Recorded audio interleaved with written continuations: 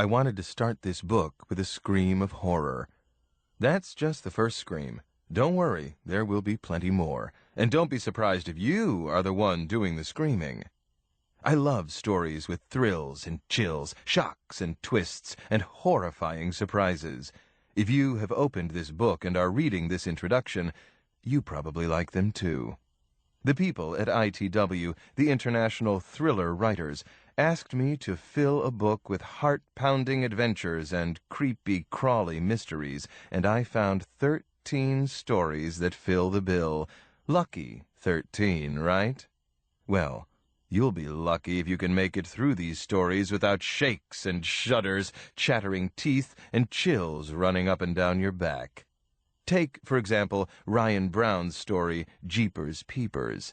Elizabeth thinks she's going on a normal babysitting job, but why does the baby have to live in total darkness? And why does he keep warning her about mind creepers?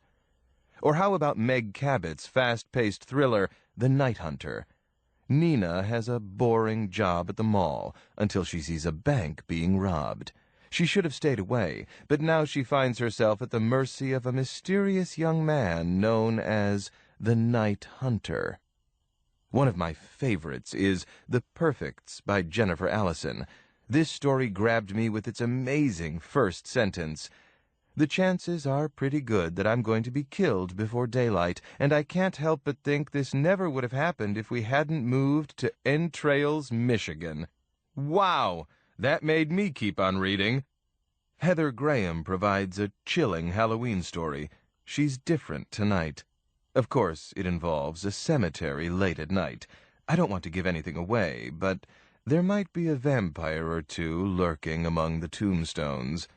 And wait till you meet Su Ling Choi in James Rollins's thrill-a-minute story, Tagger. Su Ling keeps picturing a disaster that destroys her whole city. Can the mysterious Chinese symbols she paints defeat her horrifying visions? I'm not telling. And I'm not going to give away any more secrets of our 13 stories. Lots of thrills and chills await you. I think you should start reading and screaming. Welcome to the Club by R.L. Stine. Read by Joshua Swanson. J.J. stepped back from the steamy dishwasher, eyes burning. He used his stained apron to wipe sweat off his forehead. His short black hair felt wet, as if he'd just stepped from a hot shower. He pulled the apron over his head, tossed down the dish towel, dried his hands on the legs of his jeans, and started to the open kitchen door. "Taking a 5-minute break." Florian turned and gave him the fisheye. "Didn't you just take a 5-minute break?" "Yeah, last night," J.J. said. "Make sure it's only 5 minutes. Florian raised a hairy arm and made a show of checking his watch. He shook his head and slapped his metal spatula on the fry grill. J.J. stepped out onto the gravel parking lot and sucked in a deep breath of cool night air. The air made his hot face tingle. I hate this restaurant. Well, he didn't hate the restaurant. J.J. wasn't afraid of work. He'd had jobs since he was 12, 5 years now. He hated Florian, the fat hairball manager. Hated his blobby face, his stringy brown hair, his pig snout nose, his fat mouth with the brown mole poking off one lip. J.J. had known guys like Florian back in Texas. Losers who tried to be big by pushing other losers around. Tough guys always on your case, trying to make you feel smaller than you were. All hat and no cattle. That's what they called blowhards like Florian in Texas. Well, I'm not a loser, J.J. thought. But I need this crummy busboy job. Mom is working 2 jobs and we're just barely getting by. Only time I see her is when she's coming in from one job or heading out to the other. Guess I can put up with Florian for a while. At least he pays in cash. J.J. heard a girl laugh. He raised his eyes to the back of the dark parking lot. Those kids from his school were back there again, sitting on the fenders of an old Pontiac GTO, smoking and giggling and goofing around. That seemed to be their nightly hangout. JJ knew they could see him in the light from the open doorway, but they ignored him. They ignored him in school, too, which maybe was a break. At least they weren't smirking at his Texas accent or making fun of his hand-me-down flannel shirts and raggedy jeans. JJ had been the new kid in school lots of times, and it was never a picnic.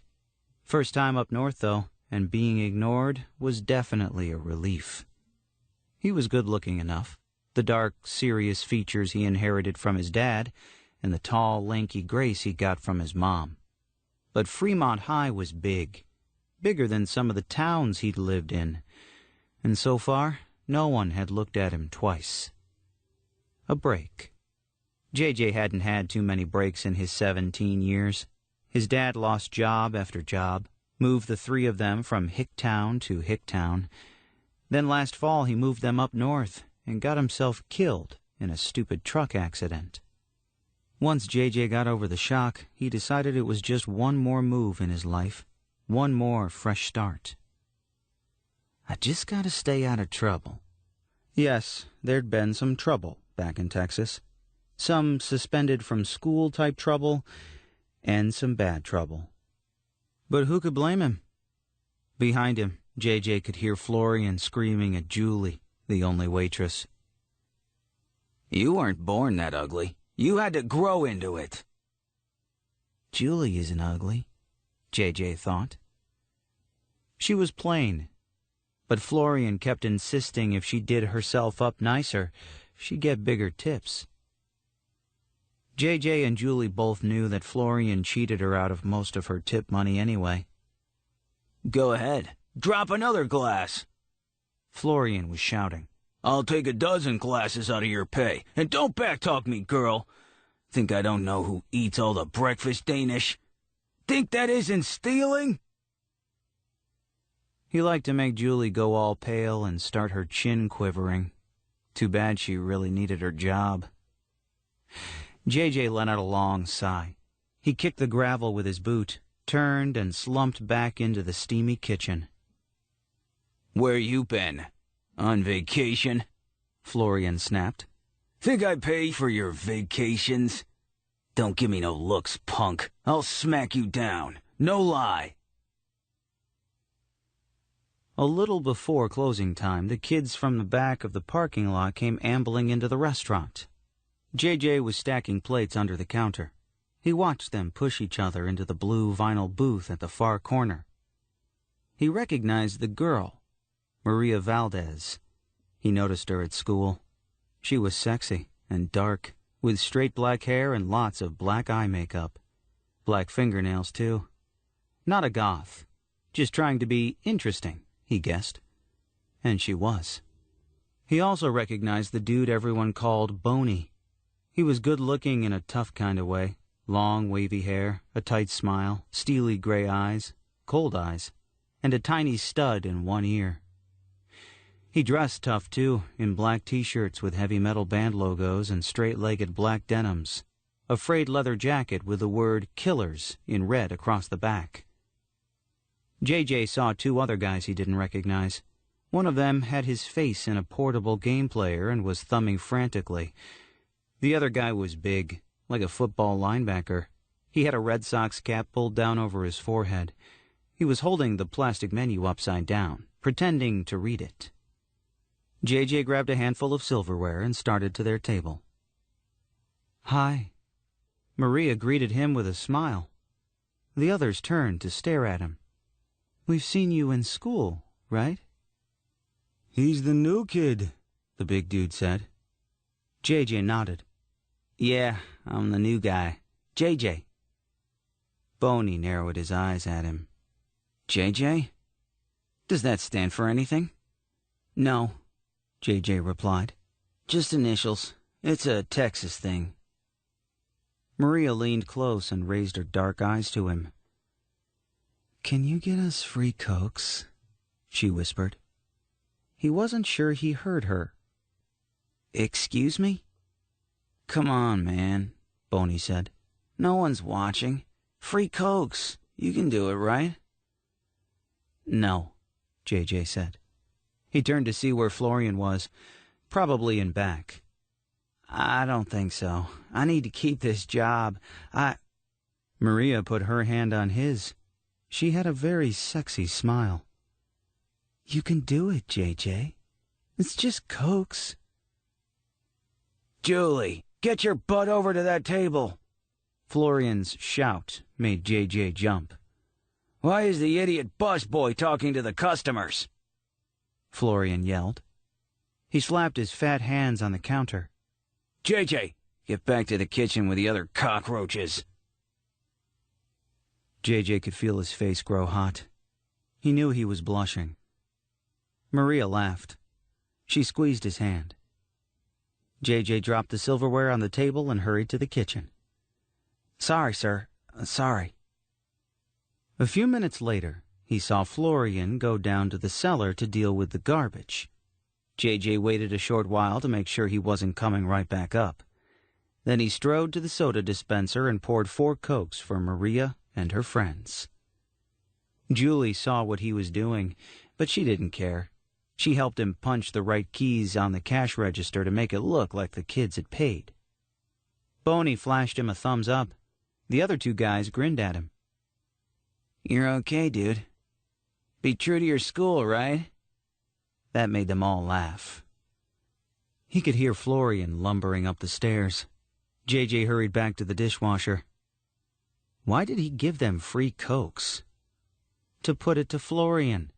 And, well, maybe he was tired of being ignored. All those hours in school, silent with no one to talk to.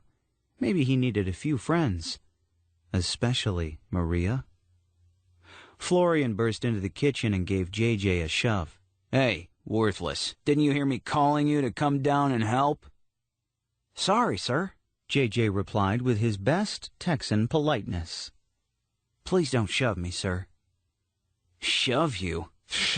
I'll smack you upside the head, the fat blob shouted. What are you gonna do? Sue me? After work, Maria, Boney, and the other 2 guys were still at the back of the parking lot. JJ stretched his arms above his head, shook off the steamy air of the kitchen that clung to his skin, his clothes. He headed to their car, his boots kicking up gravel as he walked. Maria sat on the half-rusted hood of the GTO. Boney had an arm around her waist. The other 2 leaned on the side of the car. Thanks for the free drinks, man, Boney said. He reached his free hand out, and he and JJ touched knuckles. No problem, JJ muttered. He had his eyes on Maria, and she knew it. Her dark eyes flashed. That's Sammy and Eduardo. Boney pointed to the other 2 guys. They don't go to school anymore. What do you guys do? JJ asked. Eduardo shrugged. Whatever we can get away with. All 4 of them laughed. JJ thought about laughing, but it was too late. Maria had a great laugh, he decided. Very open. He liked the way she tossed back her head when she laughed, and her hair swung back on her shoulders. Well, thanks again, man, Boney said, patting JJ's shoulder like he was a dog. We could pay for the Cokes, you know. We were just kind of testing you. JJ took a step back. Testing me? Boney nodded. You know, see if you had any guts. JJ felt his jaw clench. I've got guts, he said, staring Boney in the eyes. Well, we like to test people, Boney said, squeezing Maria's waist, in case they want to hang with us. It takes a special dude, Sammy said. He had a strange, scratchy voice like a cartoon character. It's a club, you know? JJ shook his head. A breeze fluttered his flannel shirt. It brought a chill to the back of his neck. A club? The 3 guys nodded. They had strange smiles on their faces, but their eyes were serious. The Killers, Maria said. That's us. Boney turned and showed off the word Killers embroidered on the back of his leather jacket. Boney hardened his stare. Like he's trying to invade my brain or something, J.J. thought. If you want to join our club, there's an initiation, Boney said softly. J.J. looked away. Like what? Boney didn't have a chance to answer. The kitchen door of the restaurant swung open, sending a flood of light over the parking lot. You punks better get out of here, Florian screamed. He filled the doorway, blocking most of the light. J.J. saw he was swinging a butcher knife. I already called the cops. You jerks got maybe a minute to scram out of my parking lot. J.J. ducked behind the side of the car. Did Florian see him? He didn't want to lose his job because of these guys. They were scrambling into the car. A hand grabbed J.J.'s. Maria. She pulled him into the back seat. The car squealed away, shooting up a shower of gravel. J.J. pressed against Maria and ducked his head. He glimpsed Florian's angry scowl and the big blade of the knife swinging in front of him. They roared through town, laughing like lunatics. J.J. laughed too. Something broke free in him. For a while, he thought he was flying. Maria's hair brushed his face. She smelled like flowers. They stopped in Fremont Park, across from the high school. Boney killed the engine and the lights. They dove out of the car and sprawled in the dew-wet grass. They were all breathless and giddy. It's a club, see? Boney said, as if they hadn't been interrupted. But I don't know if you're man enough for the initiation. J.J. gulped in the cool, fresh air. Try me. The name says it, Eduardo told him. He pounded the back of Boney's jacket. Killers. See? I don't see, J.J. said. That's the initiation, Maria whispered. Her breath tickled his ear. Was she coming on to him? Guess I have to spell it out, Boney said. He tore up a handful of grass and let it sprinkle over Maria's legs. You have to kill someone. Huh? J.J. blinked at him. Boney grinned. That's all there is to it. We have to know you really want to be with us. Friends for life, see? Friends for life, Sammy squeaked. He touched knuckles with Eduardo. J.J. shook his head. You're joking, right? Eduardo's eyes narrowed. His smile faded. It's not a joke, man. It's serious. That's the initiation. J.J. let out a long whoosh of air. Too heavy for me, man. He started to his feet. Maria tugged him back down. We all did it, she said. You telling me you all killed someone to join your club? It's easy, man, Sammy said. We'll give you the gun and everything. I don't think so, J.J. said. He realized his chest suddenly felt fluttery. His stomach churned. Maria ran a fingernail down his cheek. It made his whole body tingle. You can do it, baby, she whispered. She let her hair brush his cheek again. We'll be there for you, man, Sammy said. Friends for life. Really. Here's what you do, Boney said, pulling up more grass, letting it fall in his own lap.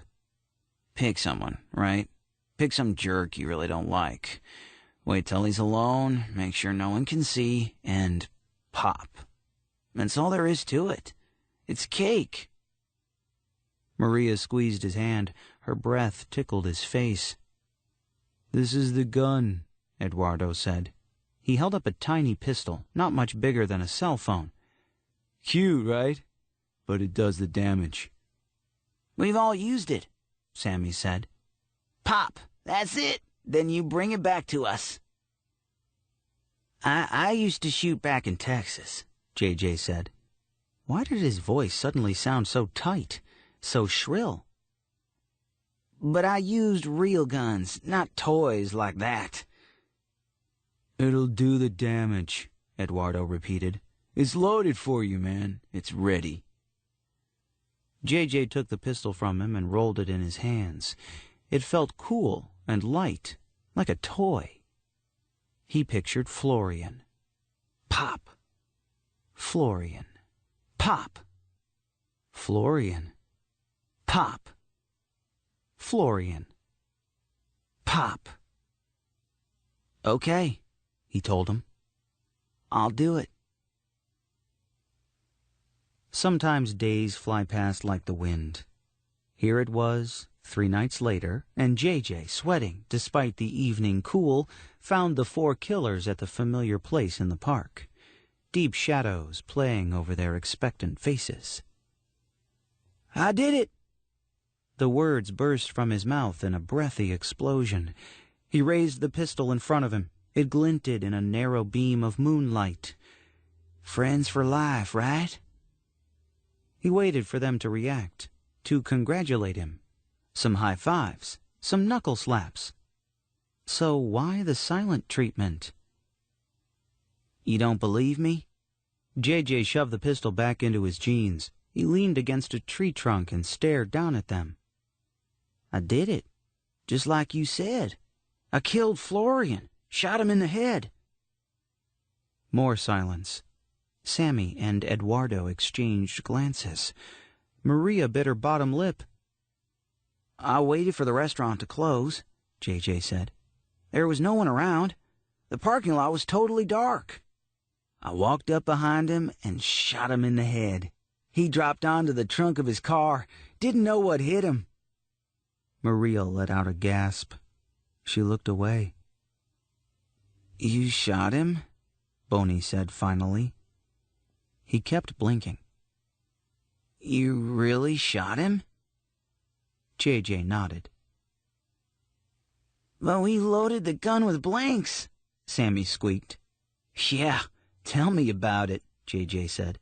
I took the pistol to a firing range to try it out. All 6 chambers were loaded with blanks, so I bought a box of bullets for it. Guess you guys messed up. No way, Boney said, shaking his head. It was supposed to be blanks, J.J. You weren't supposed to kill anyone. It was just a joke, see? The whole thing was a joke. J.J.'s eyes grew wide. He opened his mouth, but no words came out. It was a joke, dude, Eduardo said. We're not killers.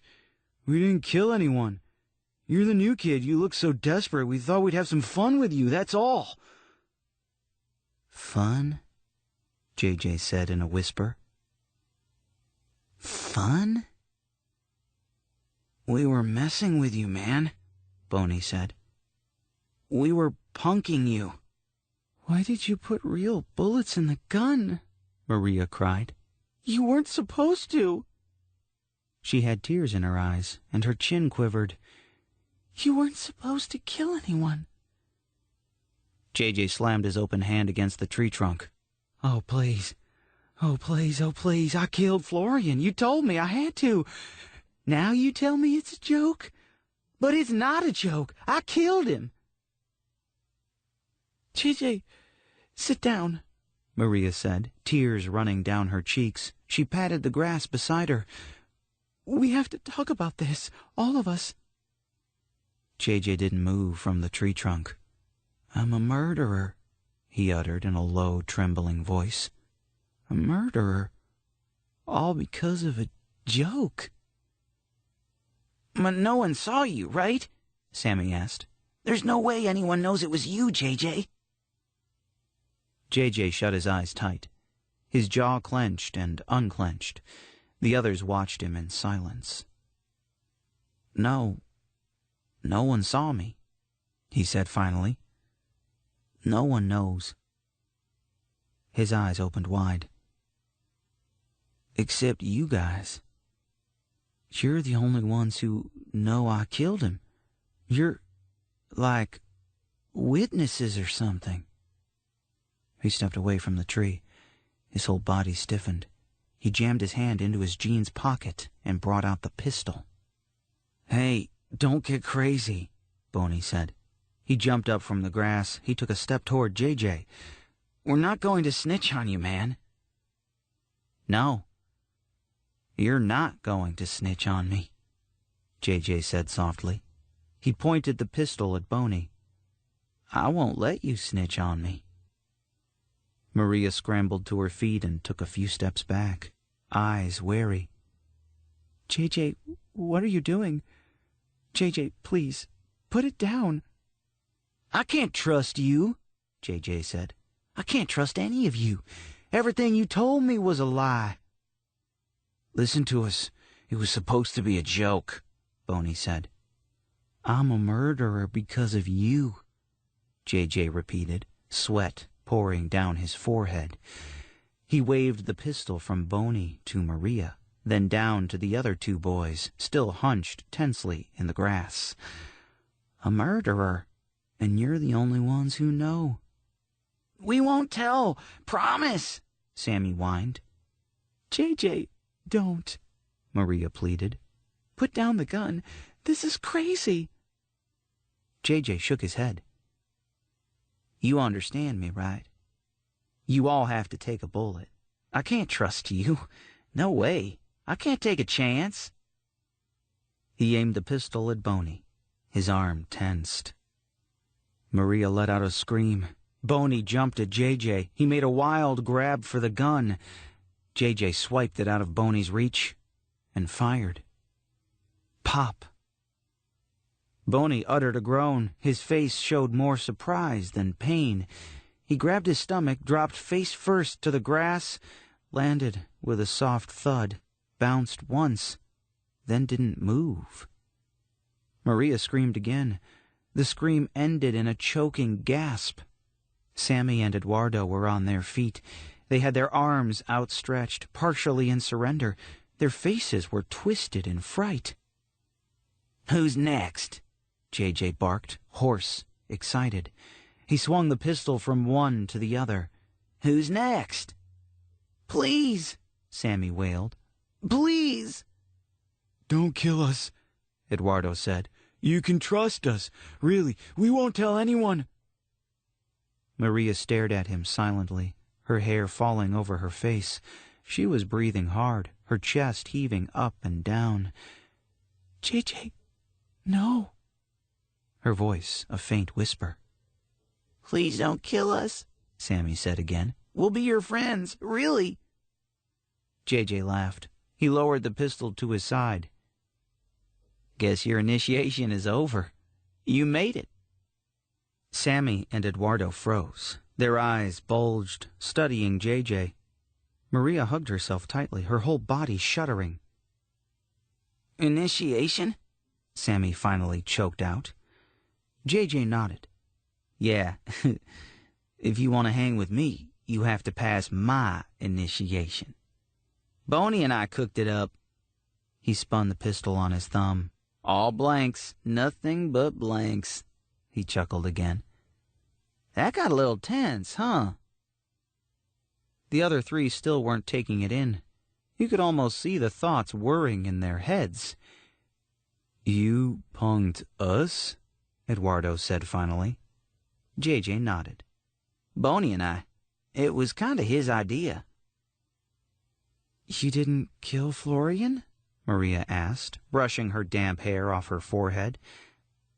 "That was a lie?" "A lie," JJ said. "All a joke. I should be an actor or something, right? That was pretty good." "You're both creeps," Maria shouted. "You scared us to death." "Is the initiation over?" Eduardo asked. His gaze was on the pistol in JJ's hand. "Yeah, it's over," JJ said. "Friends for life, right?" He turned to Boney, still on his stomach on the grass. "Get up, man, we're done. It's a done deal. We punked these dudes. They're still shaking." Boney didn't move. His hands were tucked beneath him, still gripping his stomach. His face was down in the dirt. JJ gave him a gentle kick in the side. "Come on, Boney. Stop clowning. Get up, man. Let's get out of here." Boney didn't move. JJ gave him another soft kick with the toe of his boot. Boney's body bounced once, then settled back in place. "Boney? No, no, Boney!" Maria began to scream. JJ dropped to his knees. He grabbed Boney's jacket and flipped him onto his back. Boney's hands fell limply away from his body. A lopsided puddle of dark blood stained the front of his T-shirt. "Boney, no! No, Boney, no!" Boney's eyes gazed blankly at the sky, glassy and unblinking. "What happened?" JJ wailed in a high, shrill voice. "They were blanks! They were all blanks! What happened?" You killed him," Sammy whispered. "You shot Boney in the stomach." A hoarse cry escaped JJ's throat. "No, I couldn't. They were blanks. I know they were. All blanks. Boney and I cooked it up. It was a joke." Shaking his head, JJ began murmuring to himself in a panic. Oh, wow. Boney dead? I killed Boney. It couldn't happen. It couldn't. Oh, wow. Boney laughed. He blinked a few times and sat up with a grin on his face. He slapped JJ's arm. "Gotcha, dude. That was your initiation." JJ made a choking sound. The others burst out laughing. Sammy helped Boney to his feet. "Good one, dude." JJ stood up on shaky legs and narrowed his eyes at them. "You were all in on it? From the beginning to end? You all knew about this joke?" Maria wiped tears from her eyes. This time they were tears of laughter. The others slapped knuckles, tossed their heads back, and howled at the moon.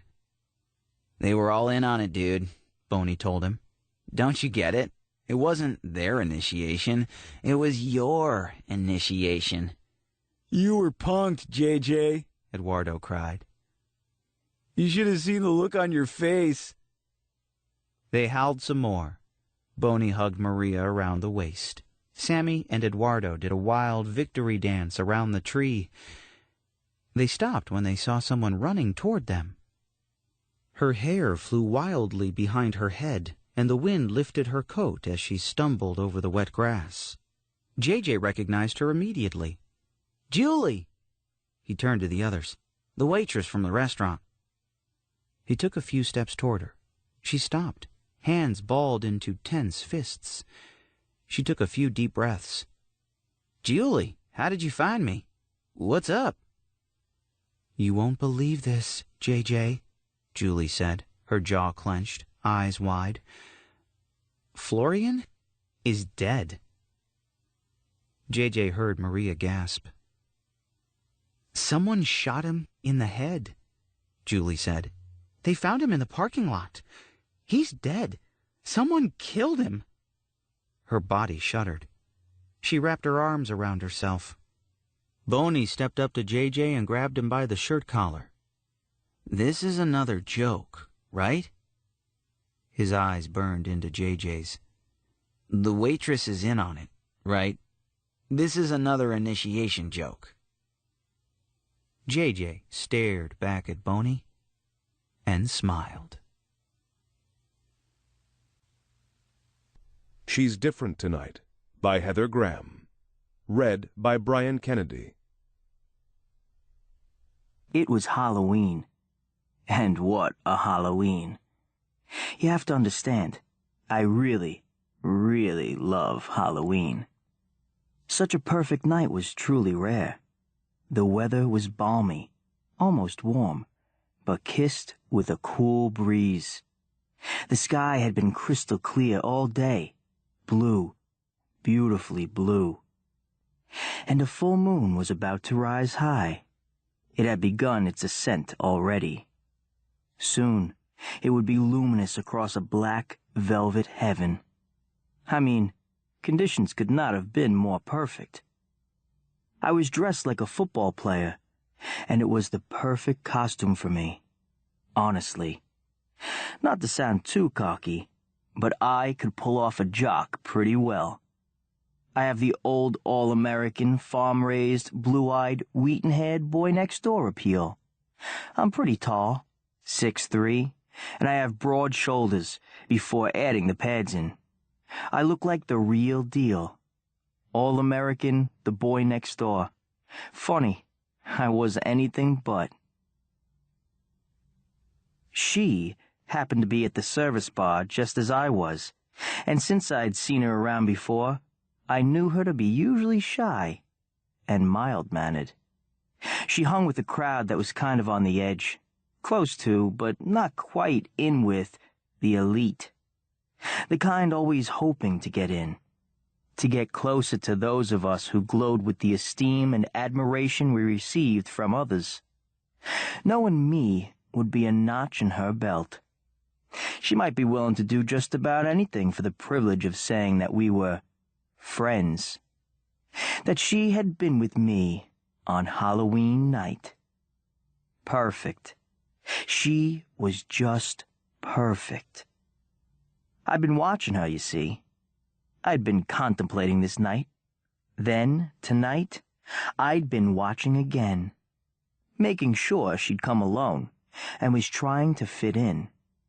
Tonight, here, I'd been watching again with patience, knowing that I was stalking her, but keeping in mind as well that I needed to find the perfect date to make sure that it was her. The perfect date. Someone who drew little notice. Someone not easily missed. And that was her. Usually. This Halloween, though, it seemed she was playing against type. And it worked for her. No more dowdy little schoolgirl bordering on the nerdy. I was pleasantly surprised by her wickedly erotic appeal. The good girl, all dressed up as if she were bad. Like I said, I'd seen her around before. I stalked her. She always had an armload of books. She usually wore glasses, and they were often slipping down her nose. She was the studious type. A mouse. She kinda hunched forward when she walked, hugging those books of hers. She was a good girl who had left home and gone on to college to do the folks proud. I always thought she must have come off a farm. You'd think nerd, and you'd be right. But I have to admit, though, I hadn't given it much thought before. There had always been something appealing about her. Something delicious in the scent of her. And tonight, well, she had almost pitch-black hair to begin with. Long and straight. And she had the kind of hazel eyes that, with the contact lenses she was wearing, really took on an honest-to-God, snake-like vampire appearance. Very cool. She was wearing a dress that might have done Morticia or Vampira proud. It hugged her body, her every curve. It was as if she were breaking out of some kind of shell, and a better man than I might have been hard-pressed to resist. Who would ever imagine the figure beneath those books, beneath the gawky stance? And yet she was still, well, the same girl. The same girl who needed me. And, as I already admitted, I had been watching, eyeing her, not quite imagining this, but planning out my moves, you might say. "Hey," I said. "Hey," she replied, just a little startled that I had talked to her. "Great costume," I said. "You too." "It's just a football thing," I said. Her lips curled in a smile. "One would think you might have dressed up like a wolf," she said. Ouch. So she did have a sense of humor. "Who'd have thought you'd be the sexy undead?" I whispered, my tone very flattering. "Oh, well, life can be pretense and dress-up," she said. She sounded breathless. In fact, it was great. She almost looked as if she were going to swoon. "Need some air?" I asked her. She looked at me, surprised once again. I think she might have blushed. Hard to tell in that makeup she was wearing. Fake lashes? Or were those her own, touched with mascara. This was like a fascinating miracle. She was actually stunning tonight. Seductive and clever. Witty. And the way she looked in the tight getup, I hadn't been lying. She was sexy, sensuous, hot. She looked downward for a moment, and I knew she was thinking quickly. Maybe her heart was even fluttering. After all, I was one of the most popular kids in school. Okay, I admit, I come from a lot of money. I drive a cool car. But the rest, I'd done on my own. I have a certain amount of charm and pure animal appeal. She was thinking, wow, me. Vince Romero has singled me out of the crowd. Okay, I think I've admitted. I might be a little on the cocky side, too. She looked up at me. Air, she said simply. Yeah, it's getting stuffy in here, I said with a shrug. Shall we slip away? I was my most seductive self. I never quite imagined it like this, that I'd be more than playing, teasing. But I wasn't jarred or thrown off. I was simply enjoying. She stared at me for a moment. I almost smiled. She looked the part, but she wasn't quite there. She was like a deer caught in headlights. She seemed to tremble. Then she nodded, just as if she'd been hypnotized. You did come alone? I asked. Yeah. Such a sweet, throaty note in her voice. And you? You came alone? She asked. Okay, so I usually had a blonde with size quadruple D bazungas on my arm. I smiled. I've been waiting for you all night. I've watched you, you know. Oh, she breathed, staring at me. Really? Really, I assured her. She flushed with pleasure and looked away for a moment. You know, she admitted, I've been watching you, too. Really? I countered. Really? She said. I guess you didn't notice. People are watching you all the time. I shrugged, but smiled, and placed my hand at the small of her back. We slipped out the back door. I was careful. No one saw us. Hey, my car is right over there, and I have a six-pack in a cooler in the back, I told her. I had noticed that she was carrying a draft beer. She looked up at me. Those eyes of hers were wicked tonight. I'm sure you do, she said. Be prepared, I said. That's my motto. She laughed again. The sound was throaty, sexy. Wow. It was going to be a good night. Oh, yes. Halloween. A full moon. This little wishy-washy girl suddenly looking like a Cosmo girl. It was all right, and she just had no idea. I felt my blood heating up. This was going to be an easy conquest. Easier than I had imagined. I slipped an arm around her shoulders as we walked to the car. There was a full moon out. Cool. Too cool. You didn't get a full moon on Halloween all that often. We reached the car. Want to drive? I asked her. Sure. She sounded a little breathless. It was such a great pickup. Everyone wanted to drive my car. It was a jazzed-up sports car, an Audi with a few custom alterations. Friends drooled to have my car, and she was getting to drive it. I opened the driver's side door for her, and she slid in. I bounded around to the passenger seat and hopped in beside her. She was running her fingers over the leather seat. Nice, she told me. Thanks, Ivana Romanov, I said, rolling her name pleasantly on my tongue. Pretty name. I'm glad you like it, she told me. I was a little surprised. After the first sign of shock she'd shown, she'd begun gaining some confidence. Maybe she knew that she was nerdy, but now that she was in the proper attire, dynamite-looking and totally alluring without her hunch over her books and down-on-the-nose glasses. "Russian?" I asked her. She waved a hand in the air. "Oh, well, I guess my ancestors were from Eastern Europe somewhere.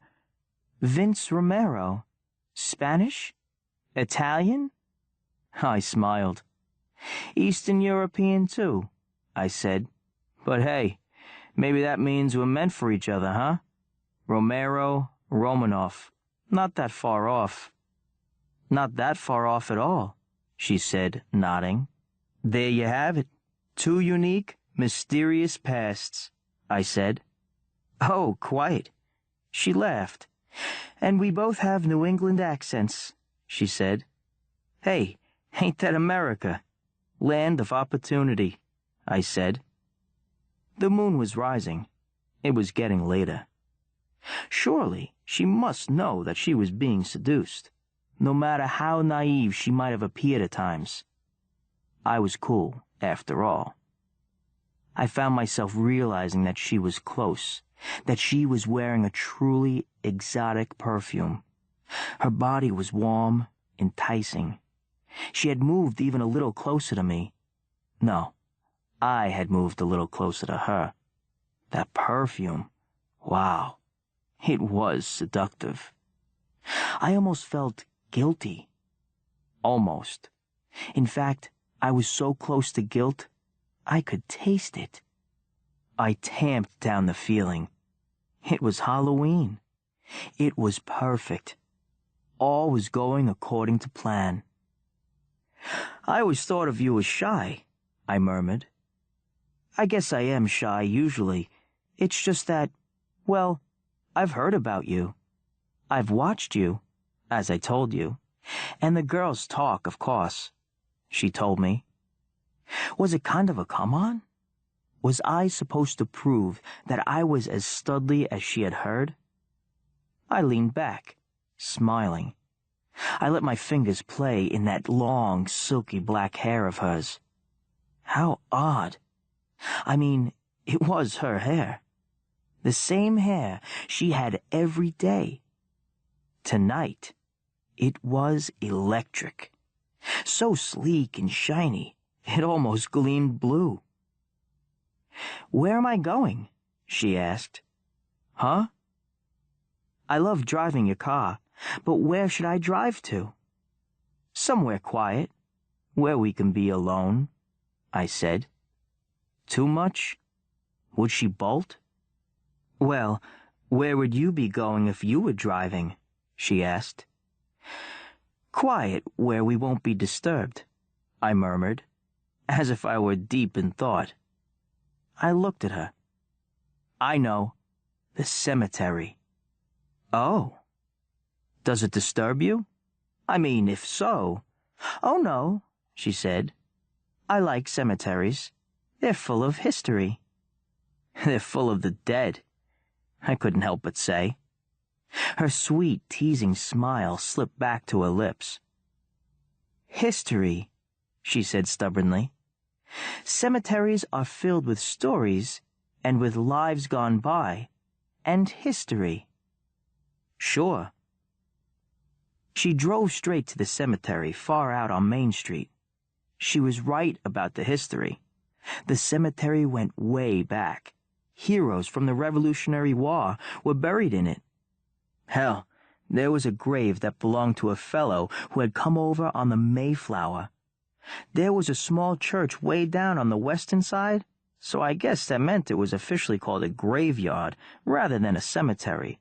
But the church was one of the oldest buildings in our area, and it was small, locked tight at night.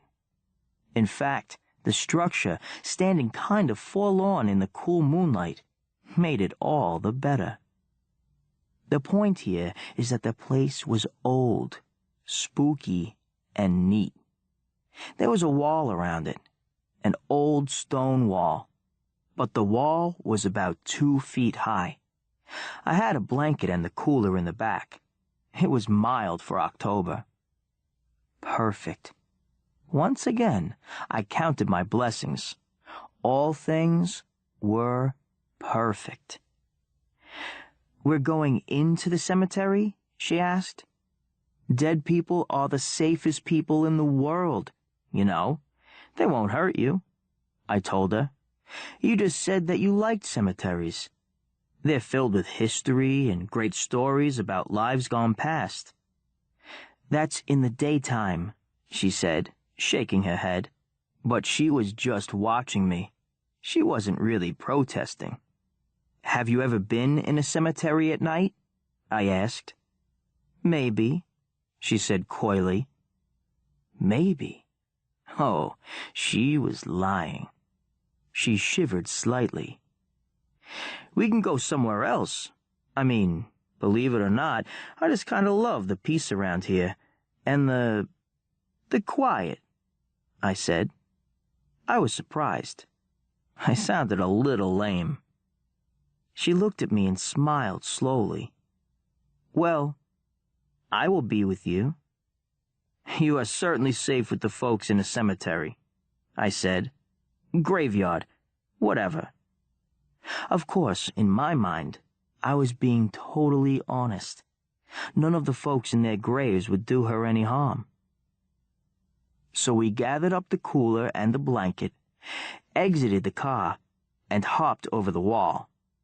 I helped her, of course, setting my hands around her to lift her over the wall, realizing as I did so just how perfect a little figure she had. Tiny waist, and flaring curves above and below. I'd have never imagined that she was so finely honed, that she obviously worked out, that she was such a piece of physical perfection. That word again. Perfect. Not a bad night's work. We found a place beneath a huge old oak and spread out the blanket. She sat with me and I noticed her drink was gone. I popped the tab on a dark Irish beer and offered it to her. She drank, watching me, those snake-like vampire eyes getting a golden glow in them that was truly exciting. I sipped my beer. I looked to the sky, and then I kissed her. It was great. She was hesitant, a little shy still, despite her demeanor. I pressed her downward, savoring the feel of her heat and the shivering within her. Then it started. The transformation. I felt it tear and burn through me, and with Ivana in my arms, the rip in my muscles, the fire in my blood, and the savage hunger in my heart were just about orgasmic. Soon she would scream. She would see the shoulder pads fall away, the football breeches stretch and tear, and she would know the true concept of a guy who is an animal. I felt the first magnificent howl that the moon was eliciting form in my throat. Yes, I was transforming. The all-American boy into the all-American werewolf. I did have to be careful. I was living in the modern world, of course, here in America. I actually wanted to get my college degree and enter the truly savage arena of corporate law. So I did date, and I was a stud. And I didn't rip and tear apart all those women who befriended me. But, hell, it was Halloween, and the Halloween with a full moon. I'd been extremely watchful that night. I'd caught her at the service bar, and I knew that we'd exited without anyone seeing us. I looked down. I looked down longing for that look in her eyes, that look that meant terror and knowledge. But, usually, it had something a little more. Something that told me a woman knew of her own death. And yet her sexuality was at such a heightened peak that she would die in the throes of an ecstatic excitement. and the look in her eyes would be ecstasy in and of itself for me. This isn't boasting. This isn't arrogance or conceit. It is what I am, and what the beast within is capable of creating. And the sensation that would follow for me, it would be wondrous. Not to mention the soul-shattering wonder of the kill. But her eyes weren't full of terror or excitement. She was staring at me with amusement. Total amusement. And she started to laugh. I had never known that laughter would ruin everything, that it would stop the transformation. "Don't you know what I am? Don't you see?" I demanded.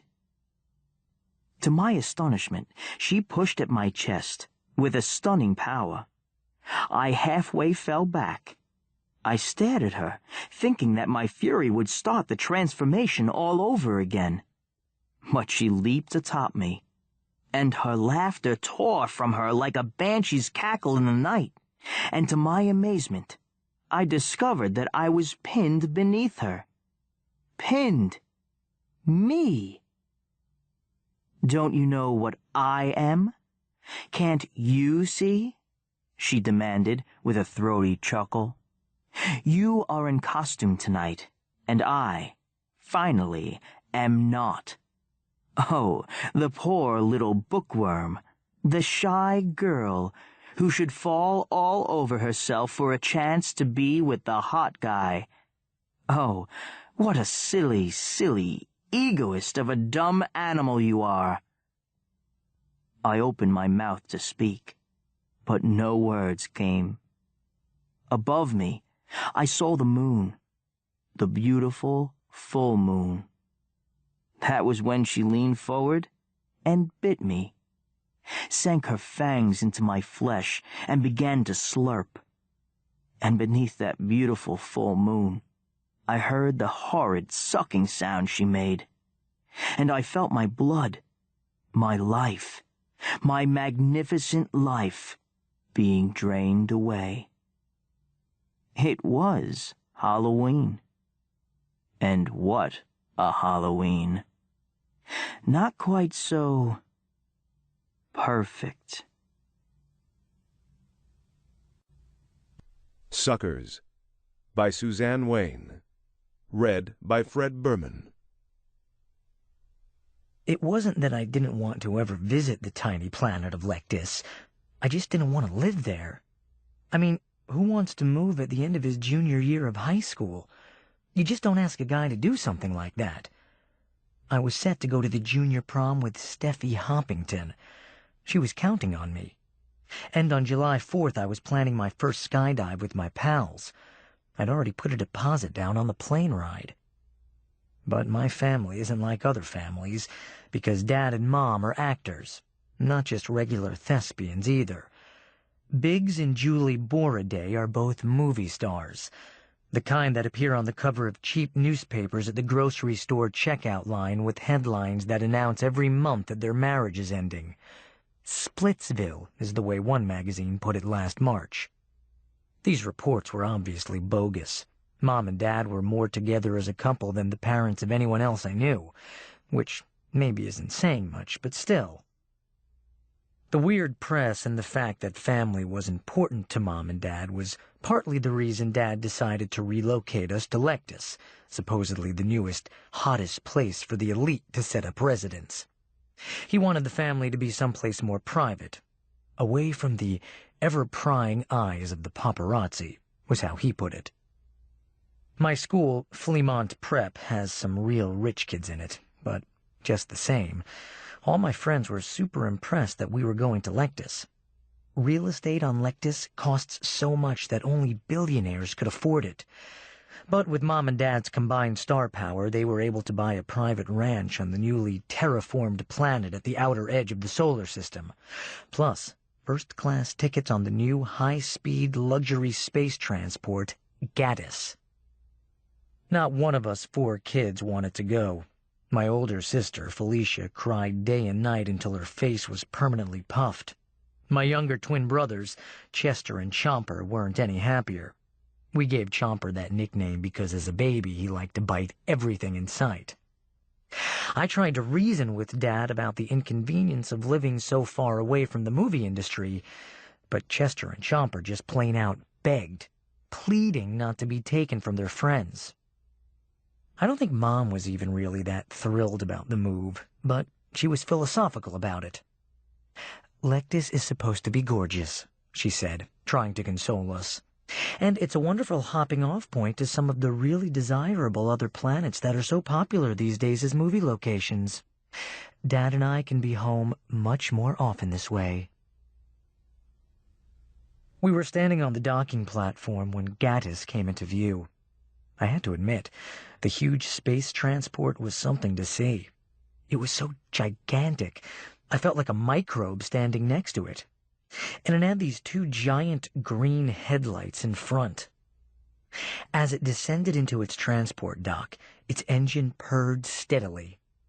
"All aboard, kids," Dad instructed as we crossed the walkway. When we reached Gattis, we entered a dark walkway. It was soft and the floor was cushiony under my feet. "What is this?" I asked Dad. "It's a biotransport," Dad explained. "All our biological needs are built right into the structure of the ship." "Do you mean I could bite this floor and there would be food in it?" I asked in disbelief. "Yep." "Weird," I mumbled. In no time at all, we arrived at our new home on the planet Lectus. As the transport docked, an uneasy feeling overcame me. Maybe it's just fear of the unknown, I told myself. How I wish now that that had been true. As soon as we disembarked, a space bus whizzed us out to our ranch. It was a vast expanse, but there wasn't much livestock other than a few goats. Huge white tumbleweeds blew across the flat acreage. "It doesn't look like much now, but once we've had a chance to fix it up, you're going to love it," Dad said, opening the front doors to our new home. As I stepped inside the big empty ranch house, I wasn't so sure. That eerie feeling was still with me, and rattling around this huge vacant place wasn't helping. "Let's go home," Chester requested. "I don't like it here." "Me neither," Felicia seconded him. "Give it a chance," Mom said. "Once we move our belongings in, it'll feel more like home." That night, I tried to call Steffi, but as I'd suspected, the satellite signal didn't reach back home. Felicia must have discovered this at the same time I did, because I heard her shouting from her new bedroom, "This is hell! We are living in hell now!" The next day couldn't have been more boring. There was no one around. I actually missed going to school. Desperate for something to do, I wandered to the farthest edge of our property and was really happy to discover another luxurious ranch house very like ours. At least we weren't completely alone out here. I approached nervously, feeling awkward about just introducing myself to strangers. I came up on a grassy hill behind my new house, and from there I could see into the yard. My nearest neighbors had a pool, and someone was floating in it. Feeling encouraged because I wouldn't actually have to knock on the door in order to meet my new neighbors, I quickened my pace. As I got closer, I saw that the person floating there in the pool was possibly the most beautiful girl I had ever seen. She looked to be about my age, maybe a little younger, but not much. This girl was too awesome to be real. For a moment I was sure I was dreaming. The sun glistened off her dark hair, and her skimpy bikini revealed a figure that made all thoughts of Steffi Hoppington fly out of my head. "Hi, I'm Phil," I said as I climbed over the split-rail fence separating our properties. "I just moved into the ranch next to yours." She swam to the pool's edge and propped herself up on her elbows. Her brown eyes studied me in a languid, sleepy kind of way. "I'm Echenia." "Pretty name." "Thanks." She was so beautiful. "Is school done for the season?" I asked. "I'd sort of like to meet some other kids." Echenia shook her head. "Everyone has private tutors on Lectus. Why? Kidnapping, she answered, in a low, secretive tone. What? I asked. Echenia nodded. Kids around here sometimes just disappear. Older people, too. She snapped her fingers. Whole groups of people. Entire neighborhoods. Poof. Gone. Just like that. Has anyone ever demanded a ransom? I asked. I figured that the reason for the kidnappings was because Lectus was such a wealthy planet. Echenia shook her head. Never. And no one has ever come back. Wow, I murmured. Suddenly it occurred to me that maybe she was a little crazy. Could what she was telling me be true? It seemed impossible. But she was so hot and gorgeous that I desperately hoped she wasn't also a loon. With all these disappearances, aren't you scared to be out in the pool all alone? I'm not alone. She gestured back to the house, and for the first time, I noticed armed guards dressed entirely in black stationed on 2 of the balconies. Telescopic long-range rifles, she reported. Instinctively, I backed away from her. Don't worry, she assured me with a twinkling laugh. I have a hand signal for danger, and I didn't give it. I didn't know Lectus was such a dangerous place. I know. The real estate people don't tell you until you're already here. Lectus is a very weird place. It's not so bad these days, not like before. What happened before? Nothing. Forget it. It was a long time ago. I was just a little kid. My father managed to take us off the planet for the worst of it. He thinks it's safe again now, but... She glanced back at the bodyguards stationed on the balconies. He's not taking any chances. Did anyone ever figure out who was causing the disappearances? She shook her head. Nope. Strange. "Want to come over to my house sometime?" I asked. "When?" "Tonight?" "Sure. 8 o'clock, okay?" "Sure. It's right over there," I said, pointing. "See you at 8. Echenia arrived promptly, with 2 armed guards at her side. Dressed in a short, flowing white sundress, she looked unbelievable. Chomper answered the door. "Phil, your girlfriend is here," he bellowed. "Shut up," I said, bopping him on the head as I came to the door. "Hi." Echenia left the guards outside and stepped in. My parents came down the stairs to see who had come in. "Oh my gosh, Biggs and Julie Boraday," Echenia gasped. She turned to me. "Why didn't you tell me that's your last name?" "Because people act the way you just did," I explained. "Oh, sorry."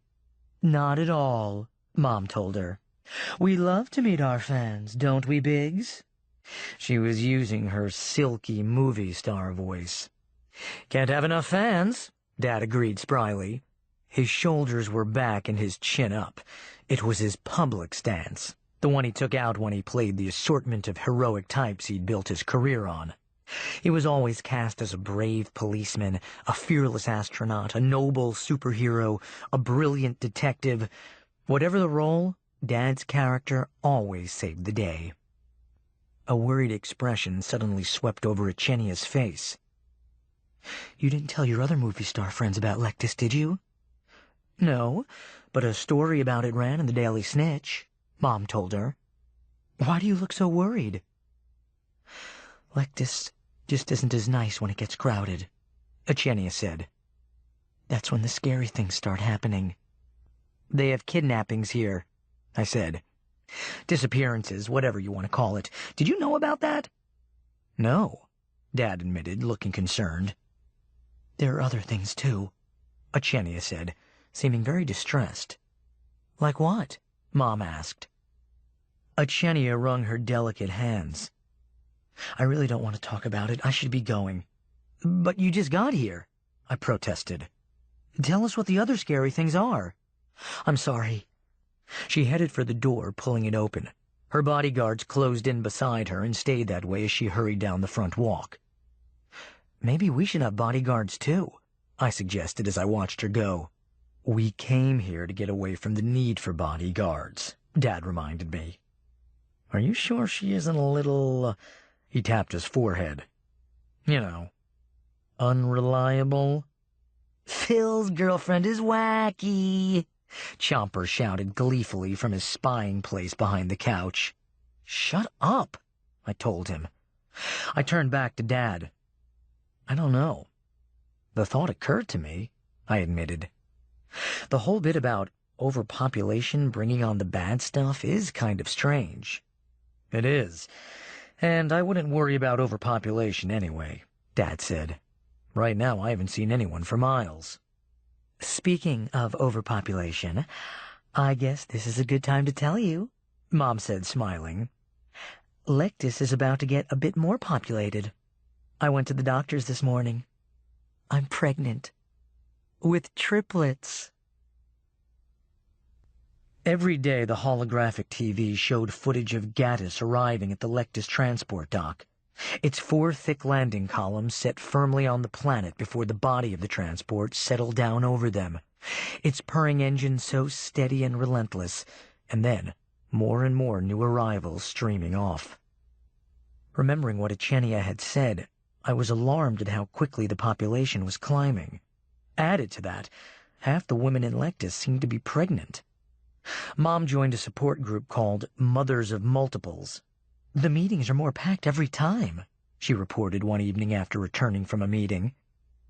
Dad was composing a spoken letter into his recorder, and he switched it off. That's because the news has spread that you're there, Julie. Don't forget you're a movie star.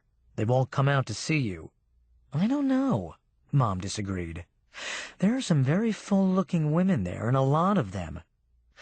Felicia glanced up from the couch where she was perusing a beauty magazine of some sort.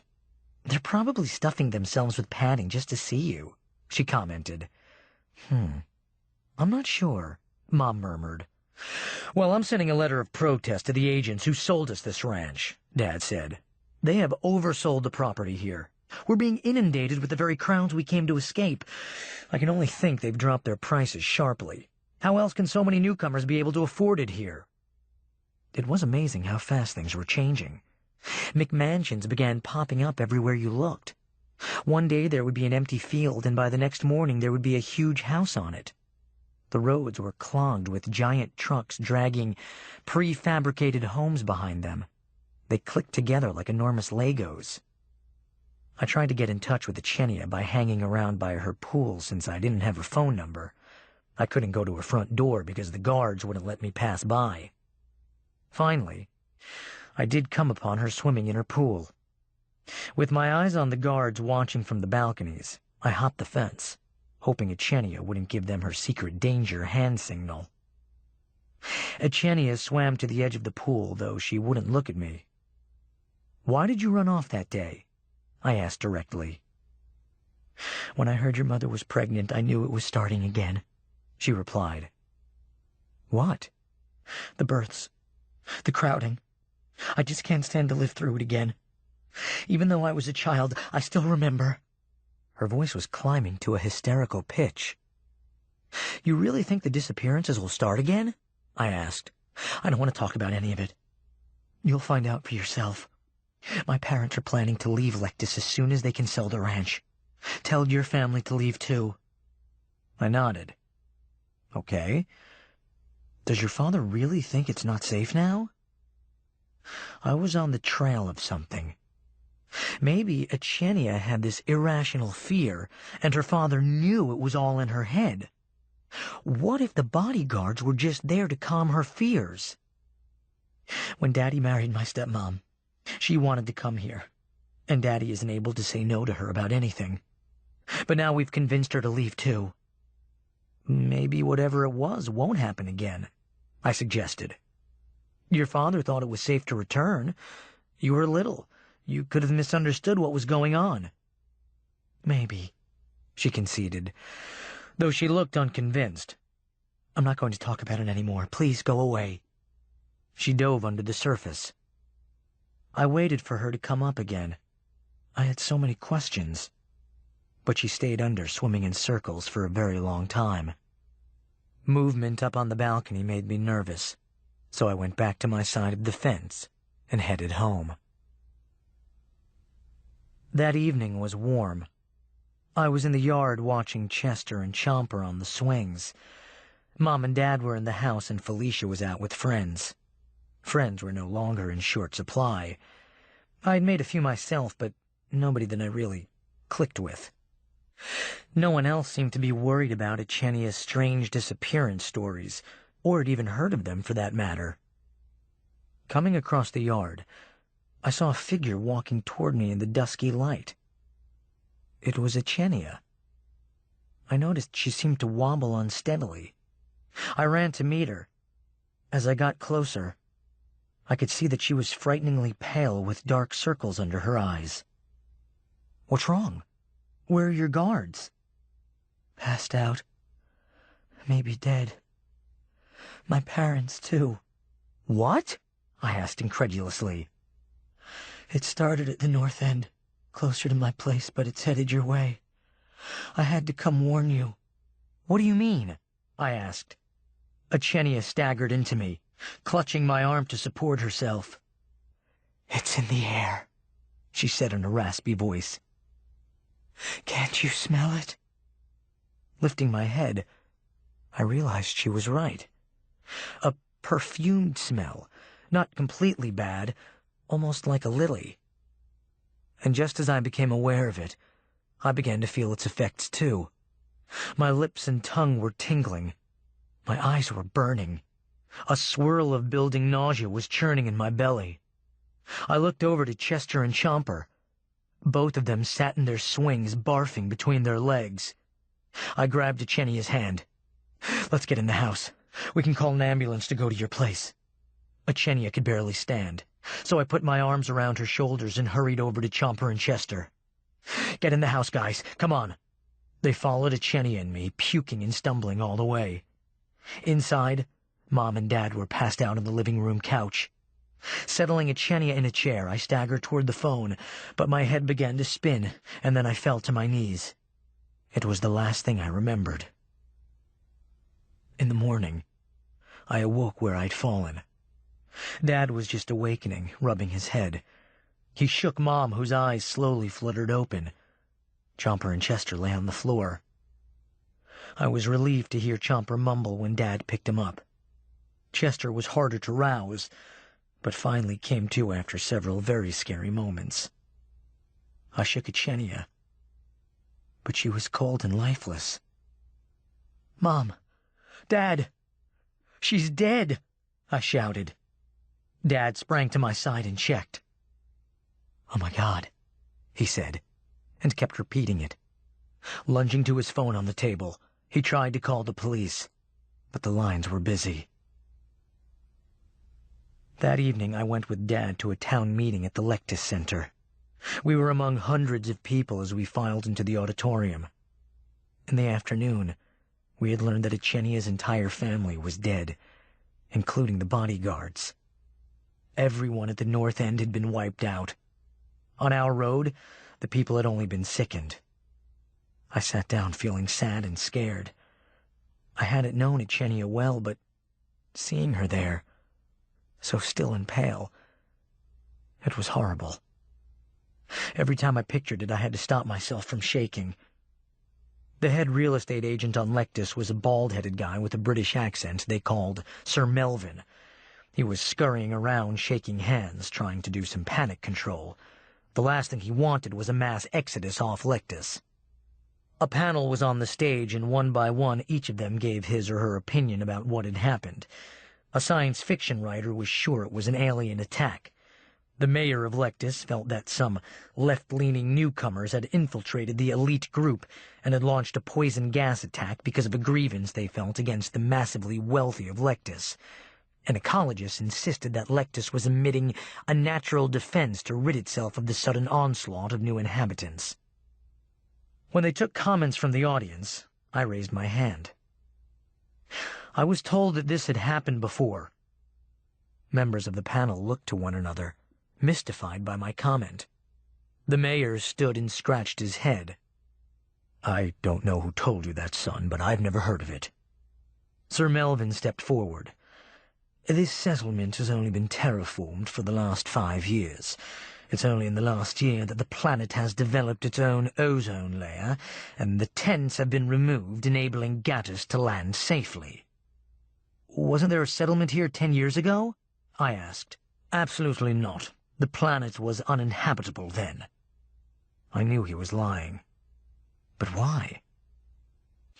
Probably because he thought that real estate sales would plummet if he told the truth about what had happened.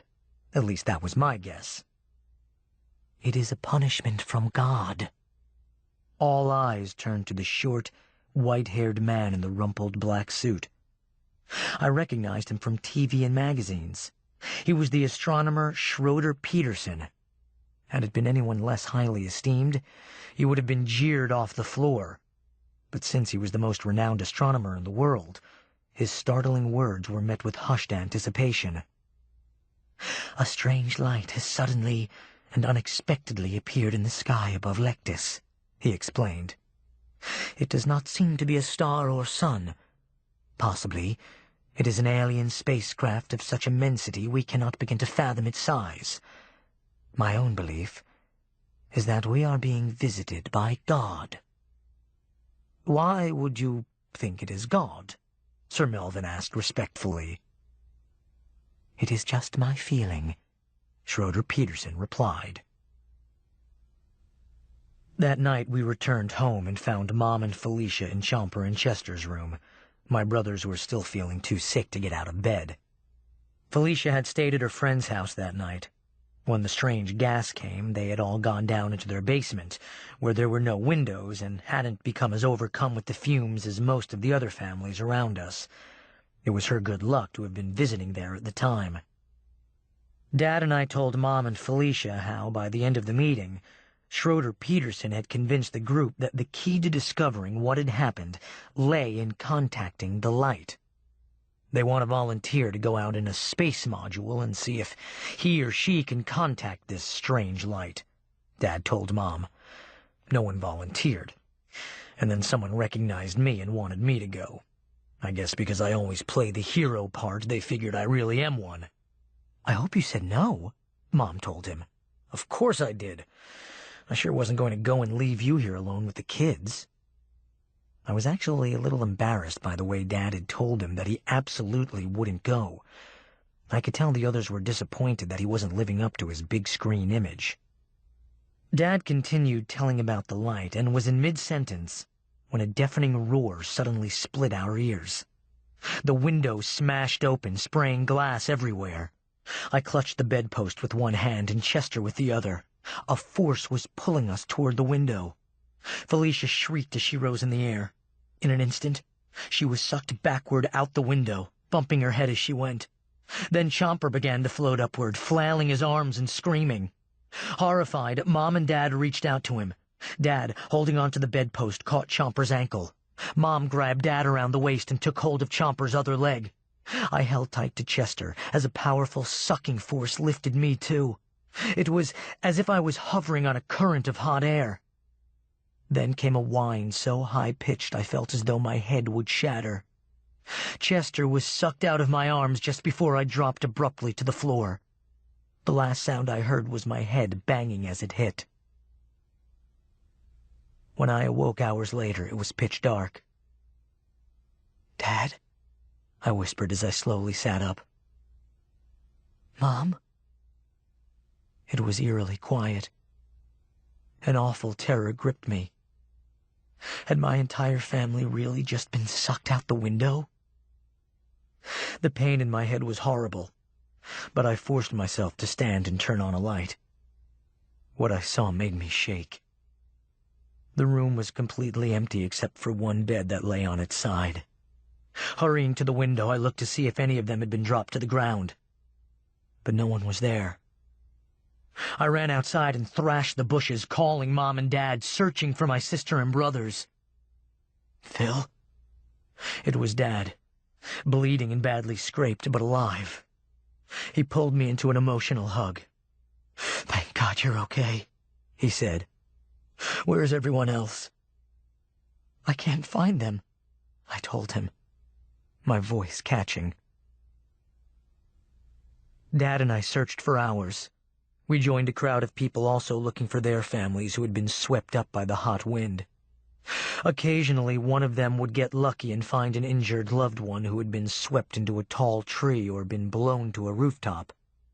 But Dad and I couldn't find a trace of Mom, Felicia, Chomper, or Chester. "What do we do now?" I asked Dad, exhausted and fighting back tears. "I'm volunteering to go to the light," he said. "If that light has Mom and my kids, I want them back. If I have to finally be a hero for real, then that's what I'll be." I realized I was sweating. Dad was drenched with perspiration as well, and I was squinting because the sky had turned a vivid, nearly blinding yellow. I had a front row seat for the launch of the space module being sent to the strange light.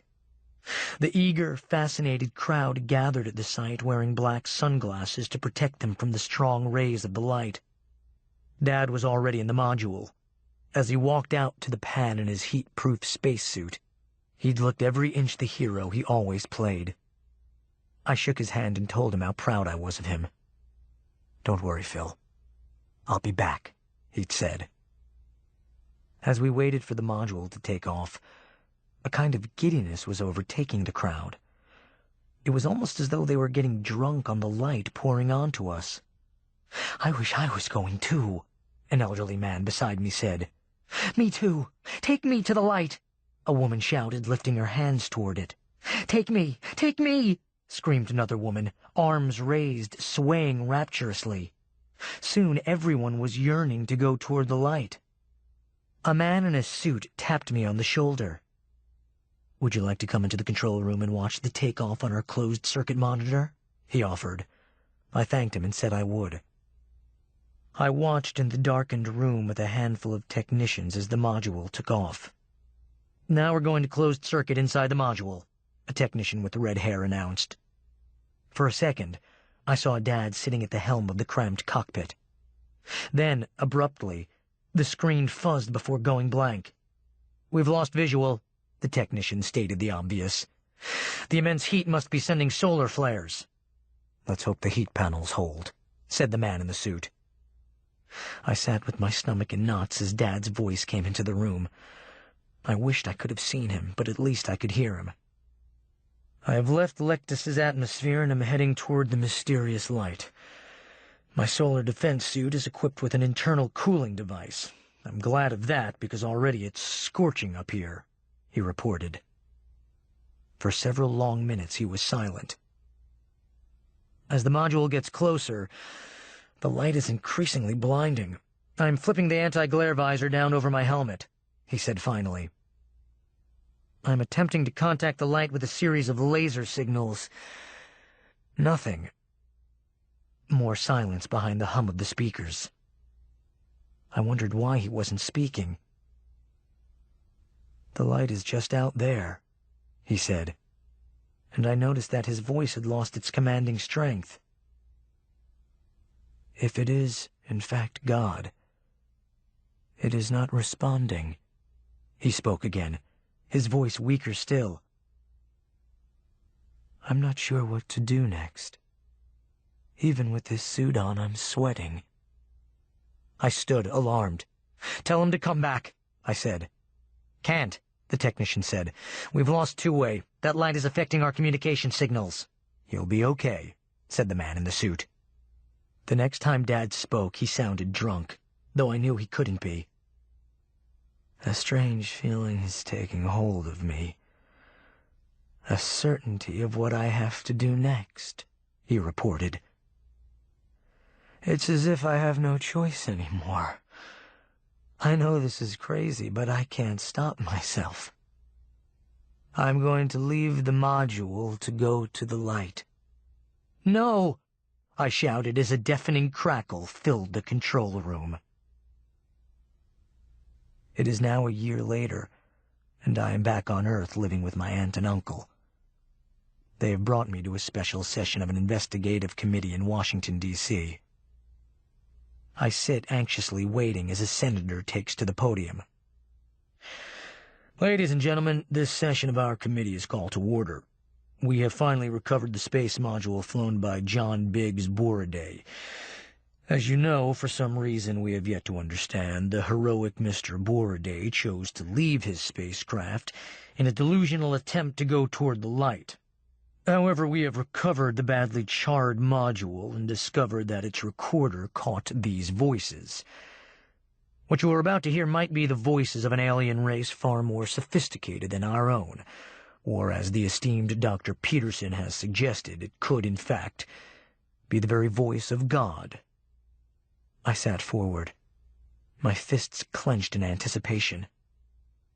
In the next minute, the module's recorder was played over the public address system. Female voice. Damned fleas! I don't know how we got this infestation. The cat probably brought them in. Nothing gets rid of them. I've tried spraying insecticide. I'm sick of vacuuming. The only thing that works at all are these flea traps. They can't help but jump to the light bulb, and then they fall on the sticky paper below. It's weird to think that such tough little survivors of such a stupid streak. Who knows why they jump into the light? They just can't help themselves, I guess. The Perfects by Jennifer Allison. Read by Caitlin Davies. The chances are pretty good that I'm going to be killed before daylight, and I can't help but think this never would have happened if we hadn't moved to Entrails, Michigan. I know there's no point in thinking this way, but really, there's nothing I can do but sit here and think. I've already panicked, banged on the bars of my cage, and searched for an escape. Now all I can do is consider how I got into this situation in the first place. Naturally, I find myself wishing I could rewind time, wishing I could go back and redo any of the events and choices that led me to the end of the road. Did I mention I wouldn't be stuck here now if we hadn't moved? That part certainly wasn't my choice. My dad lost his job in Detroit, and when neither he nor my mother could find work in their fields, they got the bright idea to move to a small town in the country. My mother managed to find a teaching job, but my father's plans were vague. Some days, he said he planned to start his own business. Other days, he said he planned to write a best-selling novel or become an organic farmer. At any rate, both of my parents were convinced that out here in Entrails, we could live like kings for very little money, and they weren't about to take the advice of a 15-year-old girl who didn't want to move. My parents bought a new house that was about 5 times the size of our old house in the Detroit suburbs. "And we got it for a song," my father crowed. It was a foreclosed property. The previous owners had just stopped paying the bills and left town. Our new house was enormous. But the house next to ours was even bigger. A mansion 4 stories tall, with 2 towers that popped up from the roof, reminding me of turrets on a medieval castle. "That house next door is an amazing example of Victorian architecture, Hannah," my mom declared when we first arrived in our new neighborhood. "Our family and the neighbors next door have the best houses in the whole town," my dad added. "In this town, we're like royalty." That was the moment I first glimpsed something disturbing, something I did my best to ignore. In an upstairs window of the house next door, a shadowy figure parted the lace curtains and stared down at our car. I had the distinct sense that someone up there was looking at us, sizing us up. But I told myself I was just feeling anxious about being in a new place. My parents and I went inside to check out the long hallways and empty rooms in our new house. I was trying to decide between 2 large bedrooms on the 2nd floor when someone rang the doorbell. I heard my mother open the door. "Hello. I wanted to welcome you to our neighborhood. It was a woman who spoke with a smooth, formal voice. Curious, I stepped out of the second-floor bedroom and leaned over the hallway banister to listen more closely. My name is Rebecca Perfect, the woman announced. I live in the house next door. Oh, nice to meet you. In contrast, my mother's voice sounded nasal, high-pitched, and nervous. Your house is just beautiful. From my perch, I saw my mom hurriedly tucking her frizzy hair behind her ears, something she does when she feels embarrassed or intimidated. I noticed you have a teenage daughter, said the woman. Why, yes, Hannah is 15. Hannah, are you up there? My mother turned and saw me peeking over the banister.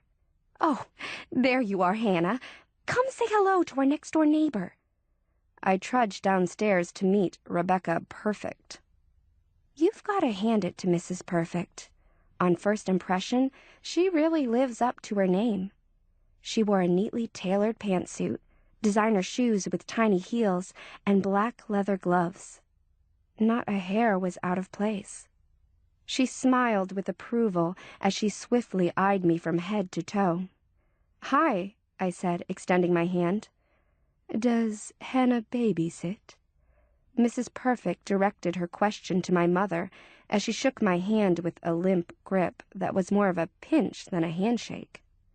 Oh, yes, Hannah is a very experienced babysitter. Right, Hannah? I'm so glad, said Mrs. Perfect, before I had a chance to answer. I realize this is a last-minute request, but my husband and I have a very important engagement tonight. Could you come over to our place at about 7 o'clock, Hannah? Okay, I said, but don't your kids go trick-or-treating on Halloween night? They prefer to celebrate the holiday at home. I'd like to tell you that I had some sense of foreboding about a last-minute babysitting invitation on Halloween night, but I didn't. I was thrilled, even relieved. For one thing, it was nice to have any kind of social invitation in a town where I knew absolutely nobody. Besides, I've always liked kids, probably because children and babies have always been drawn to me. Babies like pulling on my long ponytail and hoop earrings, and older kids like the silly games I make up after their parents leave the house. Back in my old neighborhood, I made a small fortune as a babysitter. In fact, when my dad lost his job, he joked that I was going to have to step in as the breadwinner of the family. With no friends in my new neighborhood, I figured I might as well spend Halloween night babysitting. As I was contemplating my luck at finding a babysitting job so quickly, Mrs. Perfect pulled her cell phone from her purse, opened it, and snapped my picture with a single swift movement. For my children, she explained, punching a number into her phone with her gloved finger. So you won't be a complete stranger when you come over. Oh, sure. Nobody had ever taken my picture in advance of a babysitting job before. Maybe she's actually taking the picture as a security precaution, since she doesn't know me well, I thought. Well, in hindsight, I know that Mrs. Perfect was telling the truth. The photo really was for her kids, just not in the way I expected. So, we live next door to the Perfects, I remarked wryly, after we said goodbye to our new neighbor. I guess we're moving up in the world. Isn't it funny? My mom grabbed a pair of scissors and cut open one of the storage boxes that were stacked in the room. Here I am looking my worst, and who comes over but Mrs. Perfect? Oh, it was funny, all right. If you like being killed, this whole thing is hilarious. It's hard to believe that just hours ago, I was sitting on a window seat in my new bedroom, peering down into the next-door neighbor's backyard and feeling almost happy as I spied on Mrs. Perfect's 3 kids, a girl and a boy who appeared to be about 5 or 6, and a baby girl who looked as if she were about 1 year old. The children were cute, but something about their demeanor seemed joyless and somber, older than their years. Sitting silently in an old-fashioned baby buggy, even the baby struck me as unusually reserved and serious as she sucked on her bottle. Surrounding the children were some of the most enthusiastic backyard Halloween decorations I had ever seen. Tiny ghosts made of gauzy material dangled from tree branches, dancing in the wind. The lawn resembled a tiny church graveyard filled with small, fake tombstones. Well, I assumed they were fake. It's funny how the scene struck me as simultaneously adorable and sad. For some reason, I felt sorry for those strangely forlorn little kids. I imagined myself befriending them, reading funny stories, playing hide-and-seek in the yard, tickling the baby's toes and making her giggle. I must have dozed off while sitting in the window seat daydreaming, because the next thing I knew, all 3 children had vanished from the garden below. I felt strangely dizzy, so I decided to take a walk and get some fresh air. I quickly realized that it took only about 10 minutes to see just about everything there was to see in the town of Entrails. A dollar store, a bakery, a McDonald's, a gas station, a church, a dentist's office, a bar called Tim's Lounge, and a gift shop called Sweet Memories that sold sentimental greeting cards, candles, and hundreds of dolls and stuffed animals dressed up in elaborate costumes. A large, vintage-looking sign on the wall in Sweet Memories announced, "Custom-built dolls, real hair, order today." I had never seen so much velvet and lace in one store, and I couldn't help wondering how a store that sold mostly dolls could stay in business in such a small town. It was as silent as a tomb in the store. I was the only customer in sight. As I browsed shelves stacked with floppy-eared rabbits wearing petticoats and dolls with clear blue glass eyes that stared out of painted porcelain faces, the ladies working at the checkout counter observed me with prim, unfriendly interest. All 3 were middle-aged, dressed in colorful, preppy sweaters. "She's the one," I heard one of the ladies whisper. I felt paranoid. Were they talking about me? "They already moved into the Morgan house?" The other lady didn't even try to lower her voice. Morgan was the name of the family who used to live in our new house. Now I felt certain they were talking about me. "I recognize her from the rush order we got in earlier today." What rush order? I wondered. What were they talking about? "Shame about the Morgans. They say one person's misfortune is another's opportunity." Were they annoyed that my family had snapped up their former neighbor's foreclosed property? It wasn't my family's fault the Morgans couldn't pay their mortgage, was it? "Shame about that poor girl Jessica, too." Who in the world was Jessica? And what happened to her? Now I was too curious to keep quiet. I figured these ladies knew just about everything that went on in the town of Entrails, so I thought I'd try to talk to them. "Excuse me," I ventured. "I couldn't help overhearing you. My name is Hannah, and my family just moved into the house the Morgans used to own." The 3 women stared as if they were shocked that I knew how to talk. One of them refused to make eye contact. She looked down, pretended to shuffle some papers, then turned and walked away, shaking her head. Was I going to be a social outcast in my new town?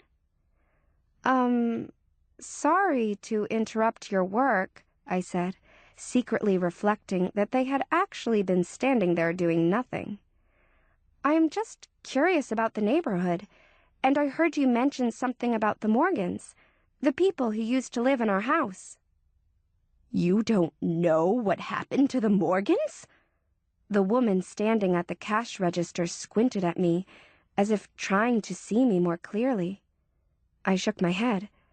As far as I knew, my parents didn't know either. They had a girl about your age, she said coldly. She went missing. Nobody knows exactly what happened, but she's gone. At these words, I felt a cold sensation in my bones, like a warning from my own body. I guess my body was smarter than my brain. We can guess what happened, the other lady mumbled. Carol! The other lady shot Carol a warning glance, as if telling her to put a lid on it. You don't want to scare the girl. I think she has a right to know something. Carol turned back to me and gave me a pointed look. Anyway, things have a way of falling apart after something like that. I already knew we had moved to a small, boring town, but now it seemed that we had moved to a small, creepy, not to mention decidedly unfriendly town. What in the world had my parents been thinking? So, what do you think happened to Jessica? I asked. All we can tell you is that none of the Morgans are around anymore. Well, thanks for the info, I said, feeling overwhelmed and suddenly wanting to get out of that store as quickly as possible. Just be careful around here, Carol warned. I will, I said, not having the faintest idea how exactly I was supposed to be careful. A fall storm was brewing as I approached the Perfect's house in darkness. Dry leaves stirred and whispered in the warm wind, reminding me of tornado weather. Hello, Hannah. Mrs. Perfect greeted me at the door. Her slender figure was defined by an elegantly tailored black dress, a long strand of pearls, and shiny high heels. Thank you for coming over at such short notice. Mrs. Perfect spoke with a cool familiarity, once again eyeing me up and down, as if conducting a quick assessment of my skin, hair, and body. Registering a tiny smile, she stepped aside so I could walk past her. I felt her eyes on me as she followed me into an enormous, high-ceilinged kitchen, where two of the children I had observed through the window earlier in the day sat on stools around a high table, eating dinner. The kids regarded me with mild interest, but without smiling. Hannah, these are my children, Maddie and Jackson. Maddie and Jackson said hello, and then turned back to watching a large, flat-screen television. I don't think I had ever met anybody whose kitchen contained such a huge, flat-screen television.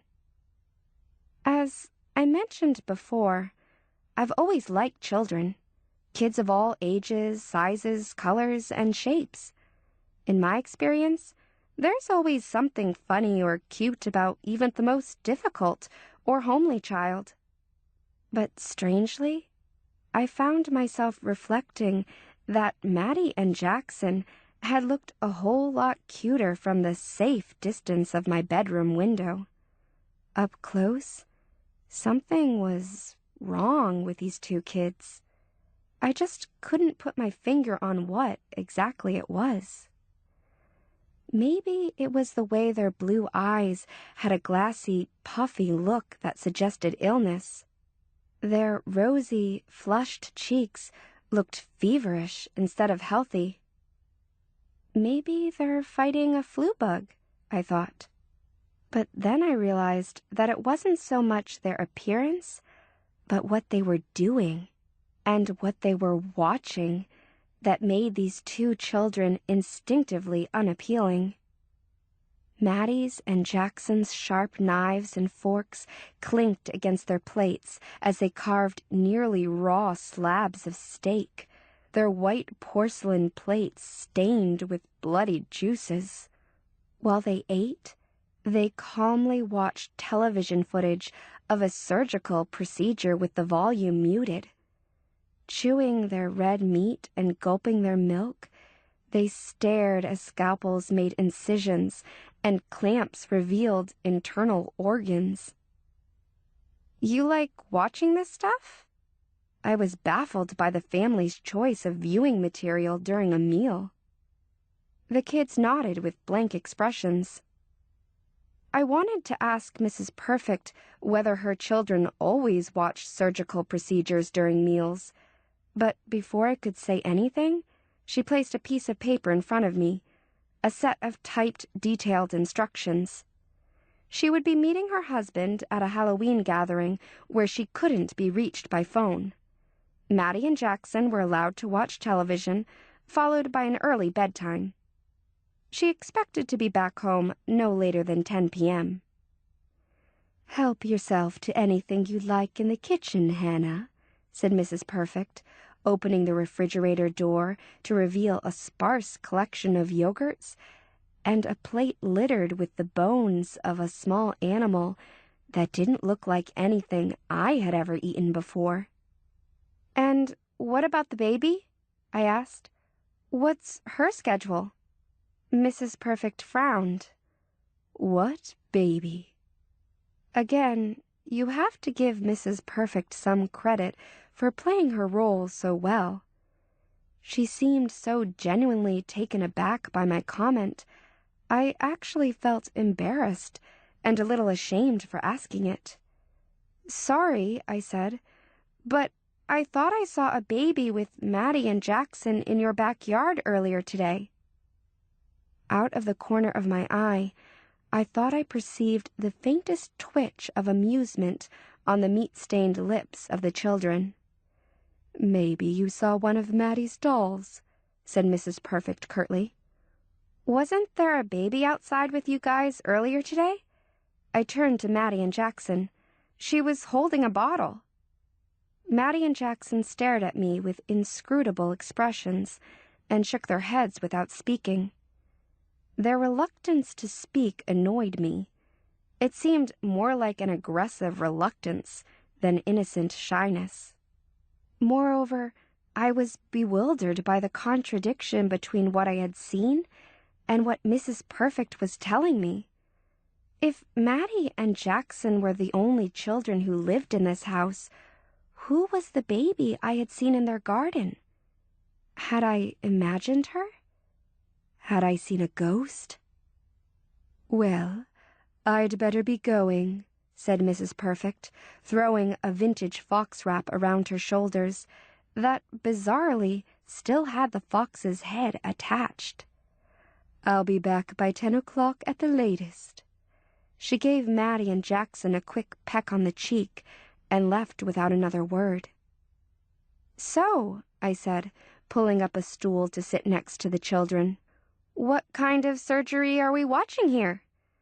I did my best to sound friendly and nonchalant, to conceal my squeamishness. "Appendectomy," muttered Jackson. "I prefer to watch brain surgery," I joked. The kids regarded me with surprise, but they didn't laugh. I tried a different approach. "Are you guys interested in becoming surgeons someday?" Both kids shook their heads.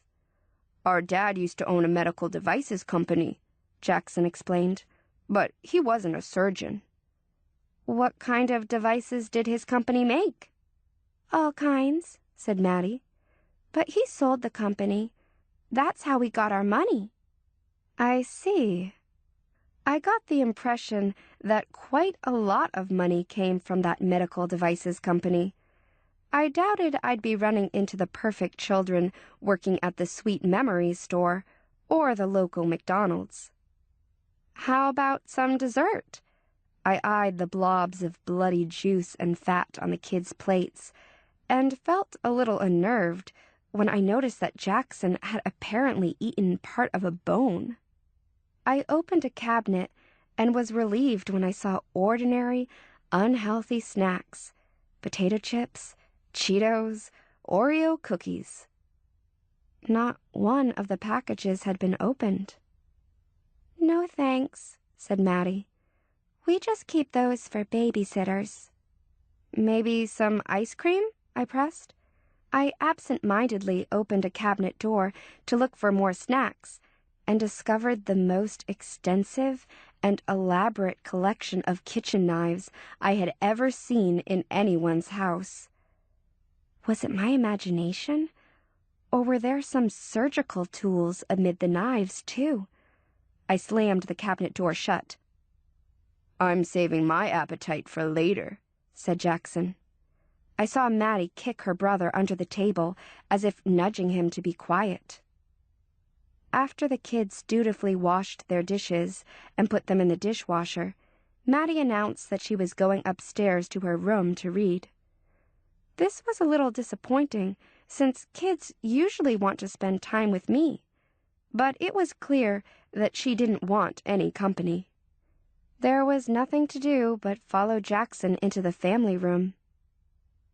After watching a surgery in the Perfect's kitchen, I should have been prepared for their living room, but I wasn't. No fewer than 3 enormous television screens displayed silent, repeating black and white film segments of striking violence. A firing squad execution, a cruel animal testing process in a laboratory, and war footage. The spacious room resembled a disturbing art museum installation. The volume was turned down completely. A silent series of violent actions repeated themselves again and again.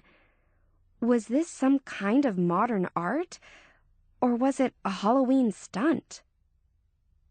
Suspended over the fireplace was an enormous portrait of the Perfect family. I examined the picture and realized that it was true. There were only 2 children, no baby. At least, not in the picture. "Do you want to watch something else?" I asked Jackson, who was now sprawled on a black leather couch. "A movie or something?" "Nah." I sat down next to Jackson, doing my best to bond with him. But while the silent images on the screen seemed to relax Jackson, they made me feel overwhelmingly anxious. More than anything, I felt the urge to flee the house. And once again, my body was smarter than my brain. "Hannah." I heard the faint sound of someone calling my name. "Was that Maddie?" I asked. "I didn't hear anything." Jackson stared at the black and white images flickering across the television screens. "I'll just go check on her." I made my way upstairs, then down a hallway decorated with a bizarre combination of technology, weaponry, and sentimental whimsy. Artifacts including swords and antique rifles were displayed alongside sappy oil paintings depicting lush flower gardens, waterfalls, and sunsets. I found one object particularly disturbing: a large Victorian-style wreath that appeared at first glance to be an intricate arrangement of dried flowers. When I took a closer look, I realized that the brown and gold petals and leaves were actually made entirely of human hair.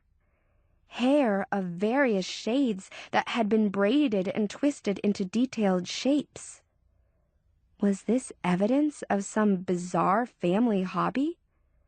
And whose hair was it? Now, opening a series of doors in search of Maddie's bedroom, I had the disconcerting sense that it was entirely possible to lose track of a child in this house. Who knew how many hiding places there were? How many secret rooms? "Maddie?" I called. The only answer was a thin wailing sound, like the whistling of wind around a house, or the plaintive meow of a cat. As I listened more closely, I became convinced that it was the sound of a baby crying. I hurried up another flight of stairs. The crying seemed to come from behind a closed door at the end of another long hallway. I caught my breath when I pulled open the door to reveal a baby's nursery. My eyes fell on a small, empty bassinet adorned with a skirt of white lace. All around the bed were dolls dressed in clothing from various historical eras. Hoop skirts made of colorful taffeta, wasp-waisted polka-dot dresses with crinoline petticoats, miniskirts, and go-go boots. My interest in the elaborate and intricate costumes worn by these dolls turned to trepidation when I noticed a group of dolls that looked like ordinary contemporary teenagers. Dolls dressed in blue jeans, dolls carrying tiny backpacks and miniature cell phones. One even had braces painted on small plastic teeth. I wanted to examine the dolls more closely, but the cries of the phantom baby were becoming ever more insistent. Strangely, the infant's screaming now seemed to come from behind a full-length mirror that hung on the wall. Now I know where that old saying, "Curiosity killed the cat," comes from. It's funny how you can feel simultaneously terrified and driven to discover the truth at all costs. Well, that's how I felt as I slowly approached my own reflection in the mirror, bracing myself for the glimpse of some supernatural vision in the darkened glass. I reached out and touched my reflection, and gasped with surprise when the mirror quietly swung open to reveal a tiny room. The mirror was actually a secret doorway. There, behind the mirror, was the source of the crying, a baby monitor with a video screen. I had used plenty of baby monitors, so I knew they were basically walkie-talkies that allowed you to hear and even see a baby from any room in the house. Now I knew for sure that there really was a baby, the same baby girl I had seen in the garden earlier that day. Wearing only a diaper, she sat alone in what looked like an animal cage. I watched the grainy image on the screen as she pulled herself up to a standing position and stood with one arm outstretched through the bars of her little prison. "Mama!" she cried. My stomach churned when I perceived a tiny, gruesome detail, the shadowy image of a butcher knife lying on the floor near the baby. Someone wants me to see this, I thought. But why? I remembered Maddie kicking Jackson under the table, the sly smile on Jackson's lips when I had asked about a baby. I was sure of one thing. I had to find that baby. In the background of the image on the video screen, I saw the outline of what looked like a wine storage cabinet. My gut told me that the baby was somewhere in the basement of the house. In retrospect, going down to the basement by myself wasn't a good idea. But something takes over when you see and hear a child in distress. It's almost a full-body alarm that compels you to act without thinking, to run as fast as you can toward the sobbing sounds. At least, that's how it was for me. As I raced down a series of stairways and then through the family room where the disturbing screen images were still looping, I heard the patter of rain outside the window, a fall storm beginning. As a flash of lightning illuminated the Halloween cemetery in the backyard, I remembered the story of the teenage girl named Jessica who had disappeared. How many kids are buried back there? I wondered. How many families? I made my way through a library where I glimpsed a book entitled Best Meat Carving Methods, then through a game room and a reading alcove, then down the steep, dark steps leading to the Perfect's basement. I could hear the crying more clearly now, but it sounded softer, as if the child had grown weary. "Hello? Is anybody here?" Across the dim room, I saw the dark outline of the cage. Something sat inside. The motionless shadow silhouette of a child. Was she okay? Had she been hurt? I cautiously approached the cage until I was close enough to see clearly in the dim light. The cage door was open, and there was no baby. Instead, there was a large doll. A doll that bore a striking resemblance to me. I stared for a moment too long, horrified and mesmerized by the doll's hoop earrings, the long, shiny hair gathered in a ponytail. Several hands shoved me from behind. I toppled into the cage, and the door slammed behind me. When I turned around and caught my breath, I saw the whole Perfect family, including a very familiar 1-year-old baby and 2 of the middle-aged ladies from the Sweet Memory shop, hugging each other, pulling out their carving knives, and wishing each other a happy Halloween. "My parents know where I am," I shouted, my voice sounding strangely hollow. "My dad will make sure you all go to jail forever." "Things don't work that way around here, dear," said Mrs. Perfect calmly. "You see, we Perfects pretty much keep this town running. We have an arrangement with the townsfolk.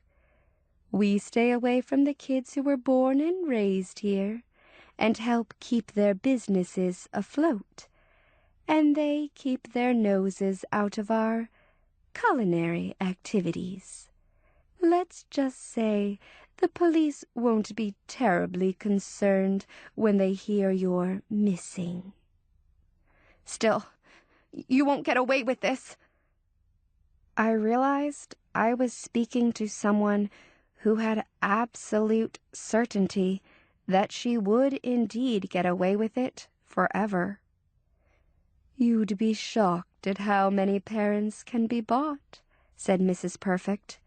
"Just say the words, 'financial security,' and 'never have to work again,' and some of them are willing to keep quiet.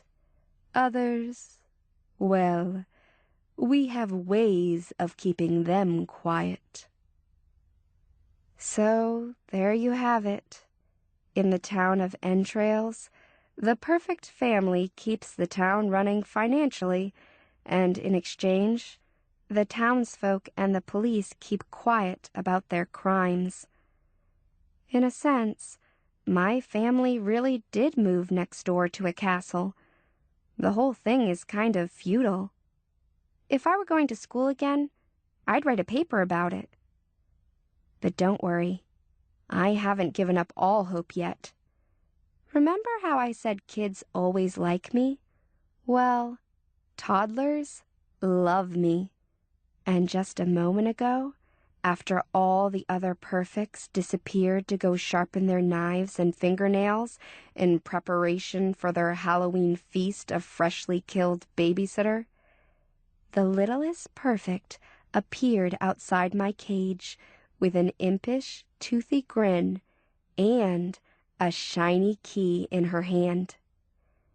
Maybe, just maybe, she'll trade the key to the cage for the doll that looks like me. Kids, you never know what they're going to do. Shadow Children by Heather Brewer. Read by MacLeod Andrews. "Good night, John." Dex pulled the covers over his little brother's chest.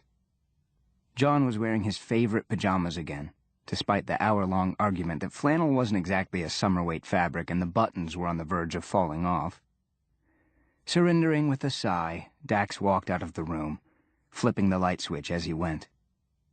Not a second later, John's Batman nightlight went out, which instantly sparked whining from the 6-year-old. Dax! My nightlight! I can't sleep without my nightlight! The shadows will get me! Dax sighed again, silently counting the seconds until Mom and Dad would be home. It was like this every night. John would whine to Mom or Dad, and they'd make sure his nightlight was working or that the hall light was on, anything to placate John's irrational fear of things that weren't really lurking in the shadows, waiting to snatch him away. Only tonight, it was Dax who was left to placate him. Bad enough he had to miss out on Janie's party to babysit his little brother, but now he was also expected to cater to John's ridiculous fear of the dark. "I'll grab you a flashlight, John. Just give me a second." It was all he could do to block out John's blubbering as he walked into the kitchen. He pulled the drawer open and rummaged around. A flashlight had to be in there somewhere. Dax, hurry! The shadows! Dax found a couple of flashlights and picked one up, tapping it gently against his chin. Maybe it would be better if he did them all a favor and showed John that there were no such things as monsters under your bed, nothing at all lurking in the pitch-black night. If he let John cry it out just for one night, maybe the kid would grow up and stop being such a baby. Maybe then babysitting him without pay and missing out on the party of the year wouldn't be so bad. Dax mulled this over for a moment, blocking out the whimpers from down the hall. "It's just the dark, John. There's nothing in it that isn't there in the daytime." John screamed, and it wasn't one of those little brat screams for attention. He sounded terrified, like his life depended on someone hearing and responding to his terrified shriek. Dax bolted back to the bedroom and stared in shocked disbelief. A long, dark shadow was looming over the bed, but it wasn't an ordinary shadow. It was darker than the rest of the room, and moved of its own free will. It was a creature made of shadows. It was alive. Part of it whipped forward and wrapped around John's ankle. John cried, "Help me, Dax!" The shadow monster was pulling John off the bed, but Dax was frozen in place, staring at this thing that couldn't possibly exist. John was flailing, tears streaming down his cheeks. Breaking free from his trance, Dax clutched his brother's wrist, but he was hit in the chest and thrown against the wall. Pain bolted through Dax's back as he hit the wall and crumpled to the floor. He struggled to sit up again, but a tentacle of the shadow monster stood in front of him, defying him to move. There were no eyes or mouth, but somehow Dax knew that the thing was looking at him. He swore he heard a growl, but it had no mouth, no substance. The shadow monster lurched back and ripped Dax's brother free of his covers. Dax ran forward and grabbed John by the ankle. They both flew through the air and into the closet. The door slammed shut, sealing them in pitch black. A sound caught his attention, like a large amount of sand falling through a grainy hourglass. It was coming from the floor. Dax looked down. The floor was moving. It swirled around his feet. The sand-like substance of what had once been a wood floor crashed over the toe of his sock in small black waves. He pulled his foot back, but the sand clung to it. Beside him, John whimpered as the sand closed over his arm. Dax brushed it away, but it seemed to have a life of its own. The sand covered him, and all he could do was lie there, feeling the weight of it curl around his feet, his ankles, his legs, knowing he was sinking into it. Whatever it was. It moved up his torso, and he felt suffocated. There was no air, only sand. Beside him, John screamed, but his screams were cut off as the sand closed over his small head. Dax grabbed desperately for John's hand, but there was nothing to grab. His brother was gone. Strangely, he could feel his legs dangling on the other side, like he was slipping through some hole. It covered his chest, and Dax took a deep breath and held it, not knowing if he would ever breathe again, not knowing what was happening or what to do to stop it. The sand swirled around. tickling his eyelashes, covering his face. He felt the weight of it on top of his head and wondered if he would ever see John again. Suddenly, the sand impacted tightly around him and just as quickly released. Dax fell several feet, landing on the hard ground below. He coughed and drew air into his lungs. His chest burned, but after a few deep breaths, it came easy again. Remembering the flashlight, he turned it on and looked around, gasping at what he saw. He was in a cavern, an enormous cavern of what must have been obsidian. The walls were shiny and black, the floor smooth and reflective. He shined the flashlight up at where he'd fallen through, but there was no sign of any hole or trap door or even sand. Only hard, black rock. The floor trembled slightly beneath his feet. He noticed the movement less when he stepped forward, but despite the floor's solid appearance, it struck him as fragile. On the ceiling, just on the edge of the flashlight beam, something moved. Dax chased it with the light, but it remained at the beam's edge. And like that, on the edge of his hearing, Dax detected a sound. Like a group of people whispering very softly. "Hello." In the distance, a noise. It sounded like his brother crying. John? Where are you? But silence answered him. Dax called out again, but the only sound was his voice chasing after itself in an echo. The last thing he wanted to do was move deeper into the cavernous tunnel, to move away from this spot, which he feared was the closest he would ever be to home again. But John had sounded like he was getting farther and farther away, so he had no choice. He had to find his brother, and then he had to find a way to get them out of here. Clutching the flashlight in his hand, Dax moved through the cavern.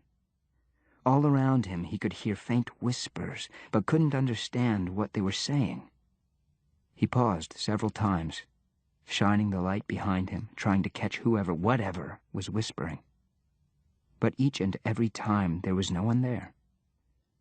Dax was, despite the nudging of the darkest corners of his imagination, completely alone.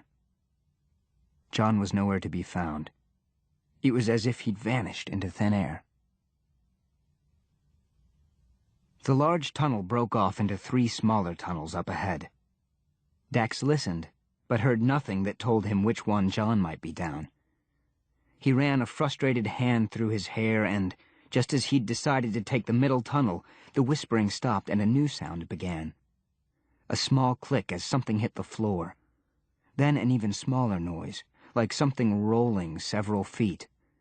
He pointed the flashlight down, searching, sweeping the floor for any sign of movement. The sound ceased as whatever it was rattled to a stop just in front of his feet. He bent down, focusing on the item with the light. In near disbelief, he plucked it from the ground, turning it over in his hand. A red, shiny button, just like the ones on John's pajamas. Dax stood, shining the flashlight on the tunnels again. John? He stepped forward, and just as he was about to enter the center tunnel, he saw movement with his peripheral vision. Taking a step back, he shined his light on the right tunnel entrance. At first there was nothing, but after a moment Dax thought he could hear a small whimper. He hurried down the right tunnel, clutching the button in his hand and calling out for his brother. Several yards in, the whispers returned, but though they were louder in the smaller space, Dax still couldn't determine where they were coming from or what they were saying. It was unnerving, as though he were being followed by someone without a voice who insisted on making themselves known. His flashlight flickered and went out. The whispers grew louder and felt as if they were closing in, but that was crazy. They were just noises. Weren't they? Dax knocked the light against his palm. When the flickering subsided and the light returned, the whispers ceased. And someone was standing in the tunnel with him. He would have recognized that face and those pajamas anywhere. Relieved to see his brother again, he stepped forward. "There you are! I've been looking everywhere."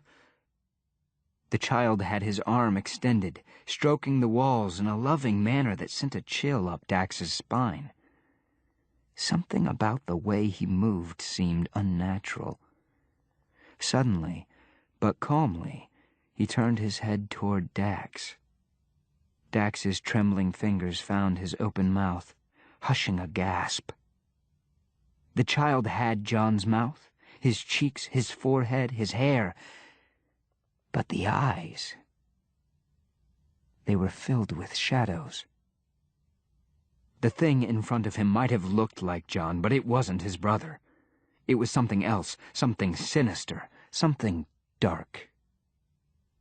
Dax backed up, clutching the flashlight tightly to his chest. When he hit the tunnel wall, he expected it to be cool, but it was warm, almost like a living entity. Even though he knew that it wasn't John, he swallowed hard and whispered his brother's name. The John thing turned slowly, without speaking, and disappeared around the bend. Dax's heart slammed against his ribs. His breath came in quick gasps. Panic overtook him, but he forced himself to move forward because something inside of him told him that the John thing knew where his real brother was. Dax turned around the bend, reluctantly following wherever it was that the John thing was leading. By the time he turned the corner, it was already moving around the next bend. Dax picked up the pace, jogging after the thing that looked like his brother. After several more bends in the tunnel, he turned a corner into a small room. A boy was lying on the floor in the fetal position, shuddering with sobs. Raising every hair on the back of Dax's neck, the John thing bent down and stroked the boy's hair, wordlessly with its small, pale fingers. The boy scrambled away from him, terrified, and Dax shot forward, hugging his brother, his actual brother, tightly. At first, John screamed and pushed him away, but then, realizing that it was Dax, he clung to his brother's chest, sobbing into his shirt, soaking the fabric. "It's okay," Dax whispered into his hair, not entirely certain he was telling his brother the truth. "It's going to be okay." The John thing tilted its head. When it spoke, its voice mimicked John's perfectly, but still something seemed off about it. False. "You shouldn't lie to children," Dax sneered. "What are you?"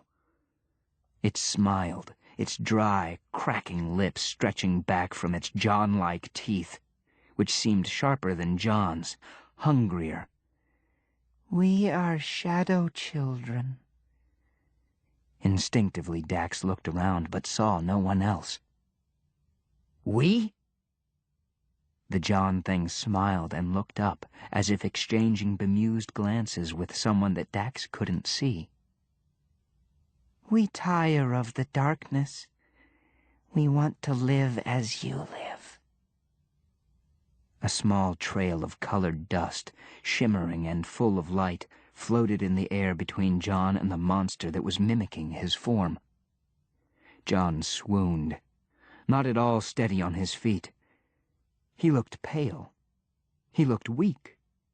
The sickening realization hit Dax that the creature was somehow feeding on his brother, sucking his essence from him and stealing his shape. Maybe it was the only way the thing could become solid. Maybe without whatever it was that it was stealing from John, it couldn't become anything more than the horrible shadow that had snatched John from his bed.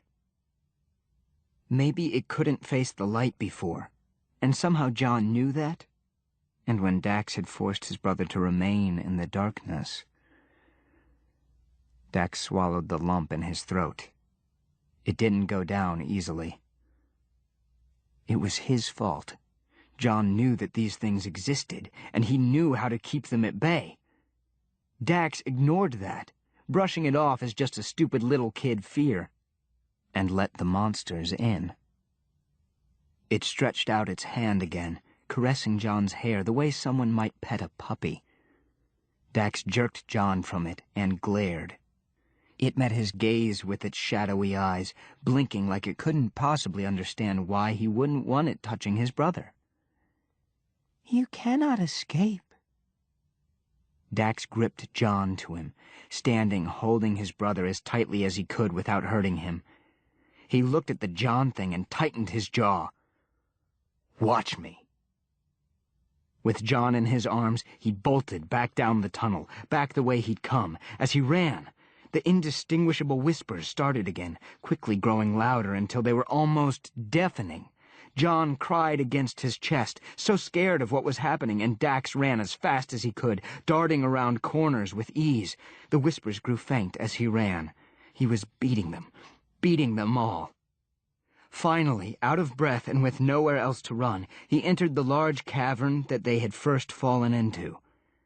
Dax sat John down on the ground, only then noticing that the trail of shimmering dust still hung in the air, winding its way through the tunnels. Running from the John thing wasn't enough to sever that essence-stealing tie. His brother tugged at his sleeve, still trembling, but Dax was firm. "Hold on, John. Let me figure this out." On the ceiling, just on the edge of the flashlight beam, something moved. Dax chased it with the light, but it remained at the beam's edge, just as before. Then, suddenly, his ears were filled with 1,000 whispery, deafening sounds. He waved the flashlight around, and terror filled him. Strange shadow creatures, like the monster that had grabbed John from his bed, peeled from the cave's ceiling, from its walls and floor. One flew dangerously close to Dax, and he ducked back, but not before seeing the image of a young girl's face, reflected in its shadowy substance. The sight of it startled him. It wasn't just John that they were after. They flew from their place in the cave and swirled around the two boys, surrounding them completely, blocking any chance of escape. Each of the shadows wore the face of a child. Some Dax knew personally. The John thing had said that they tired of the darkness, that they wanted what Dax and John had, what everybody had. The creatures were going to make mirror forms of every kid on Earth. And then what? Kill them all? Suck them dry of their essence, leaving them empty, hollow shells? Panic set in, and Dax gasped for air. Layers and layers of the cave floor and walls peeled away until Dax could see what they were peeling away from, and it wasn't black rock. With horrified understanding, he realized that there was no cave. The creatures were the cave. Thousands, maybe millions of shadow monsters out to replace the people of the world. Dax's heart raced. Beside him, John screamed as the shadows closed in. The floor shrank until there was only an island of shadow left. It trembled wildly beneath their feet. Dax whipped his flashlight around in desperation. On a low part of the cave ceiling, he saw a flash of color, something brown and familiar. He scooped John up in his arms and said, "Hold on tight." One of the shadows whipped forward, snatching the flashlight from Dax's grip. It threw the light down, smashing it to bits, leaving them all in darkness. The shadow monsters swarmed closer to the boys, and just as a long, shadowy tentacle reached for John, Dax leapt toward the familiar sight on the low cave ceiling and clung to the hole in the floor of John's closet with the tips of his determined fingers. His biceps burned, but he pulled himself up until he was waist-high into the closet. "John, get off now! I'm falling!" John scrambled from his brother, through his pitch-black room to his bed, drenched in sweat and tears, crying for his brother to hurry before those monsters got him. Something wrapped around Dax's ankle and pulled hard. It was no use. It pulled him back down into the cave, the tips of his fingers only barely clinging to the wood. He was going to fall, and once he did, those things would suck every bit of his essence away. A beam of light suddenly shined down into the hole, and the creatures backed off. Dax looked up. John was holding a flashlight he must have retrieved from the kitchen. Dax pulled himself free from the hole, his muscles burning. He collapsed onto the floor of John's closet and hugged his brother, trying to staunch his tears. But the danger wasn't over. There was still a hole in the closet floor. It was still dark. Whispers drifted up from the hole until they were filling the room. John's flashlight flickered out, as if it couldn't stand up against the growing darkness. Dax picked up his brother and ran for the door. They had to get out of there, away from the darkness, into the light. The bedroom door opened, and their mother flipped the light switch, bathing the room in incandescent light. "Where have you boys been? Your father and I have been worried sick." Dax panted, his heart settling into a more normal rhythm. He looked at the closet, at the perfect, unbroken floor. John ran across the room and jumped into his mother's arms. Dax couldn't help but notice that the trail of dust was gone. The John thing's connection to him broken at last. Holding John, placing kisses on his cheeks, their mom crossed the room and opened the heavy drapes, letting sunlight inside. It was morning. Had they really been gone that long? It had felt like minutes, maybe an hour, but certainly not several hours. She turned back to Dax with a concerned look on her face. "Dax, is everything okay? We were so scared that something happened to you both." Dax slowly nodded his head, even though everything was about as far from okay as it could get, and looked from the closet to the sunny day outside. Out the window, he could see the neighbor kids playing soccer. To any onlooker, it would seem like an ordinary, normal day. He turned back to his mom and released a relieved sigh. "Yeah, Mom, everything's fine. We just, As she turned around, John peered over his mother's shoulder at Dax, who froze. John smiled and offered a wave.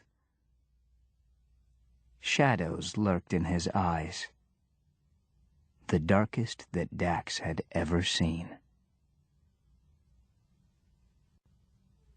The Poison Ring by Peg Carrot. Read by Elena Erica Davis.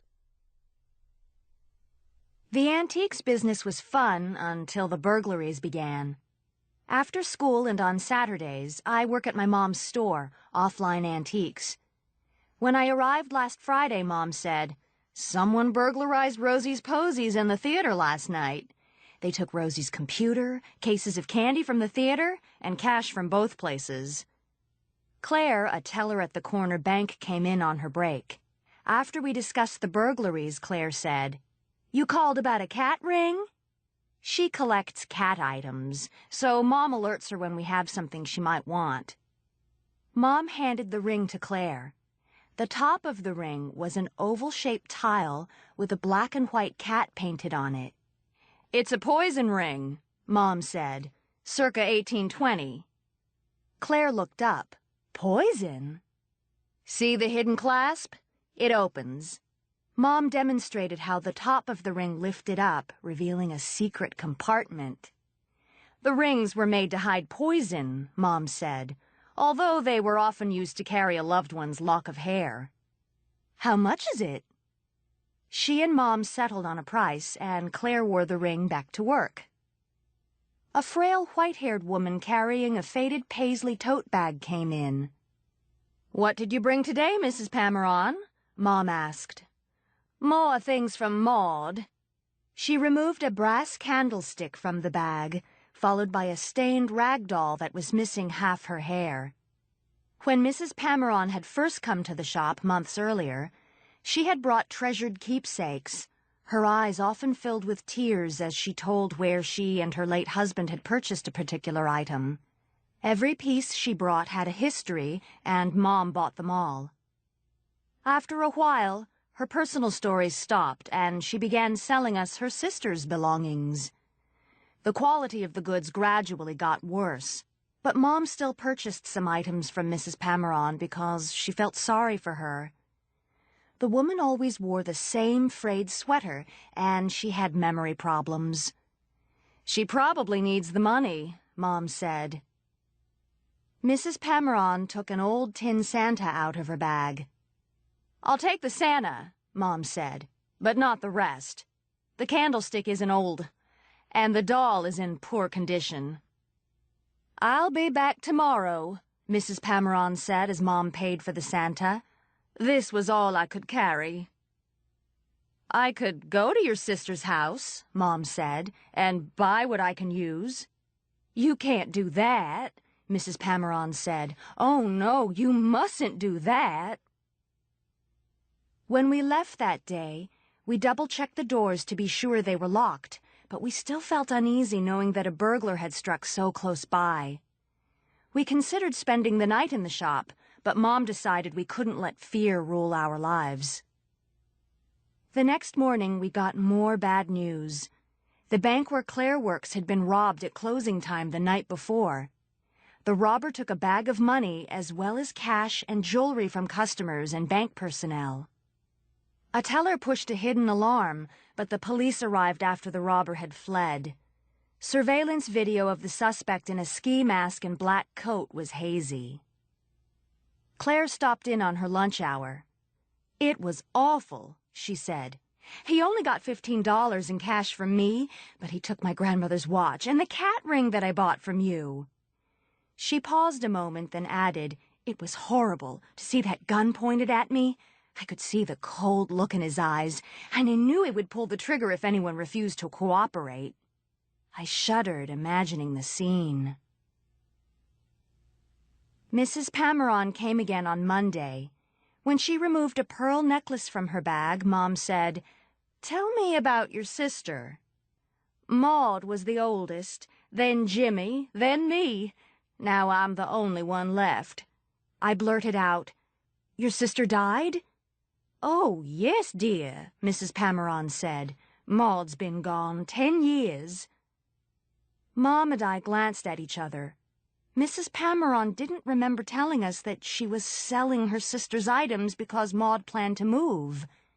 Mom said, "I can't buy from you for a while. I'm sorry. I need to sell some merchandise before I add any more." Mrs. Pameron gasped and put one hand over her mouth. Her eyes darted toward the door, as if she feared someone might hear our conversation. "But what will I do?" she asked. "If you need money for living expenses," Mom said, "there are agencies who will help you. Why don't you give me your phone number?" "I'm not staying at home now. I don't have a telephone." After she left, Mom said, "I hated to do that, but I don't like to buy items unless I know where they came from." "If her sister's been dead for 10 years, I said, "where did she get the stuff she brought in?" "Exactly. If it was her own, she wouldn't need to lie." Mom had a dentist appointment Tuesday, so I was alone in the shop when a young man entered. "Let me talk to the owner," he said. "She isn't here," I said. "I could have her call you when she gets back." "Give her a message," he said. "Tell her I don't appreciate the way she treated my aunt." "Your aunt?" "Aunt Martha brought antiques to sell, and she was turned away." "You're Mrs. Pameron's nephew?" I asked. He seemed surprised that I knew the name. "Mom has bought a lot of items from her," I said, "but we're overstocked now."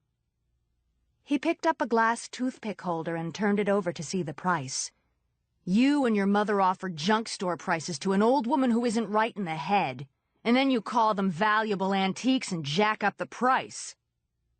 I wanted to protest, but decided I shouldn't argue with him. He seemed jumpy and angry. I wondered if he was on drugs. His gaze swept around the shop. "What a scam!" He threw the toothpick holder to the floor where it shattered. "Hey!" I said. "You'll have to pay for that." But he had already stormed out, leaving the door open. My hands shook as I closed the door and swept up the broken glass. When Mom returned, we debated whether or not to tell the police about the incident. We decided not to, knowing it would be my word against the nephew's, who would probably insist the broken toothpick holder was an accident. I was in class the next morning when Mom's friend Susan came to get me. "Someone broke into Offline Antiques last night," she said as she drove me to the shop. "Nothing was stolen, but the shop was trashed." Mom was talking to a police officer when I arrived. "We took the cash box and my laptop home last night," she told him. "We thought those were the only items of ours that a thief would want." Warning had been spray-painted on a glass display cabinet, and a beautiful carved grandfather's clock had been tipped over so that it crashed into a shelf of fine china, breaking not only the clock, but dozens of old Haviland and Wedgwood plates. An oak table that displayed Red Wing pottery had been overturned. Vintage postcards that Mom had carefully sorted by topic were in a heap on the floor. "It was probably the same person who robbed the flower shop, the theater, and the bank," the officer said. "Maybe he vandalized the store because he was angry when he didn't find cash or any items that are easily sold on the street. Are you insured?" "Yes, but most antiques are irreplaceable." "Have you had a problem with any customer recently? Is there someone who has a grudge against you?" I told him about Mrs. Pameron's nephew. "I don't know his name," I said. "We'll look into it," the officer said. Instead of going back to school, I helped Mom clean up the mess. After we swept up the broken china and hauled the clock pieces to the dumpster in the alley, I felt antsy. At 2:30, Mom said it was okay for me to leave. I needed to buy a notebook and some art supplies for a school project. After I did my shopping, I got in line at Starbucks. When the young woman ahead of me reached for her change, I saw the cat ring on her finger. I told myself not to jump to conclusions. Many antiques are reproduced. Cheap imitations of poison rings are probably being cranked out in China and imported by the hundreds. I needed a closer look. As the woman collected her coffee, I stepped out of line so I could watch her. She was alone. When she set her coffee down to add cream to it, I stood beside her and reached for a napkin. As she stirred cream into her coffee, I studied the ring. The band had the burnished patina of old gold, and fine age lines were visible in the painted tile. I clearly saw the small clasp on the side where the lid opened. It was an antique poison ring with a cat painted on the tile, and I was sure it belonged to Claire. When the woman left Starbucks, I followed, staying near other shoppers so she wouldn't notice me. I hoped to get the license plate number of her car. I removed my cell phone from my backpack and slipped it into my pocket where I could grab it quickly to call the police. The bank robber had been a man, but this woman probably knew who he was. She broke into a run, waving at a city bus. As she boarded, I raced forward. The driver waited for me. I walked to a seat in the back where I could watch the woman. We rode for 10 minutes before she got off. I was afraid I would be too obvious if I exited with her, so I stayed on the bus and watched to see where she went. The woman entered a small brick apartment building. I got out at the next corner and walked back. The sign on the building said, "Serene Homes for Seniors." She must be visiting someone. Well, it was still a clue. The police could talk to the residents and learn who had company today. I went inside. A row of mailboxes with apartment numbers and the names of residents on them lined one wall. I began copying the names into my notebook. I had written down about half of the names when the door to the closest apartment opened. I looked up and froze. Mrs. Pameron's nephew stared at me. "What are you doing here?" he asked.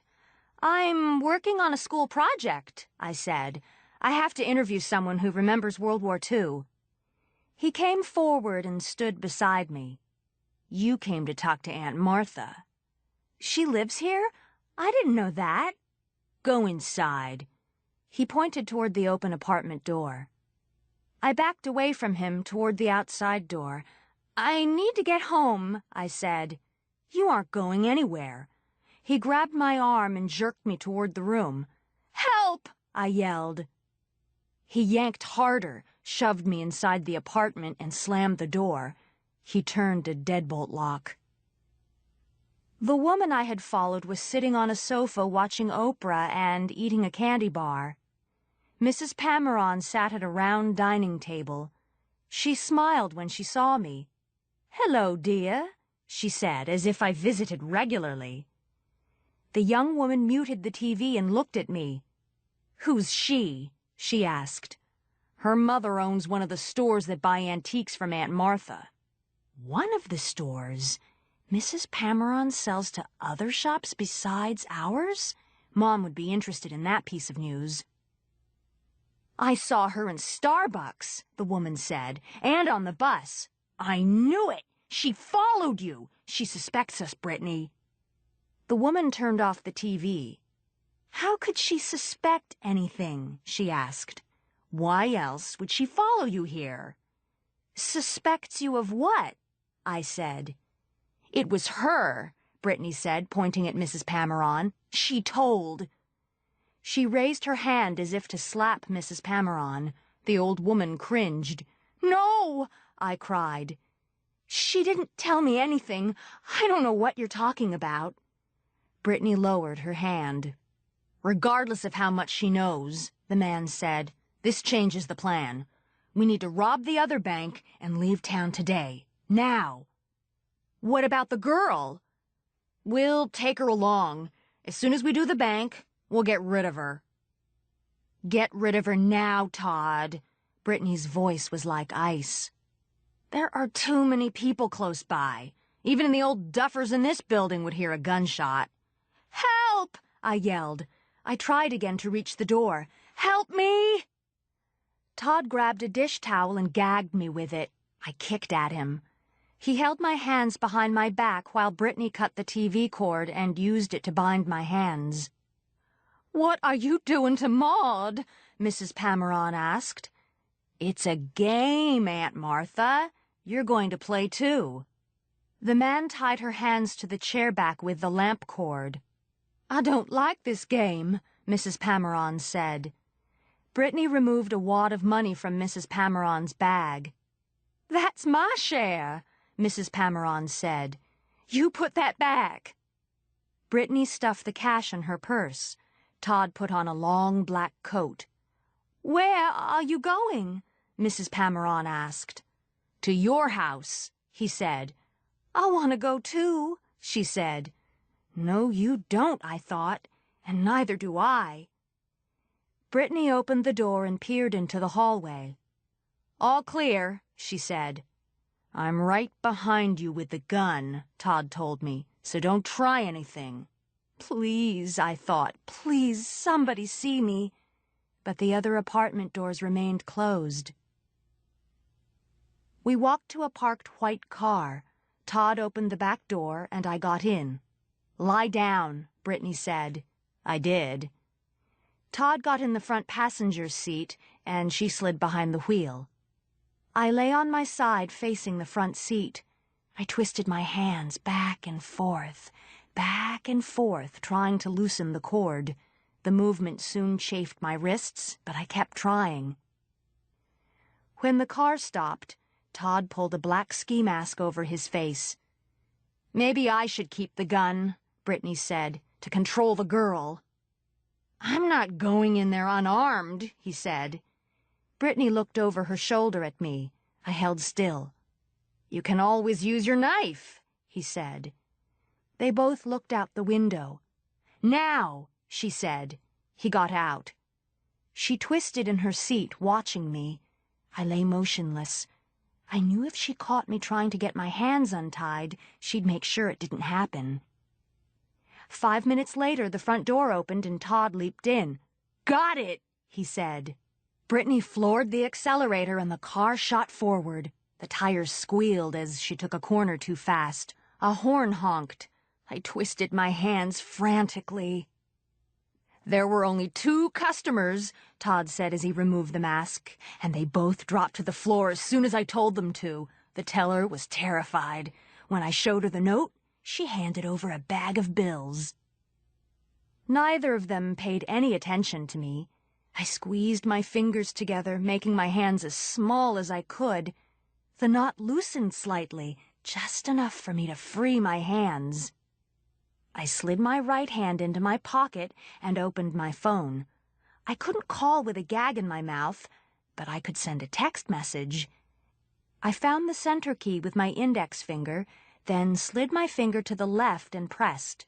I visualized the keyboard and typed HELP. Next, I typed BNK RBR. Last, I typed MRS PAMNEFW.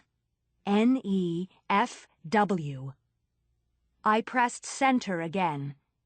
I knew this brought up my list of phone numbers. Mom was first on the list, so I hit center again to send my message to her. I looked out the window hoping to recognize a landmark so that I could tell Mom where I was. I saw only a stoplight. "Stay green, baby, stay green," Todd said. We roared through the intersection. I kept watching.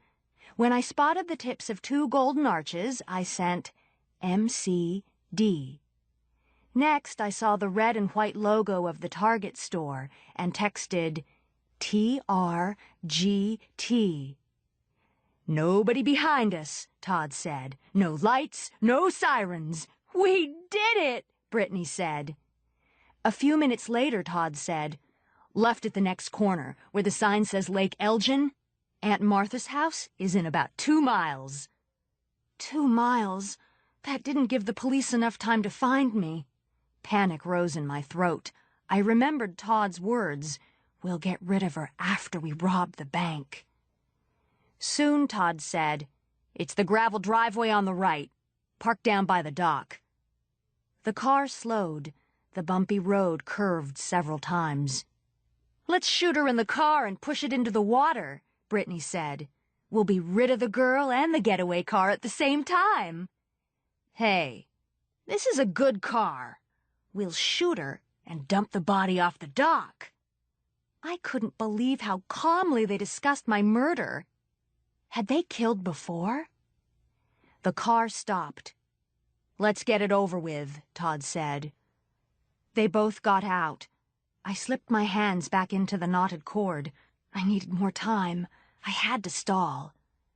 Brittany opened the back door. "Out," she said. "Mm-hmm," I said as I got out. "Mm-hmm." "Ungag her," Todd said. "No one can hear her yell now." Brittany took the dish towel out of my mouth. "When your aunt dies, you'll inherit this house," I said. "What?" said Todd. "She put it in her will." "What about her daughter?" "She said you visit her, and she wants you to have everything." Brittany looked at the classic old house, the wide lawn and the lake view. "This place is worth a fortune," she said. "When did my aunt discuss her affairs with you?" Todd asked. "Sometimes she has tea with Mom and me. One day she asked Mom to recommend an attorney because she wanted to rewrite her will. Mom's brother is a lawyer, and he handled it." Todd hung on every word, believing my lies. "Where is this new will?" he asked. "My uncle has the original. He was afraid your aunt would lose her copy, so Mom kept it at the shop. If you take me there, I'll show it to you." "She's trying to trick you into taking her home," Brittany said. "Uncle Zach estimated the value of Mrs. Pameron's estate at $850,000, I said. "She's leaving it all to you." Todd's jaw dropped. "Forget Phoenix," he said. "We should stay here and be nice to Aunt Martha." "She could live another 20 years, Brittany said. "Unless we help her along," Todd said. "She takes a dozen pills every day. It would be easy to overdose on the wrong combination." He said it as nonchalantly as if he were discussing what to have for dinner. Brittany looked at the house again. "It gets too hot in Phoenix," she said. "We need to get that will. Then we'll go to Auntie's apartment and help her take her medicine."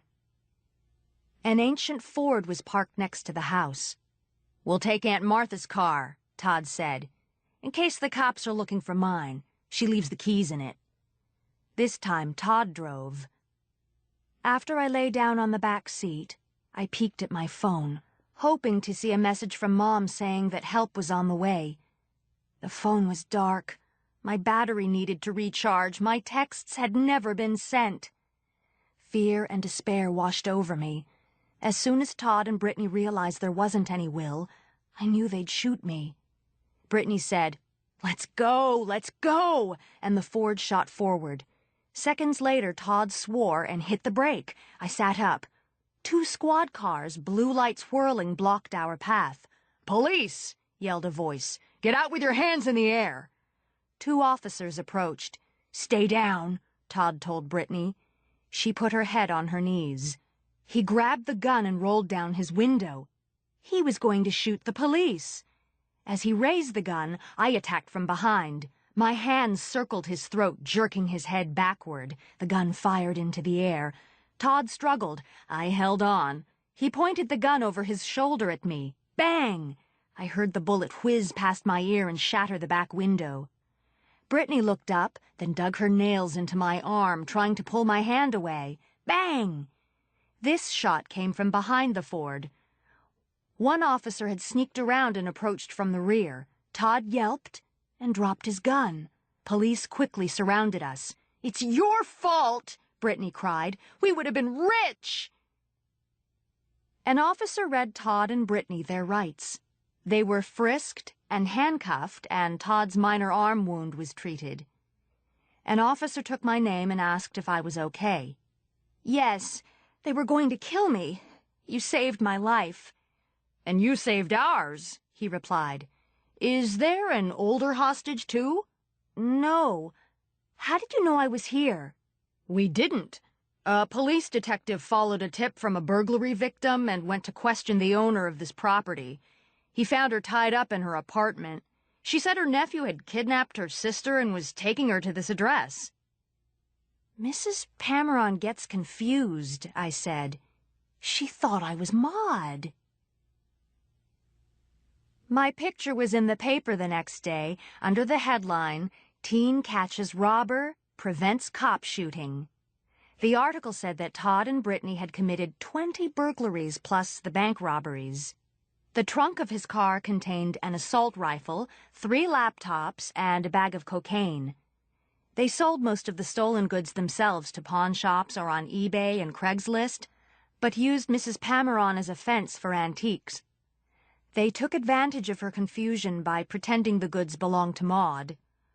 When the reporter contacted Mrs. Pameron's daughter, who lived in another state, she came immediately to help her mother.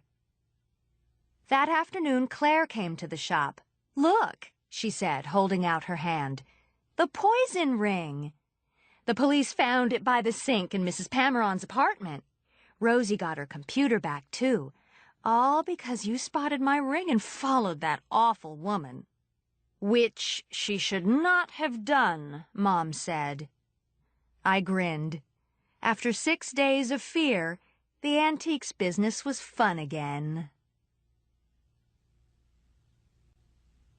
Dragonfly Eyes by Elaine Ferguson.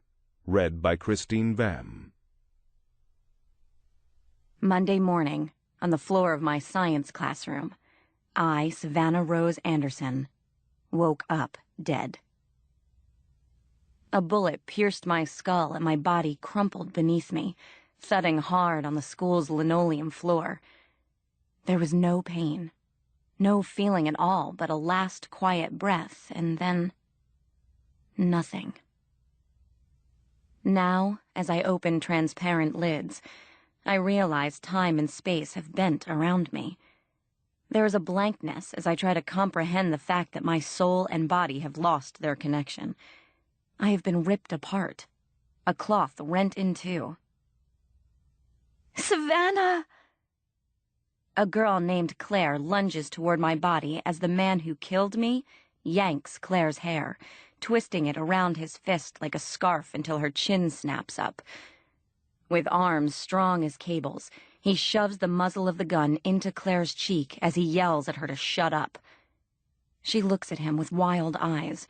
Her heart drums so hard I'm afraid it might burst. "Claire," I whisper. Somehow I understand that I can move in a way I never did in life. Like steam, I rise up toward the ceiling.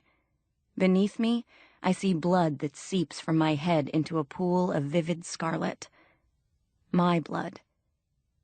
As easily as one snuffs out a candle, I have ceased to be. And yet I still exist.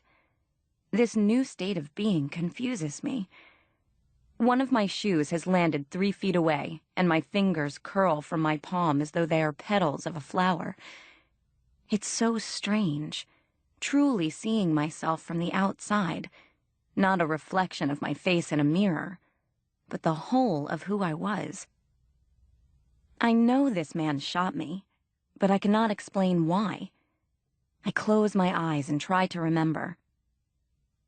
Then my memory returns full force, so that I gasp. 1 hour before, I'd been sitting at my desk, listening to Mr. Ward as he explained a dragonfly's prismatic vision, while a boy named James yawned sleepily at a desk to my left. "The dragonfly has amazing sight, because as it flies, it can scan 360 degrees in every direction," Mr. Ward intoned while drawing a hexagon on the whiteboard with a green marker. "A dragonfly has the best perception of any creature on Earth. Their senses are almost magical." And then, a loud crack of the door followed by shrill screams as my killer burst inside our classroom, his gun held out in front of him, both hands gripping the handle tight. "Give me 2 hostages. I want 2. Now, now, now!" In the end, the man had chosen me and Claire, classmates who could not have been more different. I, who have sparkled all my life, and Claire, quiet, friendless, awkward, strange. "You with the long blonde hair!" he had screamed, pointing directly at me. "And you!" The gun had snapped over to Claire. "I want you both to stand by the window, or I'll start shooting your friends. The rest of you, get out! Move, move, move!" In death, I see the irony of our lives, mine and Claire's, how they'd become irrevocably intertwined in that one random act. I remember the girls crying, the boys stoic as they shuffled by me in a single file. How Mr. Ward had tried to stay in the room but was forced to leave when my killer shot the window, so that the glass exploded onto the countertop in a galaxy of stars. How Claire and I had clung to each other while outside police car lights flashed and the fire truck wailed. To my shame, I remember this, too. Wishing that if one of us should have to die, let it be Claire. How selfish I was in life. How clear is my vision in death. "Why did you kill her?" Claire chokes out each word. "I told them! I told them!" He releases her hair and kicks the ribs of my body with the toe of his boot. What is left of me rocks gently on the linoleum. "They'll believe me now. I killed the pretty one. She's dead. They'll hear that." His breath swirls out of his mouth. I have never seen air before. It's strange, the way I perceive everything, even thoughts, as if I, too, possess the dragonfly's prismatic vision. My killer's name is Drew. Seamed lines fan down to his neck, and there is dirt beneath his fingernails. The soul is twisted and dark as tree roots. "They only listen to blood," he shouts. His spittle hits Claire's skin. Claire is thinking that she has only moments to live, and I know she is right. I am swirling above her, powerless. Claire whispers my name so softly that Drew does not hear. I swoop in close so that my forehead almost touches hers. As easily as reading a book, I look inside her, and I see an amazing thing. Claire's soul is shining. It's filled with some kind of essence, gold and white, bright as the edge of the sun. The girl I had always dismissed amazes me with her light. With my new sight, I follow the threads of her life as they unfurl like ribbons. I follow one and see how she loved James quietly, too shy to speak. There is Claire making dinner in a tiny kitchen, laughing as she drains noodles. I see her looking in a mirror, her mouth pressed into a thin line until she sighs and shakes her head as she walks away. I watch her read a book to a small boy. I see her strain as she cleans garbage from a gutter. There is another strand unwinding. In it, I see myself and my friends as we laugh at Claire behind cupped hands. We snicker at her black clothes, her odd hair, whisper at the thickness of her thighs. Claire understood she was an object of our ridicule, and yet, amazingly, she grieves that I am gone. In death, I am ashamed. How can I have been so blind? Nothing on this side matters the way it did when I was alive. Not shoes or the clothes I had so carefully worn. Here, there is no status. Love is the only thing that crosses over with the soul, and Claire is filled with it. Don't worry. I'll let you live. Drew lies to Claire now. His words are the color of my blood. Panic rises through me and shoots out of my fingers in electric waves. Drew is going to murder Claire, and then himself. The pictures flash through his mind. He wants to be remembered forever, a celebrity for eternity. Pages of his manifesto are tucked into the pocket of his jeans. No! I scream. Emotion shoots through me in flames, pulsing through me like a fire to scorch everything inside. My hand hits him, but it passes through him without a mark. I am helpless. We're going to the window, you and me, Drew tells Claire. The police heard that gunshot. They'll want to know which girl is still alive. He will kill her at the window, so that everyone will be a witness. I can taste Claire's fear as she struggles, begging for her life. Her words mean nothing to him. I concentrate with everything I have, pushing against the molecules of air. Outside, lawmen decide to break into the school, but I know they will be too late. The trigger cocks. Claire squeezes her eyes tight because she feels her own death coming. She pictures her parents and thinks of God. Now! I scream to no one, to everyone. I don't understand how I do it, but I feel myself compress my spirit into a tiny point and shoot myself into the tip of Drew's trigger finger. Everything inside me pulses as I inhabit his very cells. I feel his blood surge and the adrenaline storm through his veins, but I am matching his energy. I discover I can move his flesh. With that knowledge, I strain with everything inside of me. What the? He cries as the gun inches away from Claire. Cursing, Drew tries to regain control, but I intensify my focus. His eyes go wide as his hand snaps to his own temple. My energy is like a laser as I turn my soul into fire. A shot splits the air. An instant later, Drew falls to the floor, close to my own broken body as my spirit breaks free. A blackness pools into the floor with a moan, and he is gone, a shadow melting. It is over. The only sound is Claire's ragged breathing. "Oh my God!" Claire cries, dropping to her knees. Spattered in Drew's blood, she leans over to touch my lifeless body, tears streaming down her face. She cries in loud gulps while I rejoice in the fact that she is alive. "Savannah!" she gasps. "I'm so sorry. I'm so sorry." The space that separates us seems thin as gauze, but she does not sense that I am still here, right next to her. It's okay, I tell her. I stroke her head, my hand brushing the coils of her red hair, but she cannot feel me. The energy I had has dissipated, and I am once again without touch. I look into my body's blank eyes, a deep water blue. There is so much I should have done when I was alive, when things mattered.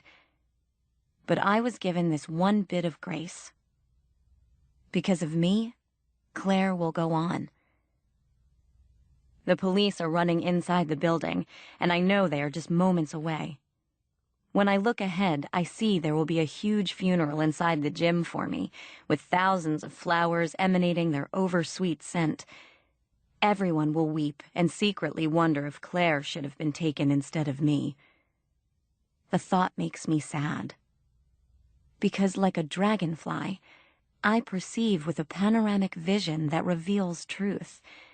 Neither one of us should have been taken in that wasteful act of violence. But it is Claire, not me, who is destined to accomplish amazing things. The girl I ignored will leave her mark on the world in a way I never could. To know this helps me accept my fate. The understanding is bittersweet, a lesson learned too late on Earth, and yet I see a new purpose in my lingering here. From this side, I believe the right girl lived. And I'll be watching her every day until we meet again. Jeepers Peepers by Ryan Brown. Read by Eileen Stevens. Darkness had fallen, but the late August air still hung hot and thick over the bayou when Elizabeth Nolan finally reached her destination. The babysitting job had required her to leave her own neighborhood, where the roads were actually paved, and drive halfway around the lake after dark. Seething at the very idea, she almost turned for home right then, but she knew she couldn't. She needed the money. School started back next week, and she had no fall wardrobe to speak of, and a summer spent mostly at the mall or lying by the pool had left her flat broke. And that's not to mention the good old take some initiative, show some responsibility speech her parents had been giving her. Resigned, she turned off the ignition. Her ears buzzed with the screech of the crickets and cicadas in the surrounding woods. She opened the driver's door and heard water trickling in the distance, and to her horror, from somewhere much closer by, she heard the wet, throaty croak of a frog. "Great," she thought. "Frogs. How fan-freaking-tastic." Steeling herself, she stepped out of the car. The house was a single-story shack, tucked under sprawling live oak limbs that wept streams of moss onto its corrugated tin roof. Funny thing about those moss-strewn trees, she thought. Lining the manicured fairways at the country club near her house, they offered a certain majestic beauty, but out here they had a much more depressing effect, adding to the ghostly gloom of the place. The house was as square as a cracker box, and sat at a tilt on crumbling cinder blocks. It had a screened front door, beyond which a dull light glowed. But Elizabeth couldn't make out anything except yellowing walls inside. A female figure appeared behind the screen. "You're late." Elizabeth stepped onto an elevated porch riddled with rusted tools and bald tires. "Yes, I'm sorry." The woman didn't open the door, but remained a faceless silhouette behind the screen. "You near enough made me late. I can't afford to get myself fired, you know. Not my situation." Despite the hostile tone, her words came out slow and cool, almost in a whisper. Elizabeth swallowed hard. "Again, I apologize. It's sort of a long way out here, and I got a little lost past the fork, where the road veers off into the... Swamp. Pardon? Call it what it is. City folk'll call it the bayou, but I say call it what it is. Well, anyway, I got here as quickly as I could. It was a last-minute call, so I had to rearrange my schedule and everything. I had no choice about that. I was desperate. No one else would come. Elizabeth didn't even want to think about the meaning of the last comment. Well, I'm glad I could help out, she said, trying to lighten the exchange. She reached into her purse. I've got a list of references here if you'd like to see them. Would have done. But I don't read too good, and I hadn't the time anyhow. You been sitting kids long? Since 8th grade, and I used to babysit my cousins sometimes before that. Elizabeth sensed the woman sizing her up from head to toe, studying her. Well, she sighed, I got no choice. You're here, and I gotta be off. So where's, Webster? Wilbur. Right, sorry. Wilbur. He's gone to bed already. Maybe he won't need no tending to at all. That's fine. I'm sure I can keep myself busy with... Then again, there's times when my Wilbur needs a little... The woman's words drifted off. She drew a deep breath, then exhaled slowly. Well, sometimes he needs a little extra care. I hope you can see to that. Her tone had grown eerily sober. Elizabeth waited a few beats for further explanation that never came. You mean bad dreams? She said. Well, sure. I think I can handle that. Is there a number where I can reach you? I could call if I thought there was any reason for concern. Ain't no phone here. But when we spoke, I called you from the bait shop up yonder. Mr. Simmons there done me a favor. Found your ad on that computer of his and gave me your number. I was desperate, you see. Oh, okay. Well, it doesn't matter.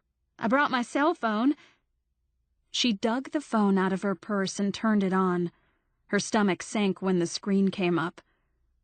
Oh, unfortunately, I don't seem to be getting a signal. You know, I would stay and tend to him myself if I could, the woman said. It breaks my heart to have to leave my boy like this. You believe that, don't you? There was a tinge of sadness in her voice now. Elizabeth stared into the faceless shadow. Well, yeah. I'm sure if you could... God almighty, how I hate to leave him. Especially in his condition. The implication made Elizabeth uneasy. But the woman continued before she could ask the nature of the boy's condition. But I got no choice, do I? I got to work to keep him fed and tended to. Look after his needs and such. It's just me and him, you see. Elizabeth nodded. Yes, I think I understand. So is there anything special I need to know? Anything you need to know, you'll find out, I suppose. It wasn't the answer Elizabeth had hoped for. She slapped a mosquito feasting on the back of her neck. The swarming insects were the only thing making her eager to get inside. I think I can take it from here. You shouldn't be late for work. No, I surely shouldn't. The woman shifted her weight, bringing her face into the glow of the light bulb dangling from a cord in the room behind her. Her beauty took Elizabeth aback. She was younger than Elizabeth had expected, given the maturity of her voice, probably mid-20s. Her skin was flawless and smooth. Her hair was pulled back into a neat bun, stabbed through with a pencil pocked with teeth marks. Her honey-brown eyes looked weary from too much work and too little sleep, and yet, whether she wanted them to or not, The eyes betrayed a palpable kindness. Elizabeth found it strangely disarming and couldn't help but smile. "What is it?" the woman asked, noticeably defensive. "Nothing. I just—" She didn't know how to answer. Her eyes fell to the charm at the woman's neck, a tarnished W hanging from a thin silver chain. "That's pretty," she said, indicating the necklace. "W for Wilbur, I'm guessing, right? He must be very special to you." The woman seemed flustered by the flattery. "Yes," she said. "He is a very special child." The door creaked open, and a hand extended across the threshold. "What do they call you again?" "Elizabeth." "My name's Grace." They shook. The woman's skin was coarse, but her grip was delicate, feminine. "God bless you for looking after my boy." She glanced over her shoulder. "Take good care of him, won't you? He's all I got. I'll be back at dawn." She moved past Elizabeth and stepped off the porch, trailing a scent of cheap perfume. Turning back, she brought her eyes up slowly. "You seem like a nice girl. I'd have liked to get to know you." Elizabeth shrugged. "Well, who knows? Perhaps you will." "No." The woman shook her head and her smile faded. "You won't be back. None of them ever come back a second time." She turned and started off on foot into the darkness. The scream came 3 hours later. Elizabeth's resting eyes popped open. She shot upright from the tattered sofa and stood quickly. Too quickly, she became dizzy. The room was like an oven, stifling and airless. Sweat stung her eyes, forcing them shut again and leaving her completely disoriented. She felt something brush against the back of her head and spun around in fright, swatting at the air. Glass shattered. Broken shards rained down on her. She opened her eyes again to find herself in total darkness. It was then that she realized she had just swatted the dangling bulb, sending the house's only light source crashing into the ceiling. Panic gripped her as another scream rang out of the boy's room, louder than the first. She ran blindly across the living room and continued past the kitchenette to the closed door at the end of the narrow hall. She fumbled for the knob, then flung open the door. "Mama!" Elizabeth rubbed the wall in search of a light switch. "No, Wilbur, it's not your—" "Help me, Mama! The creepers are coming!" "Calm down, Wilbur. It was just a bad dream." "Come, Mama, please!" "I'm not your mother, Wilbur," she called into the darkness. "I'm your babysitter. Everything's okay now. Come, please!" Giving up on the search for a light switch, she made a move toward the frightened voice, but tripped on something that sent her tumbling to the floor. "What happened?" the boy cried. "It's okay. I just tripped, that's all. Are you all right?" "I'm scared," he stammered. "I want to see you. Please, let me touch you." She heard his arm slapping the bed. "I'm coming. Don't be scared." She managed to get to her knees. "Can you reach a lamp, Wilbur? Or tell me where one is? I can't see a thing." "Ain't none." "You don't have a light in your room?" she exclaimed. "No, ma'am. No light." "Well, do you know where your mother keeps the spare bulbs? I seem to have broken the one in the living room." "Don't know about no bulbs," he said. "She keeps matches in the kitchen, though. Candles, too, I think. I only know 'cause she told me never to mess with them." "I'm going to step back into the other room and get them." "No!" "I'll just be right outside, and I'll keep the door open, okay?" "Don't leave me!" "I'm not leaving you, Wilbur. I have to get us some light so we can see." Then keep talking, he pleaded. Please, miss. Keep on letting me hear you when you go. I will. Promise. A promise. She made it out of the room, and with her outstretched arms patting madly at the air, she at last found the kitchenette. She could still hear the fright in Wilbur's panting breath, and made a point to call out to him every few seconds. After rummaging through cabinets and drawers cluttered with cookware and utensils, her hand fell on what she thought was a candlestick. A quick sniff of vanilla-scented wax confirmed it. She found a box of matches in the same drawer and lit the candle. When she returned to the bedroom, Wilbur was sitting upright in his bed. His pajamas were soaked with sweat. Somehow the boy she had pictured in her head didn't look like the boy she saw now. She had imagined a child more, well, different. Younger, perhaps, given the degree of his terror. He looked to be about 8 or 9, and had the face of a cherub. "You okay?" she asked, standing at the door. "Think so," he whispered. "For now." He wiped the tear streaks from his cheeks. "It's all over. You woke up, you see, so it's all over now." "That don't always help, miss." "Elizabeth." "Will you come over here, Miss Elizabeth?" His arms reached out toward her. Taking care about where she stepped this time, she went to him and took a seat on the edge of the bed. The mattress was like a wet sponge.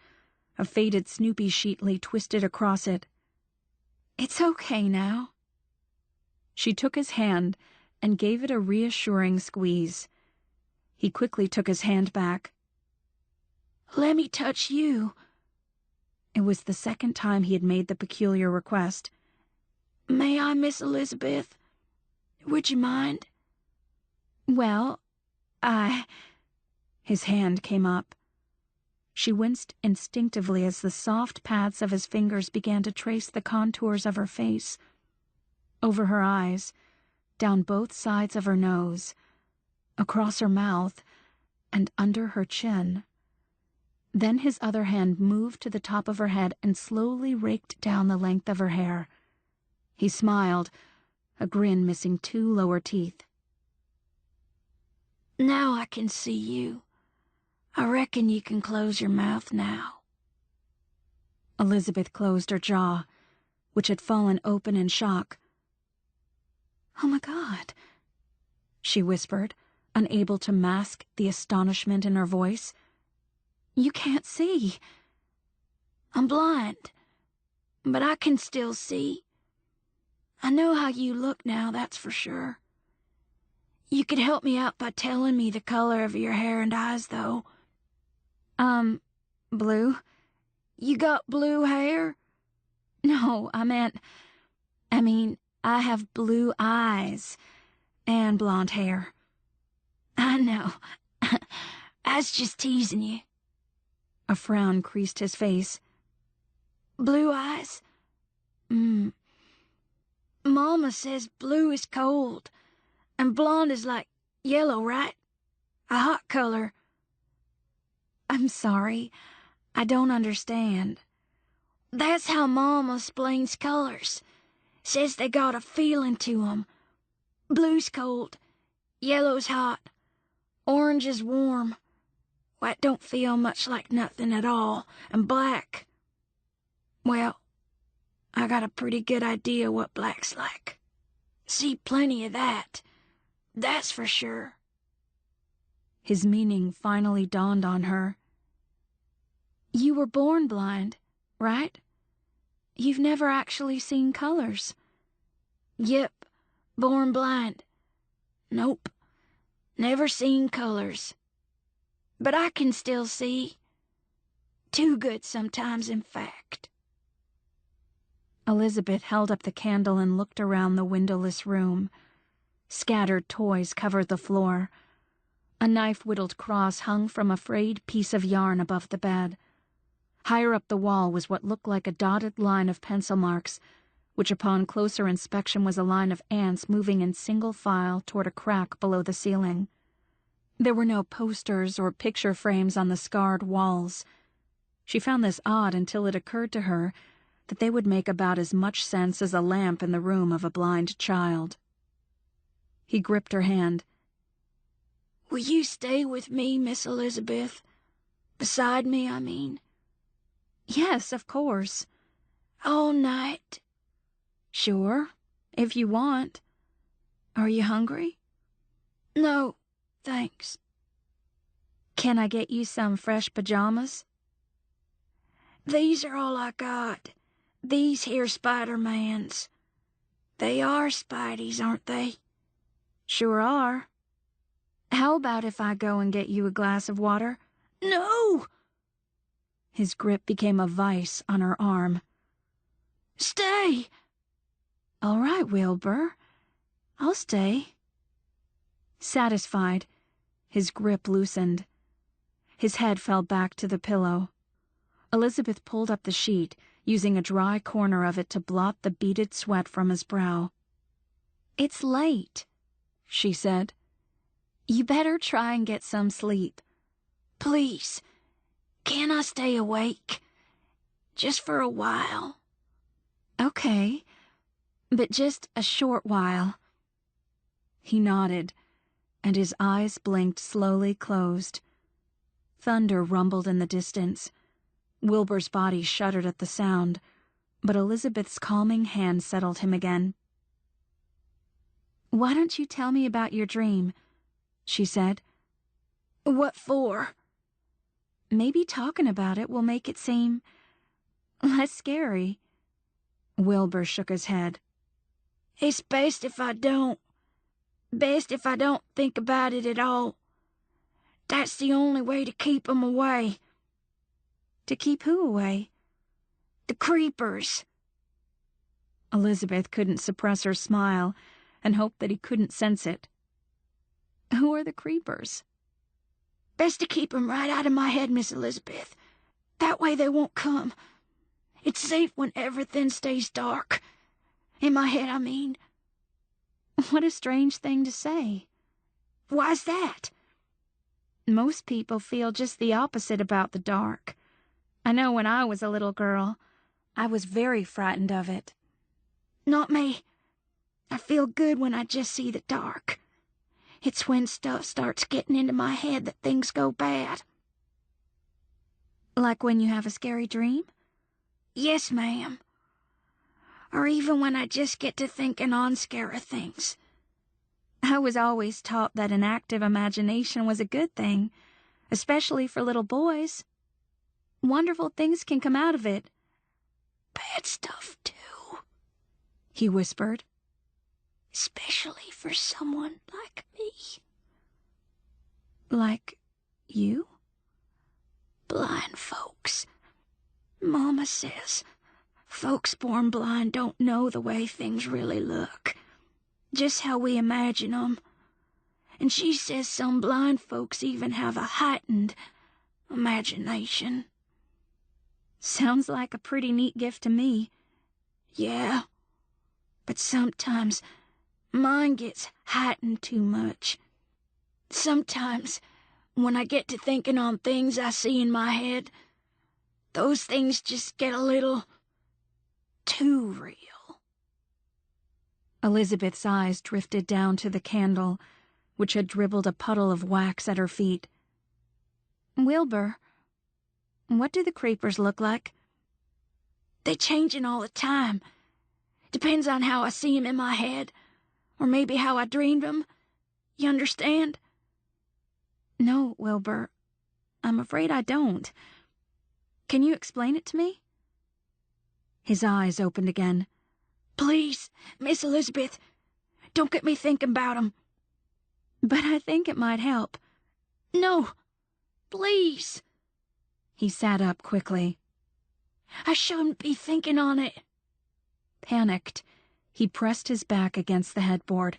His heels dug trenches into the mattress. "Okay, Wilbur, calm down." "No!" He shut his eyes tightly. "It's already too late." She placed a hand on his churning legs in an attempt to restrain him. I didn't mean to scare you. Everything's all right. No, it's too late, Miss Elizabeth. It don't take 'em long to come once I start seeing 'em. And I can see 'em now. They're already... Wilbur, calm down. This is silly. It's impossible to see things in your head and then suddenly make them come to... The explosion of sound from the front room split the air and rocked the entire house. Elizabeth screamed. The candle slipped from her hand and fell to the floor, plunging the room into darkness. Wilbur went rigid beside her. It's too late, he said in a shaken whisper. They're here. I'm seeing them right now. And they're coming for us. Elizabeth turned to him, her heart a drum in her chest. It can't be true, she thought. It's not possible. In the next instant, the heavens opened overhead. Rain pelted the tin roof like machine gun fire. Lightning flashed, and in the fleeting blue strobe, Elizabeth found Wilbur's eyes fixed on the open door. Thunder crashed again, much closer than before. Elizabeth leaned toward Wilbur and whispered, "What's happening, Wilbur? Please, tell me what's happening." Before he could answer, another percussive burst of sound shot out of the living room. The house lurched in a crack of splintering wood. Somewhere a window shattered. A warm wind rushed into the room, swirling around them like grabbing hands. Elizabeth lunged for Wilbur and lifted him off the bed. His arms wrapped tightly around her neck. Clutching him to her chest, she rushed blindly from the room. She screamed again when she saw what awaited in the front room. The creepers had already blocked off the only route of escape. Against the continuous strobes of lightning, they appeared as human-like shadows, faceless save for a pair of narrow-slit eyes that glowed bright green. Their movement was lithe, cat-like. Elizabeth saw two of them enter through the open doorway on wiry limbs. The door itself had been ripped from its hinges and now lay in scattered slats across the floor. Another creeper entered to her left, slithering over the jagged shards of a broken window set high into the wall. Once inside, the creeper proceeded to crawl headfirst down the wall until it reached the floor and came back up in a low predatory crouch. A cloud of dust plumed into the room. Elizabeth turned.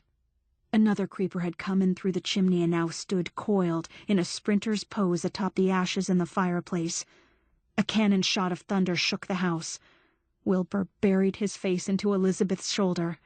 "Make it stop," he cried. "Please, make it stop. Don't let them get me." But the creepers were already circling in.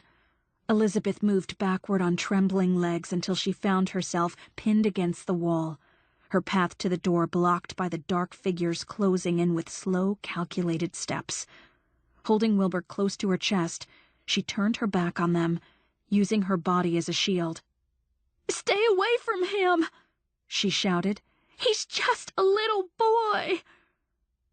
Her plea was met with hungry grins.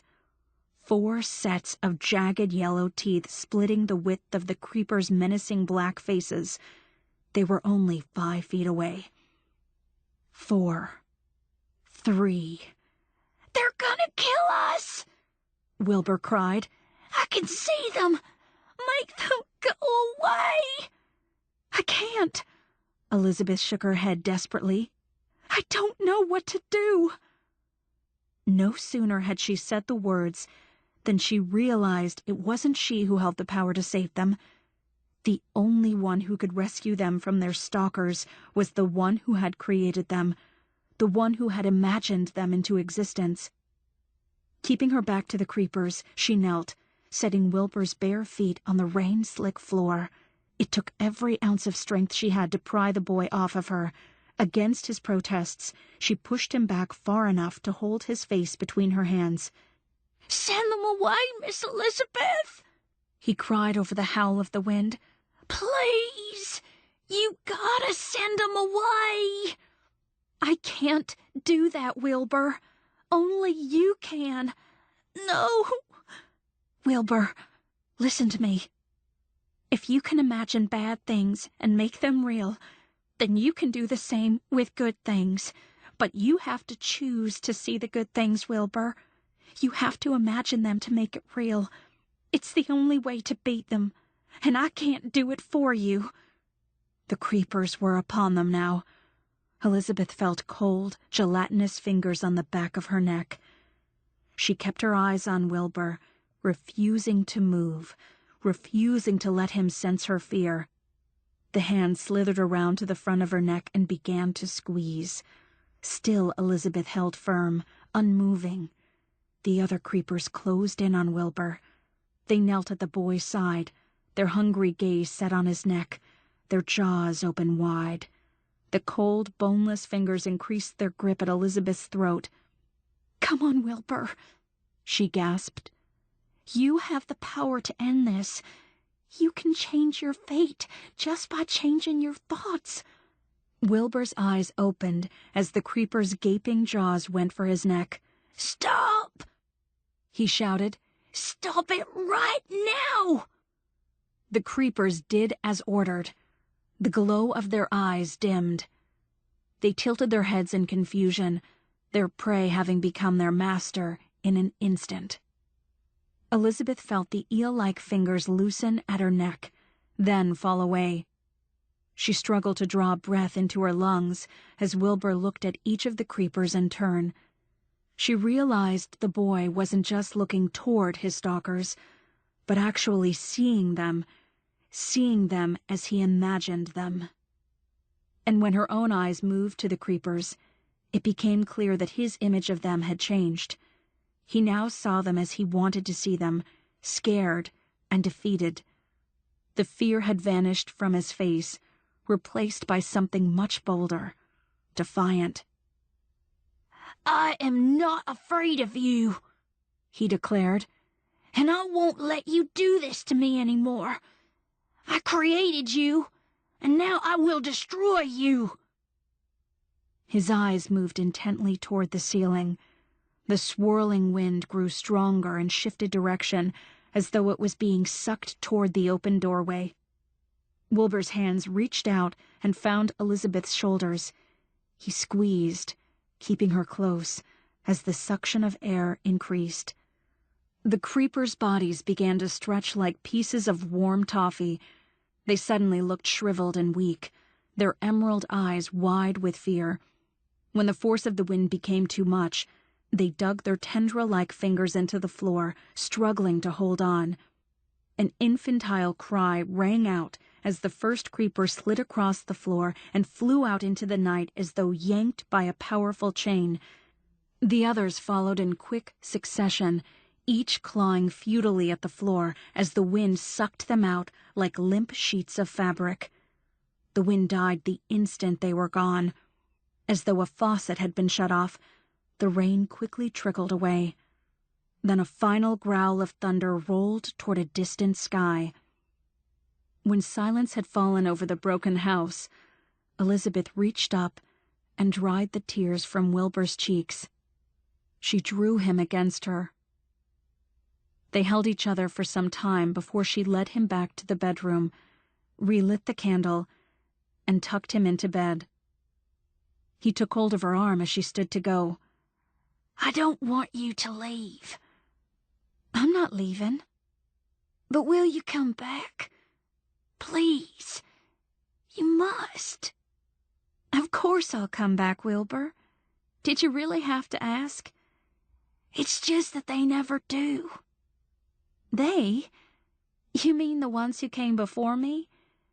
Yes, your mother told me they never come back. No, they never do. She leaned in close to his ear. Well, I'm coming back, Wilbur. I will always come back. That's a promise. He smiled, reached up to her face, and once again traced her features with delicate hands. If you don't mind my saying so, Miss Elizabeth, I think you're beautiful. You really think so? I surely do. Beautiful. If only you could see yourself the way I see you. Well, thank you, Wilbur. A lady always loves to hear that. He fell asleep seconds later. Elizabeth stood and tiptoed out of the room. Shielding the candle flame with her hand, she returned to the living room, crossed to the window, and looked out into the peaceful night. A cool breeze drifted in through the broken glass. The candle flickered, and she caught her own reflection in one of the shards. A green face with slick amphibious skin, blotched with spots. Piney Power by F. Paul Wilson. Read by Max Spector. Chapter 1.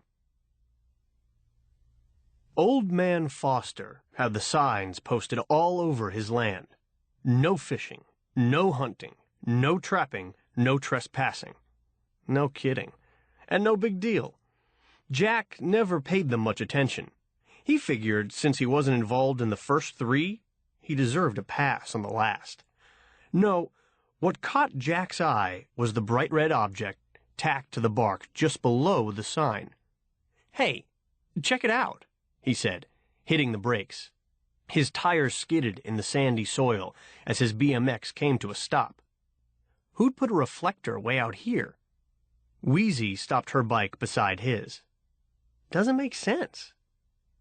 Her birth certificate said Louise, but no one had called her that since she turned 2. She was older than Jack, hit 15 last week, while Jack still had a few months to go. As usual, she was all in black, sneaks, jeans, Bauhaus t-shirt. She'd wound her dark hair into 2 braids today, giving her a Wednesday Addams look. Never noticed it before, because it wasn't there, she said.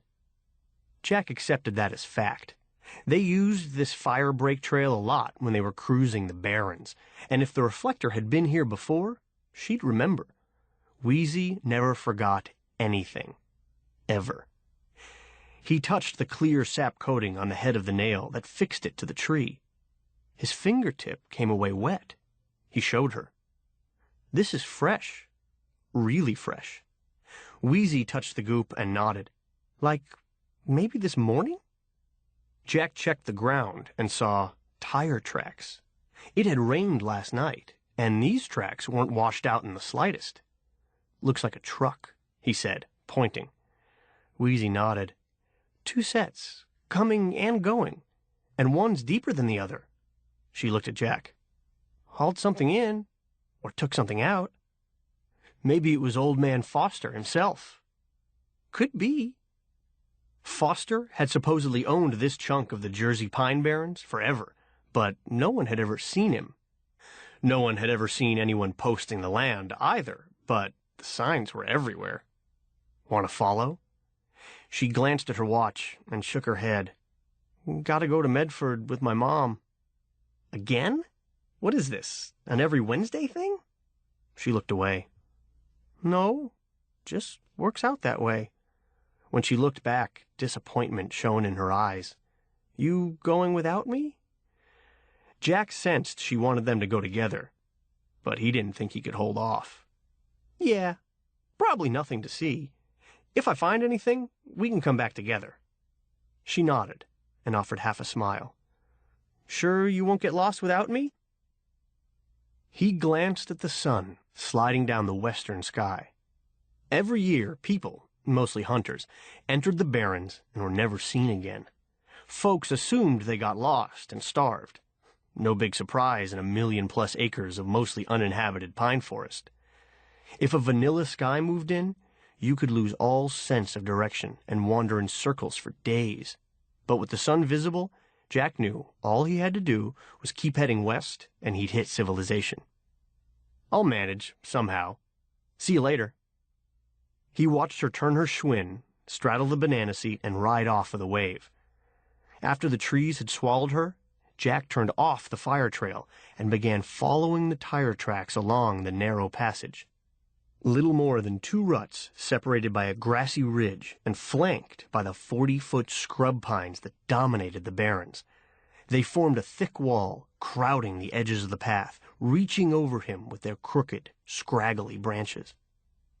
The passage forked, and the tracks bore to the right. A half-dozen feet into the fork, he spotted another reflector. At the next fork, the tracks bore left, and sure enough, another reflector. Odd. He'd figured the first had been a marker for the starting point of the trail. Grass and trees could thicken over a growing season and obscure what had once been an obvious opening. But whoever had come along here this morning was marking every turn, placing reflectors where headlights would pick them up as they approached. That meant he was planning to come back in the dark. Maybe tonight. Maybe many nights. Why? Jack found the answer a half-mile farther on, where the tire tracks ended, in a clearing with a large, solitary oak in its center. Near its base, someone had dumped a dozen or more 55-gallon oil drums. Old ones, rusted, banged up, and leaky. He jumped at the sound of a car engine roaring his way. A few seconds later, a weird-looking contraption bounced into the clearing on the far side. It had the frame of a small Jeep, maybe a Wrangler, with no roof, sides, or hood. The engine was exposed, though the firewall was still in place, and instead of a steering wheel, someone had fixed a long-handled wrench to the column. The front and rear seats had been replaced by a pair of ratty-looking sofas, occupied by 3 kids in their mid-teens. Jack recognized the driver, Elvin Nolan, from his civics class. He had seen the other boy around school as well, but the white-haired girl was new. Pineys. They lived out here in the woods. Some had jobs in the towns around the pines, and some lived off the land, hunting, fishing, gardening. All were poor, and a few were a little scary-looking in their mismatched, ill-fitting clothes and odd features. Hard to say why they seemed odd, not like they had bug eyes and snaggle teeth. More like looking at a reflection in one of those old-time mirrors where the glass wasn't even. Some folks call them inbreds, talking about brothers and sisters getting together and having kids. Jack didn't know if any of that was true. People liked to talk, and some people just naturally exaggerated as they went along, but no one could deny that some Pineys didn't look quite right. The kid riding shotgun was Levi Coffin, a sophomore at SRB High. Coffin was an old Quaker name that Jack envied. Jack Coffin. How cool to have a name like that. Levi jumped out and strode toward Jack. He was tall and lanky, and his clothes were too short in the arms and legs. His mismatched eyes, one blue and one brown, blazed. "This your doing?" Jack tensed. Levi looked a little scary. "No way. I just got here." He jerked a thumb over his shoulder, north. "Followed tire tracks from back there. They ended here." Levi glanced over his shoulder at Elvin, who was staring his way. Elvin was on the short side, with piercing dark eyes, stiff black hair, and high cheekbones. Looked like he might have some Lenape Indian in him. Their eyes locked. Then Levi turned away, muttering, All right. What's that all about?" Jack wondered. Levi inspected the tire tracks, while Elvin hopped out and walked over to the drums. Jack sensed the white-haired girl staring at him from the buggy. He realized with a start that she had pink irises. White hair, milk-white skin. What was that called? Albino. She was an albino. "I can't see him, Levi," she said in a high-pitched voice. Was she blind? "What?" Levi swiveled to stare at Jack. Elvin was struggling with the top to one of the drums. He looked toward Levi, who turned back, then gave his head a sideways jerk toward Jack. Elvin nodded, saying, "Hey, Levi, give me a hand." Levi walked over and touched the lid, barely touched it, and it popped loose. Jack felt a funny sensation ripple down his spine as he remembered an incident in school with Levi. Something way strange here. He hesitated, then started toward the drums as the two boys lifted the lid. They dropped it when they saw what was inside. "Damn," Levi said. "Damn them to hell." Jack might have quipped about where else you could damn someone to, but the rage in Levi's voice warned him off. He stepped up and saw the thick, cloudy green liquid. His nose stung from the sharp chemical odor. "What is it?" "Some sort of toxic crap," Levi said. "They're using this spot as a dumping ground." "Who?" "Crooks from upstate. We found stuff like this before." Jack said, "Better than dumping it in some river, I guess." Levi glared at him and pointed to a barrel on its side. The sand near its top was wet with gunk. "That one's leaking. It sinks into the groundwater, and guess who gets their water from wells out here? We do. But who cares about Pineys?" Jack understood some of the reaction. Kids at school tended to rag on the Pineys, make fun of their clothes, joke about the brother-sister connections, but Jack wasn't one of those, and didn't like being lumped in with them. No fair. Another look passed between Levi and Elvin, and then Levi shrugged. "Forget it. El says you're okay." Fine, but Jack hadn't heard El say anything. "We should tell the cops," Jack said. "My sister used to date a deputy, and—" Levi and Elvin and the girl were shaking their heads. Same direction, same speed, moving as one. Jack was getting creeped. Levi said. "Cops ain't gonna go patrolling the pines, looking for someone they don't know who might or might not come back." "Oh, they'll be back." Levi's eyes narrowed. "How do you know?" "Because they marked the path with reflectors." "Yeah? Show us." As Jack reached for his bike, Elvin pointed to the weird buggy. "With us." "You're old enough to drive?" The two boys laughed. "Plenty old enough to drive," Levi said. Elvin never said much at school, and didn't seem to have much more to say out here. "Just not old enough for a license." "Aren't you afraid—" Jack began, then cut himself off. Afraid of being caught? Out here? By what? The Jersey Devil in a sheriff's Stetson? Stupid question.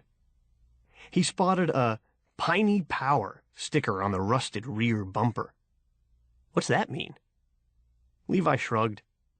"Some folks hereabout think Pineys should get organized and vote and all that." He glanced at Elvin. "We just like the sound of it." Elvin laughed. "Yeah, sounds cool." The girl said nothing, simply stared at him. Jack gave the buggy another once-over. Without sides, a top, or even a roll bar, it had to be the most dangerous car he'd ever seen. He'd be risking his life in that thing. "Well," Levi said, "you riding or not?" Jack couldn't wait. Wouldn't miss it for the world. As he seated himself on the rear sofa, the albino girl scooched away and squeezed against the far end. Her pink gaze never wavered from his face. "I can't see him." "Yeah?" Levi turned in the front sofa and looked at Jack. "El says he's okay." "But I can't see him." Jack waved his hand between them, and she flinched. "You can see me." "That's Cerie," Levi said. "She's talking about a different kind of seeing." Jack was going to ask what he meant, but then Elvin started the engine with a roar. Trying to ignore Cerie's unwavering stare, he directed El down the path, following his own bike tracks till they came to the firebreak trail. El turned around and drove back. Levi was right. The Burlington County Sheriff's Department didn't have the manpower to stake out Old Man Foster's land, or even this one path. Could be weeks before the dumpers made a return trip. Had to be a way to make them give themselves away. Or better yet, an idea began to form. "What's down that way?" Jack said, pointing left as they approached the first fork. "More of the same," Levi said. "Why?" "Wondering if there's a spong nearby. The deeper and wetter, the better." "I know a cripple," Cerie said, still staring. Elle followed her directions through a few more forks that left Jack totally disoriented. "You know where we are, right?" Cerie rolled her eyes. Okay, dumb question to ask a Piney, but at least she seemed to be relaxing a little. A few minutes later, she said, "Right up here." Elle rolled to a stop before a 30-foot wide cripple, a water-filled depression half surrounded by white cedars. Without the cedars, it would have been called a spong.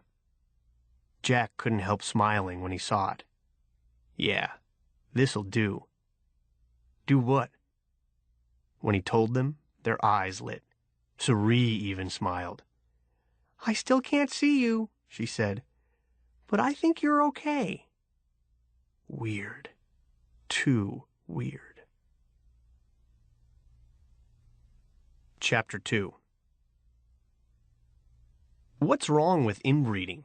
Jack said, as he spooned some niblets into the well he'd made in his mashed potatoes. His mother gasped. "Not at the dinner table." "No, really, I want to know." His father cleared his throat and adjusted his steel-rimmed glasses. "Thinking of marrying Kate?" Kate laughed as Jack said, "No." His folks sat at opposite ends, while Jack and his older sister Kate sat across from each other. Only his missing brother, Tom, kept it from being a full family meal. Jack didn't miss him. Tom was a pain. "Then where's this coming from?" Jack shrugged. "Kids at school, talk about Pineys." He couldn't get those weird kids out of his mind.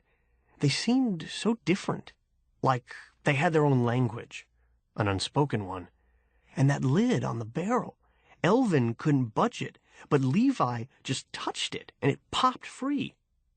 It reminded Jack of the time Levi and Jake Shuett faced off in the calf a couple of weeks ago over some remark Jake had made about Pineys. Suddenly, a ketchup pack Jake was holding squirted all over him, and his lunch plate dumped in his lap. Jack had written it off as a spaz attack. He hadn't given it much thought, but now... He wasn't expecting much information from his folks, but Kate was home on a laundry run from medical school. It was only in Stanford, barely 30 miles away, and maybe she'd know. He glanced at her. "Why is it bad?" Kate was slim, with pale blue eyes and faint freckles. After starting med school, she'd cut her long, blonde hair back to a short, almost boyish length. Jack still wasn't used to it.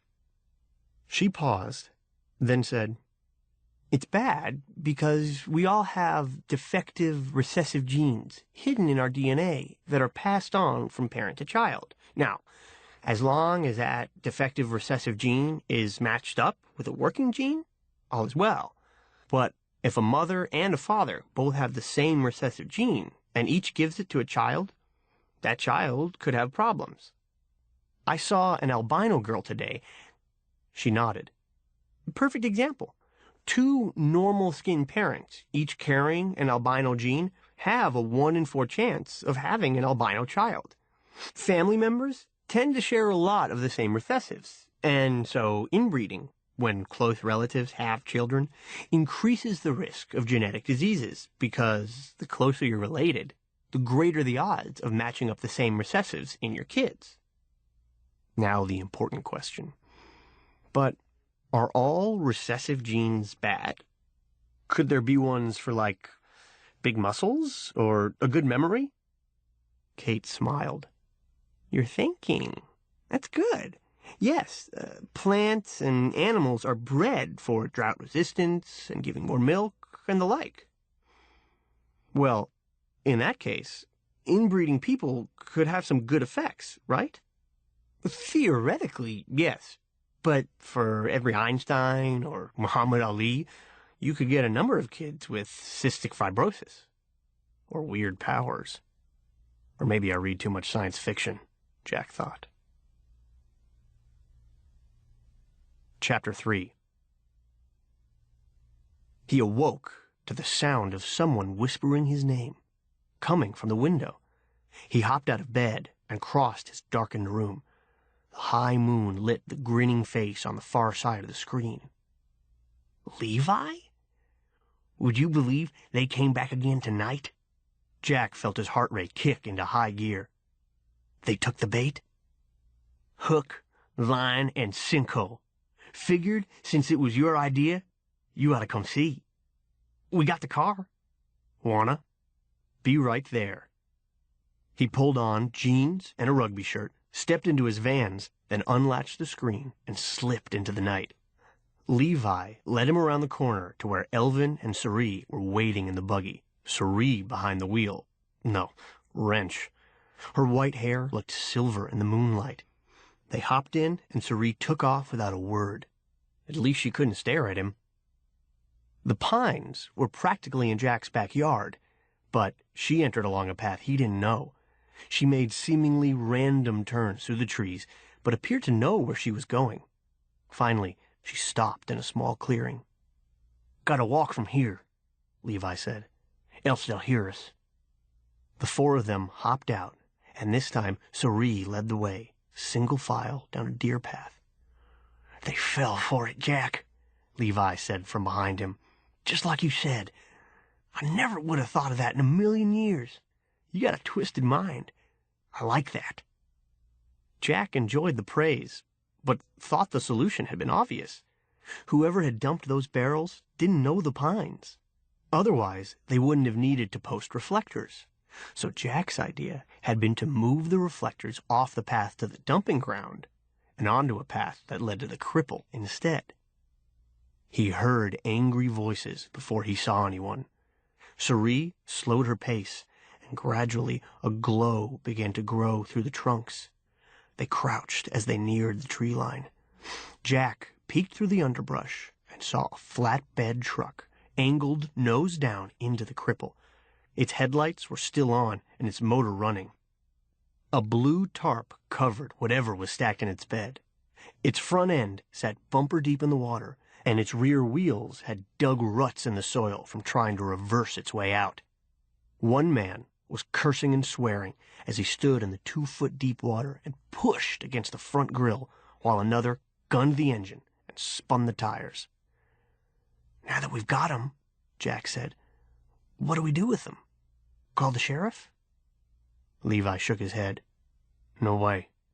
We bring in some grown-ups. They'll take care of them." "Take care of them? How?" "Piney justice." Piney justice. Jack had heard about that. He was going to say something, but right then the one in the water gave up pushing and slammed a hand on the hood. "Ain't gonna happen, Tony." Tony, dark, heavy-set, with a thick mustache, jumped out and began kicking the water in a rage.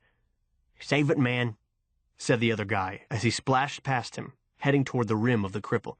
"We're gonna have to offload this stuff to get out of here." "How this happen, Sammy? We marked a trail. Must have made a wrong turn, or—" He stopped and looked around. "Or somebody moved the markers." Tony stared at him. "Who?" "Wise-ass locals, my guess. Probably out there right now, having a good laugh." Uh-oh, Jack thought. Time to leave. "Yeah?" Tony reached into the truck cab and pulled out a revolver. "Well, laugh at this." He began firing wildly. One of the slugs zipped through the brush between Jack and Cerie, narrowly missing them.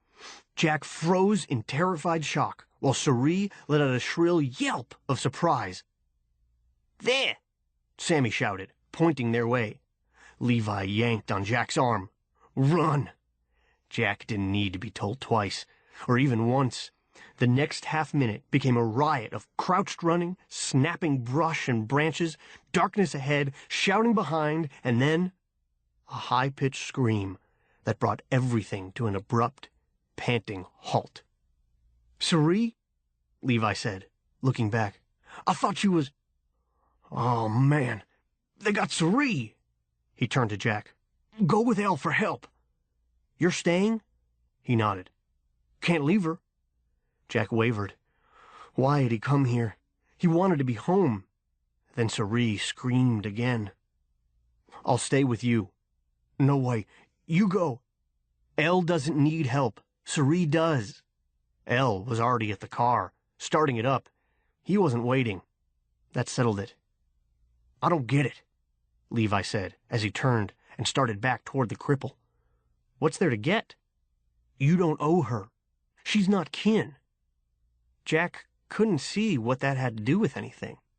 He wished he stayed in bed, but he was here now. We came together. We leave together. Levi didn't reply. They were almost back to the cripple. Come out, wherever you are, a voice was sing-songing. We got your ugly girlfriend. Jack peeked through the brush.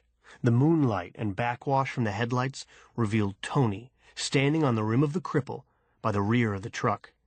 He had his gun in one hand and a fistful of Cerie's hair in the other. She looked terrified. Sammy, standing a few feet to his right, shouted, The rest of you get out here now. We ain't gonna hurt you. Just put you to work. You got us into this mess, so you're gonna get us out. Jack saw three options. Help was on the way, so until it arrived, they either could do nothing, find ways to distract them, or show themselves and do whatever they wanted. Get out here, or this could get ugly, Tony said, twisting Cerie's hair and making her wince. You don't want to see how ugly. Jack winced, too, and crossed doing nothing off the list. He decided on distraction. He could always show himself if that didn't work.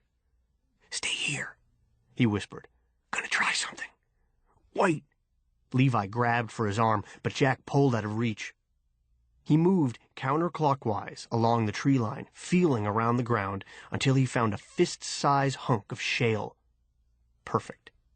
He backed up, cocked his arm, and let fly towards the truck. The rock bounced off the tarp with a gonging sound, then splashed on the water. Son of a bitch! Sammy yelled, flinching. You guys deaf? Tony shouted. Remember what I said about things getting ugly? Oh, no. Jack's gut knotted as he saw Tony yank Cerie backward. She lost her balance and fell into the water. Tony stayed with her and held her head under the surface as her arms and legs thrashed and splashed. It was only a couple of feet deep, but plenty enough to drown her. She stays under till you come out, Tony yelled. Jack couldn't take it.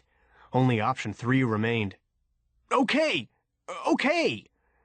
His bladder ached to empty as he jumped out of the bushes with his hands raised.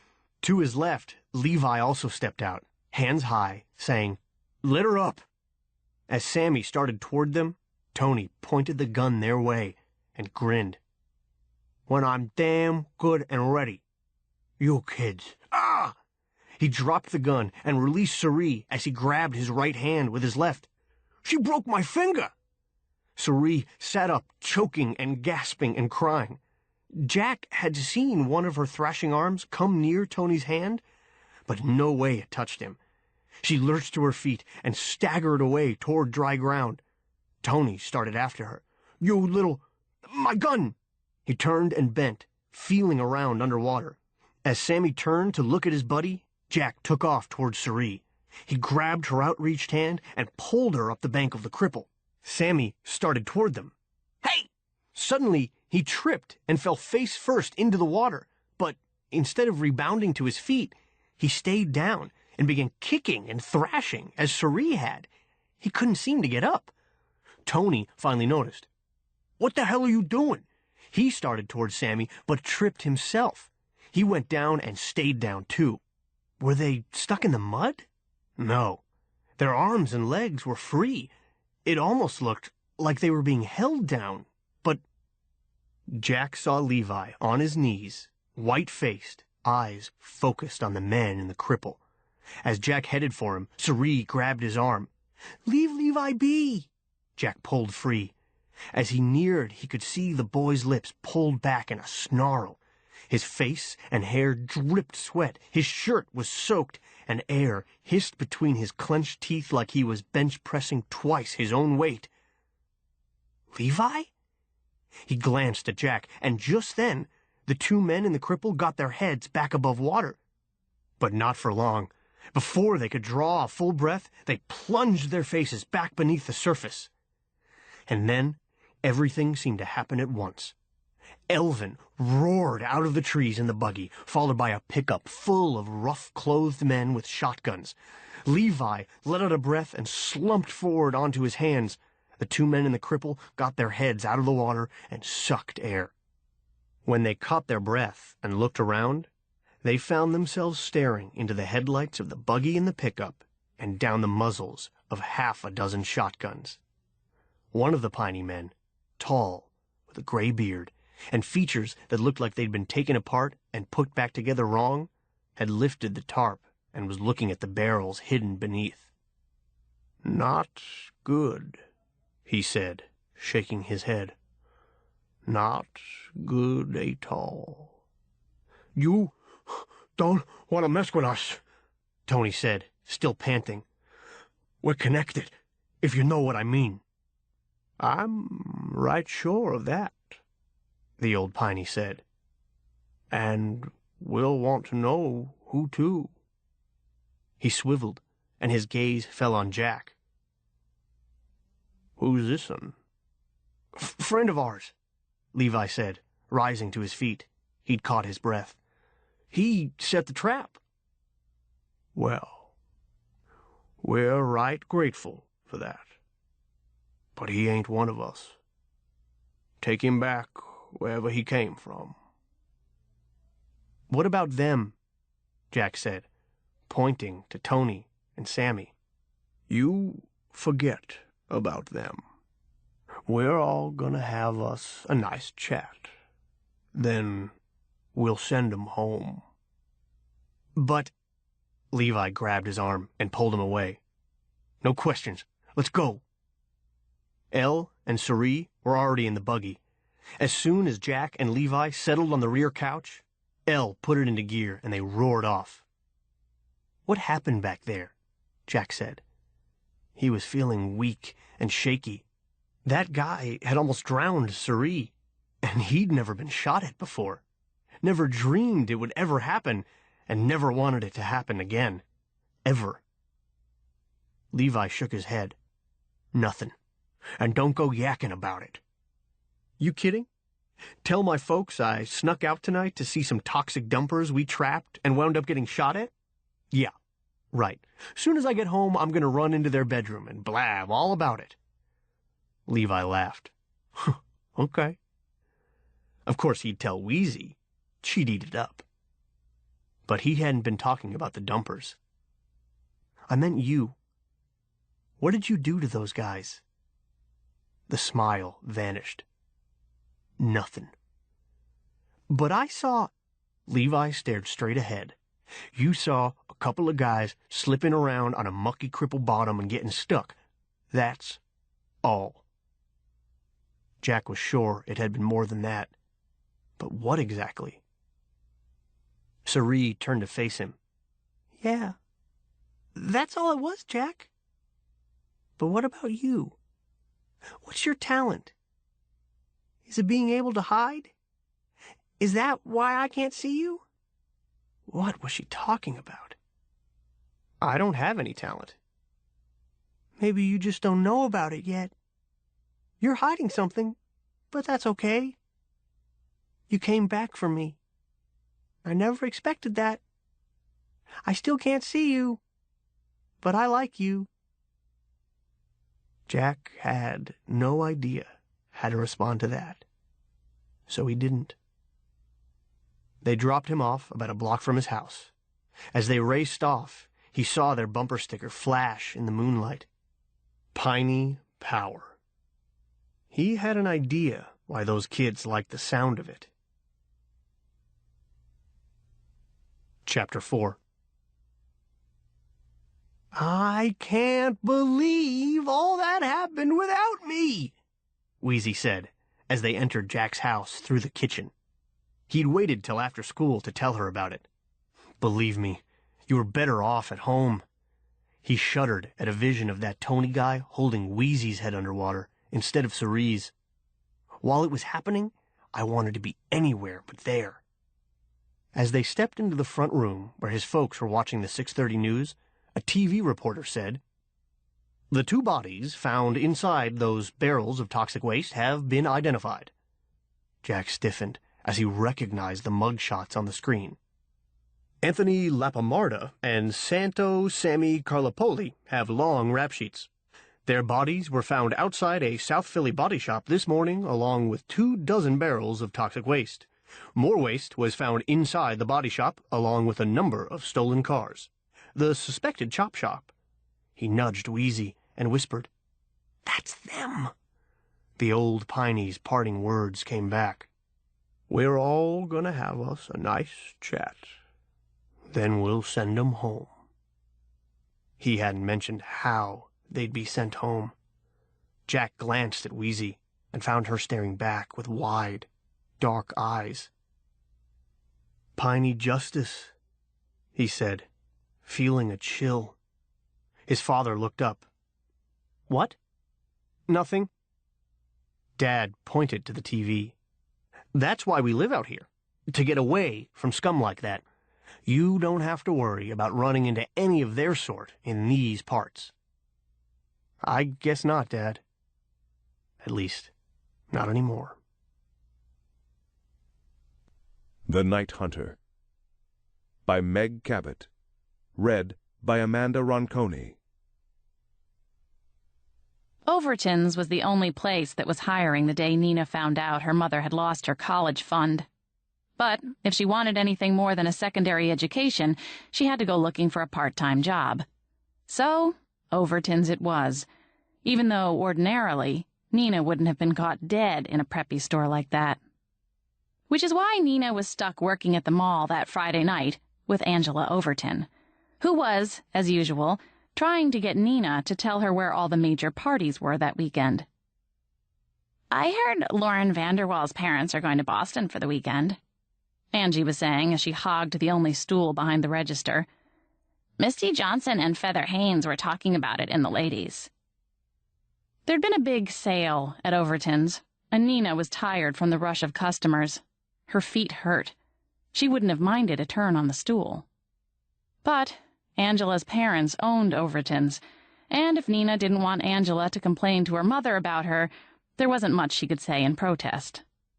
She didn't think Mrs. Overton would fire her.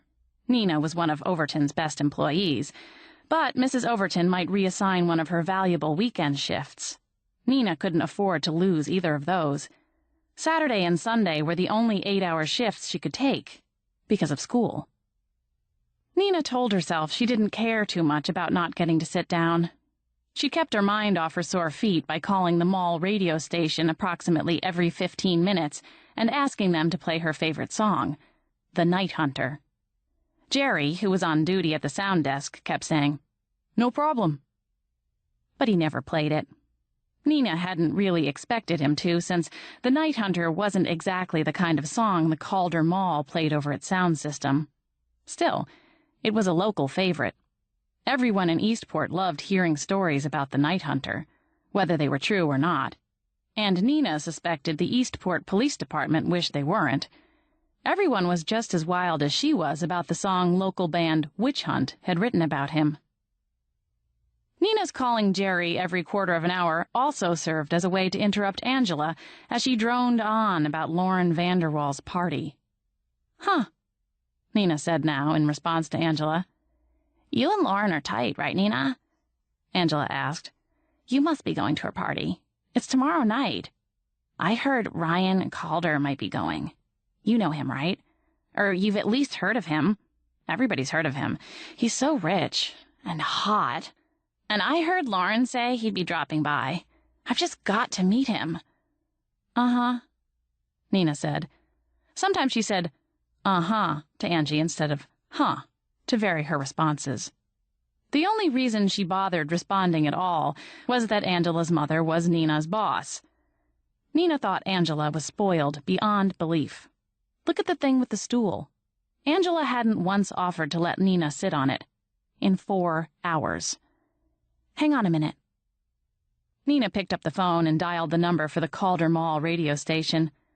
When Jerry at the desk picked up, she said, "Hey, it's Nina at Overton's again. When are you guys going to play The Night Hunter by Witch Hunt?" "It's next up on the rotation." Jerry lied. They both knew it was a lie, but Nina said, "Oh, great. Thanks, Jerry," and hung up. "I mean, it's not that I want to meet him for his money or anything," Angela went on. "I know his family built this mall and, well, everything in Eastport practically. It's just, he's so cute. Those blue eyes. And I feel so sorry for him with his parents getting killed last year. I know I could make him feel better." "I bet you think you could," Nina thought. "And it has way more to do with his bank account than those blue eyes of his." Not that Nina knew Ryan Calder that well either. She'd seen him at a few parties, but had felt weird about approaching him because he'd always been surrounded by girls just like Angie, trying to get into his wallet. But she knew she'd recognize those piercing eyes of his anywhere, especially since she'd seen them so many times, staring up at her from the pages of the Eastport News. There were always photos of him showing up, cutting the ribbon to a new hospital wing paid for by the foundation he'd started in his parents' memory. "Look," Angie was saying, "I could give you a lift tomorrow night, to Lauren's, if you want." "Can't," Nina said. "I'm working here tomorrow night." "I know," Angie said. "I meant after work. I'll pick you up and take you to the party."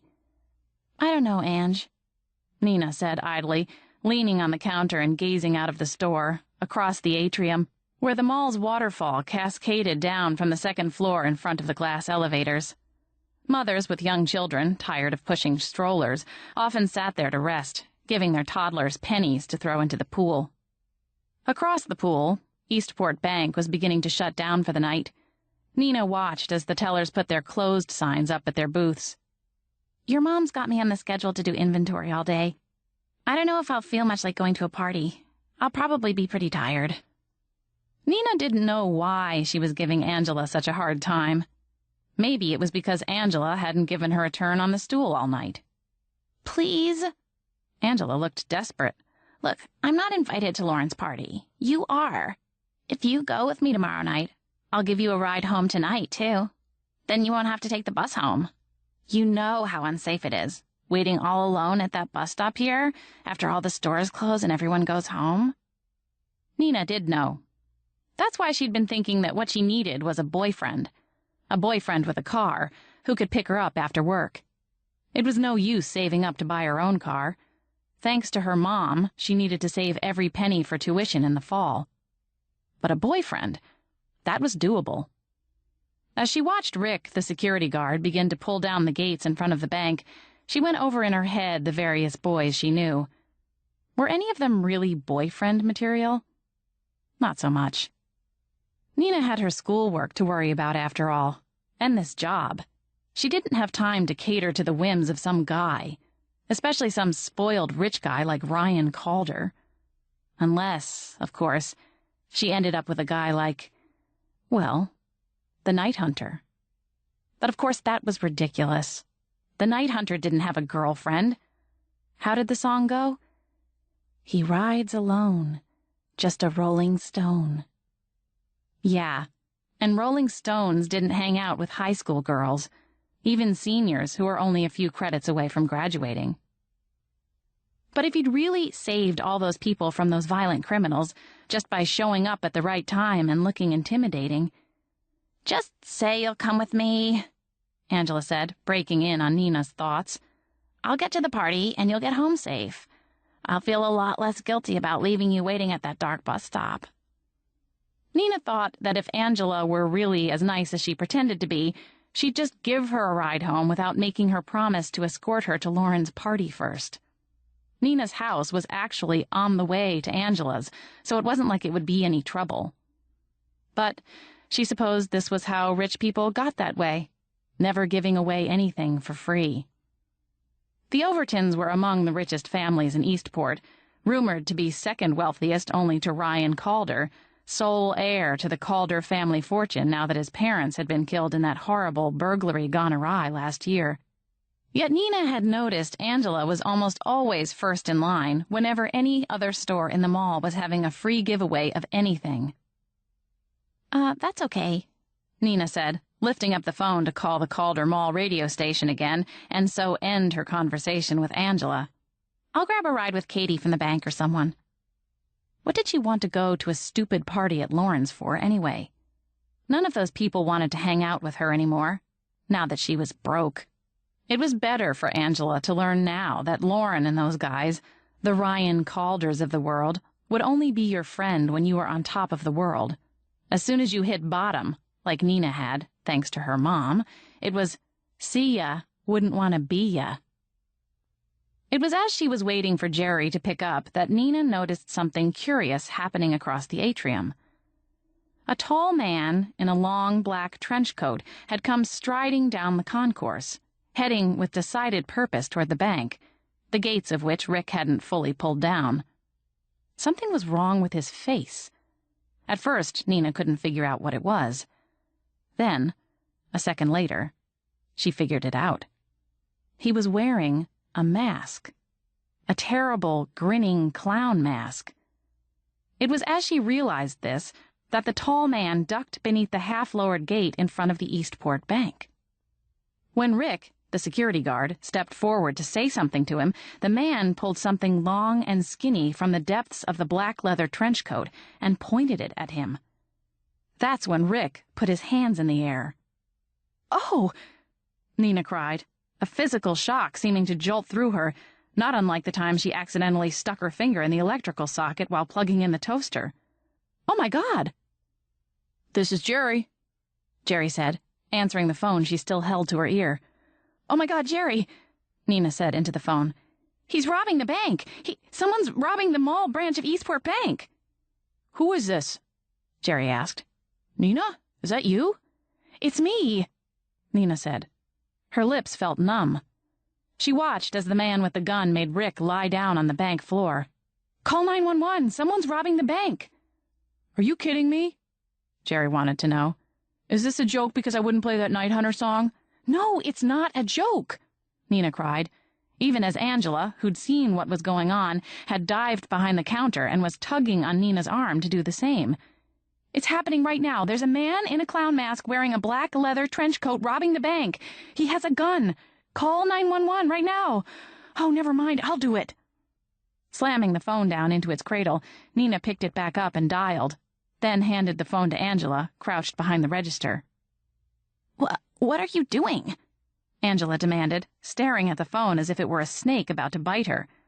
"I'm going out there to see what I can do to help," Nina said. "Tell 911 what's going on." "Are you insane?" Angela demanded as Nina slipped out from behind the counter. "It's him. It's the Night Hunter." "No, it isn't," Nina said, instantly incensed. "The Night Hunter helps people. He doesn't rob them."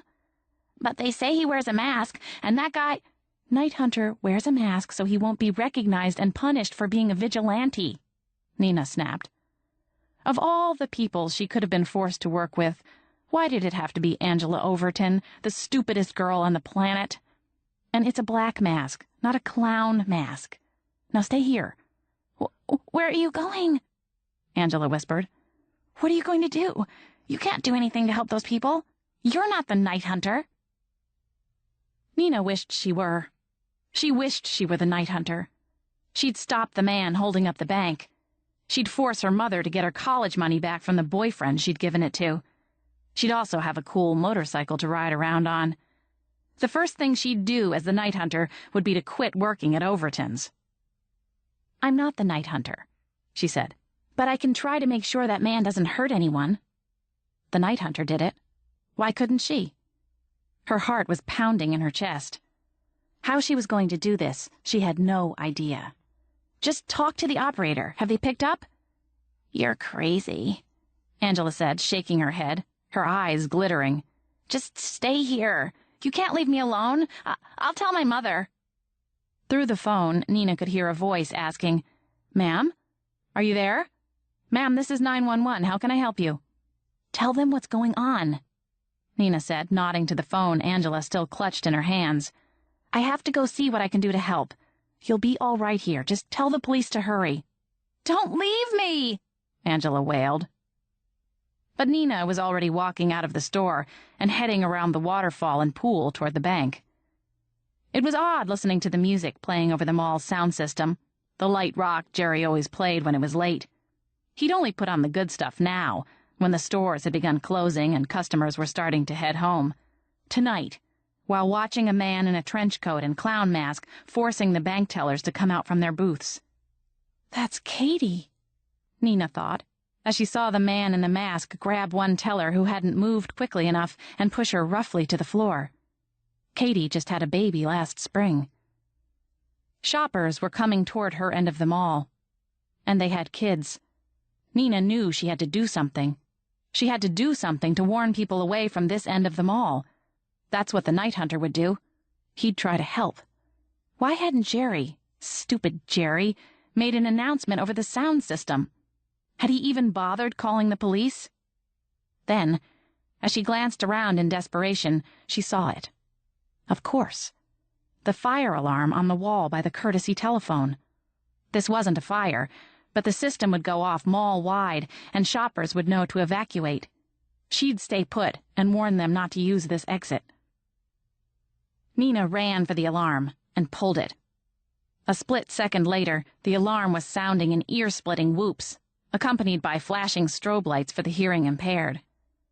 The shoppers who'd been approaching her end of the mall stopped in their tracks. Waving her arms, she signaled for them to go back the way they'd come. They turned and did so, confused but obedient. It was working. She'd done it.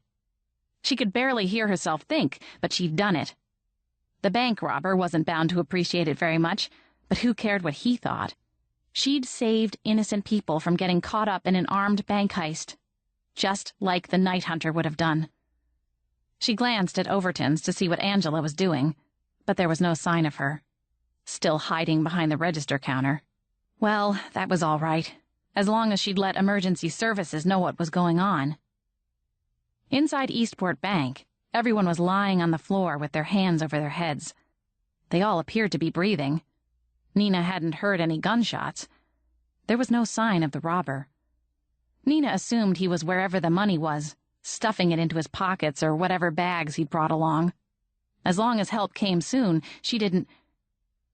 That's when the arm, rock hard, like iron, clamped around her throat, and she was dragged backward until she was pressed up against a long, muscular body. Something small and circular was held against her temple. This, Nina realized, just wasn't her day. "Are you the one who set off that damned alarm?" A hoarse voice rasped close beside her ear. Nina flinched. She didn't need to turn her head to know who had grabbed hold of her. She could see a bit of red clown fluff sticking out past the mask from the corner of one eye, just like she could see the gun he was pressing to her head. "Yes," she managed to croak. It was hard to talk with the man in the trench coat's arm pressing so tightly against her throat. She'd instinctively thrown up both hands in order to try to pull that arm away, but it was no use. It was like trying to move a 2-ton boulder. "You'd better get out of here. The police are on their way," she hoped. "Not without a hostage," Clown Mask hissed. It was kind of hard to hear him over the whooping of the fire alarm, but his mouth was so close to her ear she could feel his hot breath singeing her skin. "You really don't want to take me as your hostage," Nina advised him. "I'd make a terrible hostage." "Yeah?" Clown Mask sounded amused. "Who do you suggest I take instead? One of your friends from inside the bank?" Nina shook her head, her heart pounding. Not Katie. She had that new baby. And not Rick either. He had a heart condition, and kids at home too. "What about your friend in the dress shop there, huh?" Clown Mask breathed. He was pushing her as he spoke, pushing her down the concourse, past Overton's, where she could see the top of Angela's head peeking out over the counter, the telephone still clutched to one ear. "Should we go in there and swap you for her? Would you like that better, huh?" "No," Nina said sullenly. Whatever Clown Mask had planned for her, And Nina didn't kid herself that it was going to be anything too pleasant.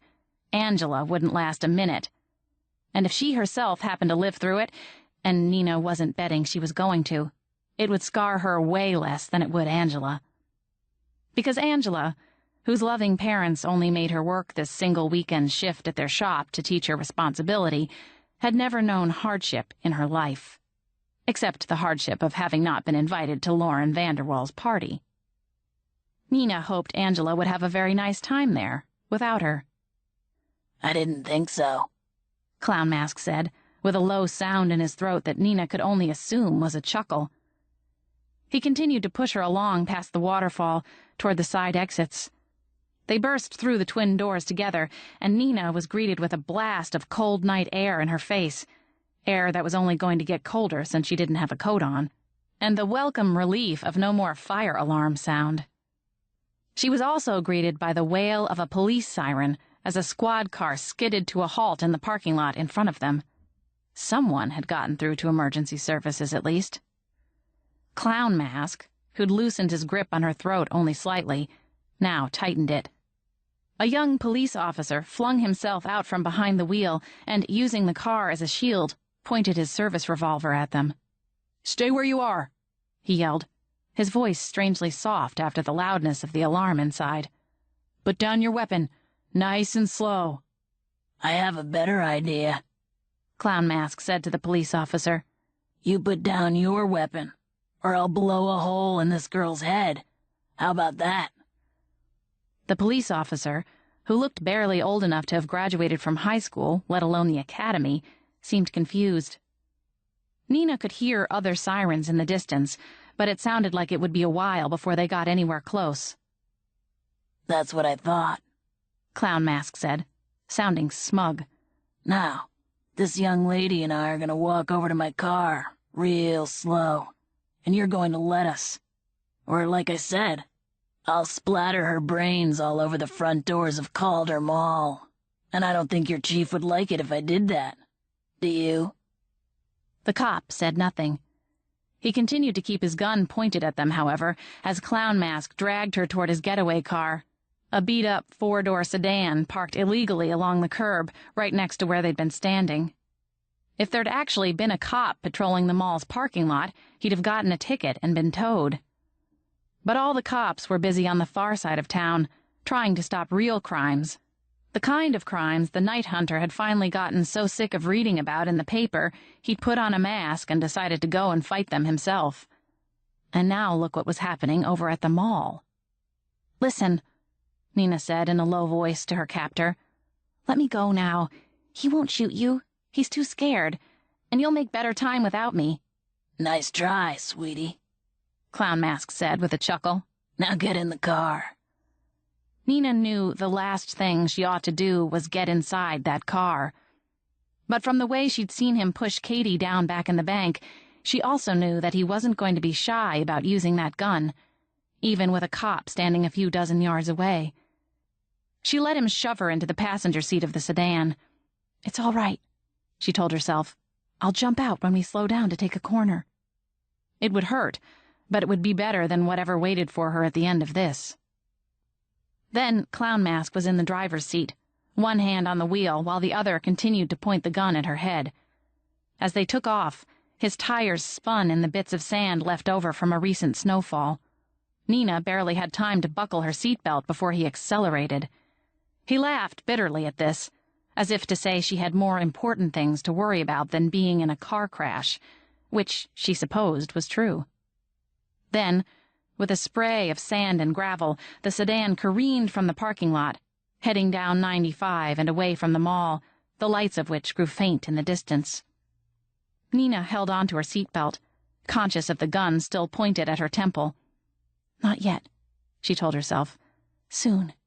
He has to slow down sometime." And then she'd jump and run for all she was worth. "You're never going to make it," she told Clown Mask as he swerved to merge into evening traffic. She was sure no one suspected that they were slowing down for a psychotic bank robber. Clown Mask just chuckled. In this town? With these cops? Watch me. He had a point. Eastport's police department was stretched to the limit.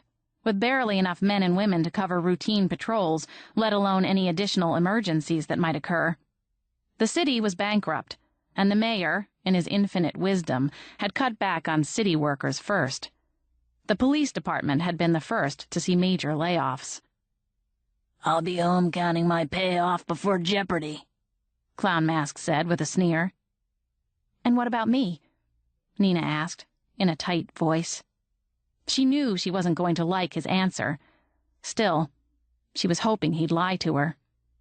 He didn't. "You?" He used the mouth of the pistol to push back some of her dark hair so he could get a better look at her face. "You, I'm starting to like." Oh no, thought Nina. They were going 80 miles an hour down the fast lane. There was no way she could jump out at this speed and survive. And death, to Nina, did not seem preferable to the alternative at this point. There still might be opportunities for escape when they got to his house, or wherever they were going. There was still hope. He liked her, or thought she was pretty, or whatever. She could get out of this, if she played her cards right. She could still get out of this. There was still a chance she might live. "What the hell?" Clown Mask asked a second later, abruptly removing the gun from her hair and glancing urgently into the rearview mirror. Nina looked back, but couldn't see what was alarming him. She'd hoped to see the red glare of police sirens, but instead she saw only the single headlight of a motorcycle. True, it seemed to be tailgating them, but that wasn't anything to get upset about. Then she remembered. He rides alone, just a rolling stone. The night hunter was rumored to ride a motorcycle sometimes. Other times, at least according to eyewitnesses who swore they weren't making it up, he drove some kind of armored vehicle, like an SUV tank. But it was too much to hope that the night hunter had somehow managed to find them, out of all the cars on the interstate, when even the cops hadn't been able to. Nina swallowed down the sudden hope that had swelled inside her. She had experienced far too much disappointment in recent months to allow her spirits to be crushed that way again. There was only one person in this life, she knew, who you could count on. One. And that was yourself. If she was going to get out of this, she would have to do it on her own. "This guy's riding my ass," Clown Mask muttered, switching lanes abruptly. But Nina could tell by the high beam in the rearview mirror and the loud roar behind them that the move had done no good. "What's with this guy?" Clown Mask demanded, and switched lanes again. The motorcycle stayed right behind him, the roar from its engine seeming to envelop them, reverberating in Nina's chest. Nina couldn't help it. She began to feel hopeful. It was an emotion she hadn't allowed herself to feel in a long, long time. "Maybe," she said. "It's the night hunter." "What?" Clown Mask asked, distractedly, as he tried to make his way back to the passing lane. "You know," Nina said. "The night hunter. That vigilante who's been making citizens' arrests of criminals the cops haven't been able or had time to arrest. He left that crime boss Vincent Gamboni tied up in his own car by the docks last week, along with a boatload of $700,000 worth of stolen goods. You're kind of small potatoes," Nina added, "compared to him. But then you are adding kidnapping to grand larceny, which are both felonies." "Shut the hell up," Clown Mask said, pushing a button to bring the driver's side window down. "I'm just saying," Nina said. "A known drug dealer who's been wanted for murder and aggravated assault and on the run for 3 years? The night hunter found him and brought him in with no shots fired. He's that good. And you think you're going to get away? In your little clown mask?" Nina laughed. She couldn't help it. Which was when Clown Mask leaned out the driver's side window and fired a shot behind them, in the direction of the relentlessly pursuing motorcycle. The sound of the report was so loud that Nina screamed and flung both hands over her ears. "What are you doing?" she shrieked. "Are you trying to get us both killed?" "Drive," Clown Mask said. Only he'd ripped off his mask in order to take better aim at his prey, and now Nina could see his irregular features, the badly reset broken nose, the 2 small, beady eyes blinking at her with a glint of desperation. "I'm going to kill this bastard. Take the wheel." Before Nina had time to regret what she'd said, she'd only meant to scare him, after all.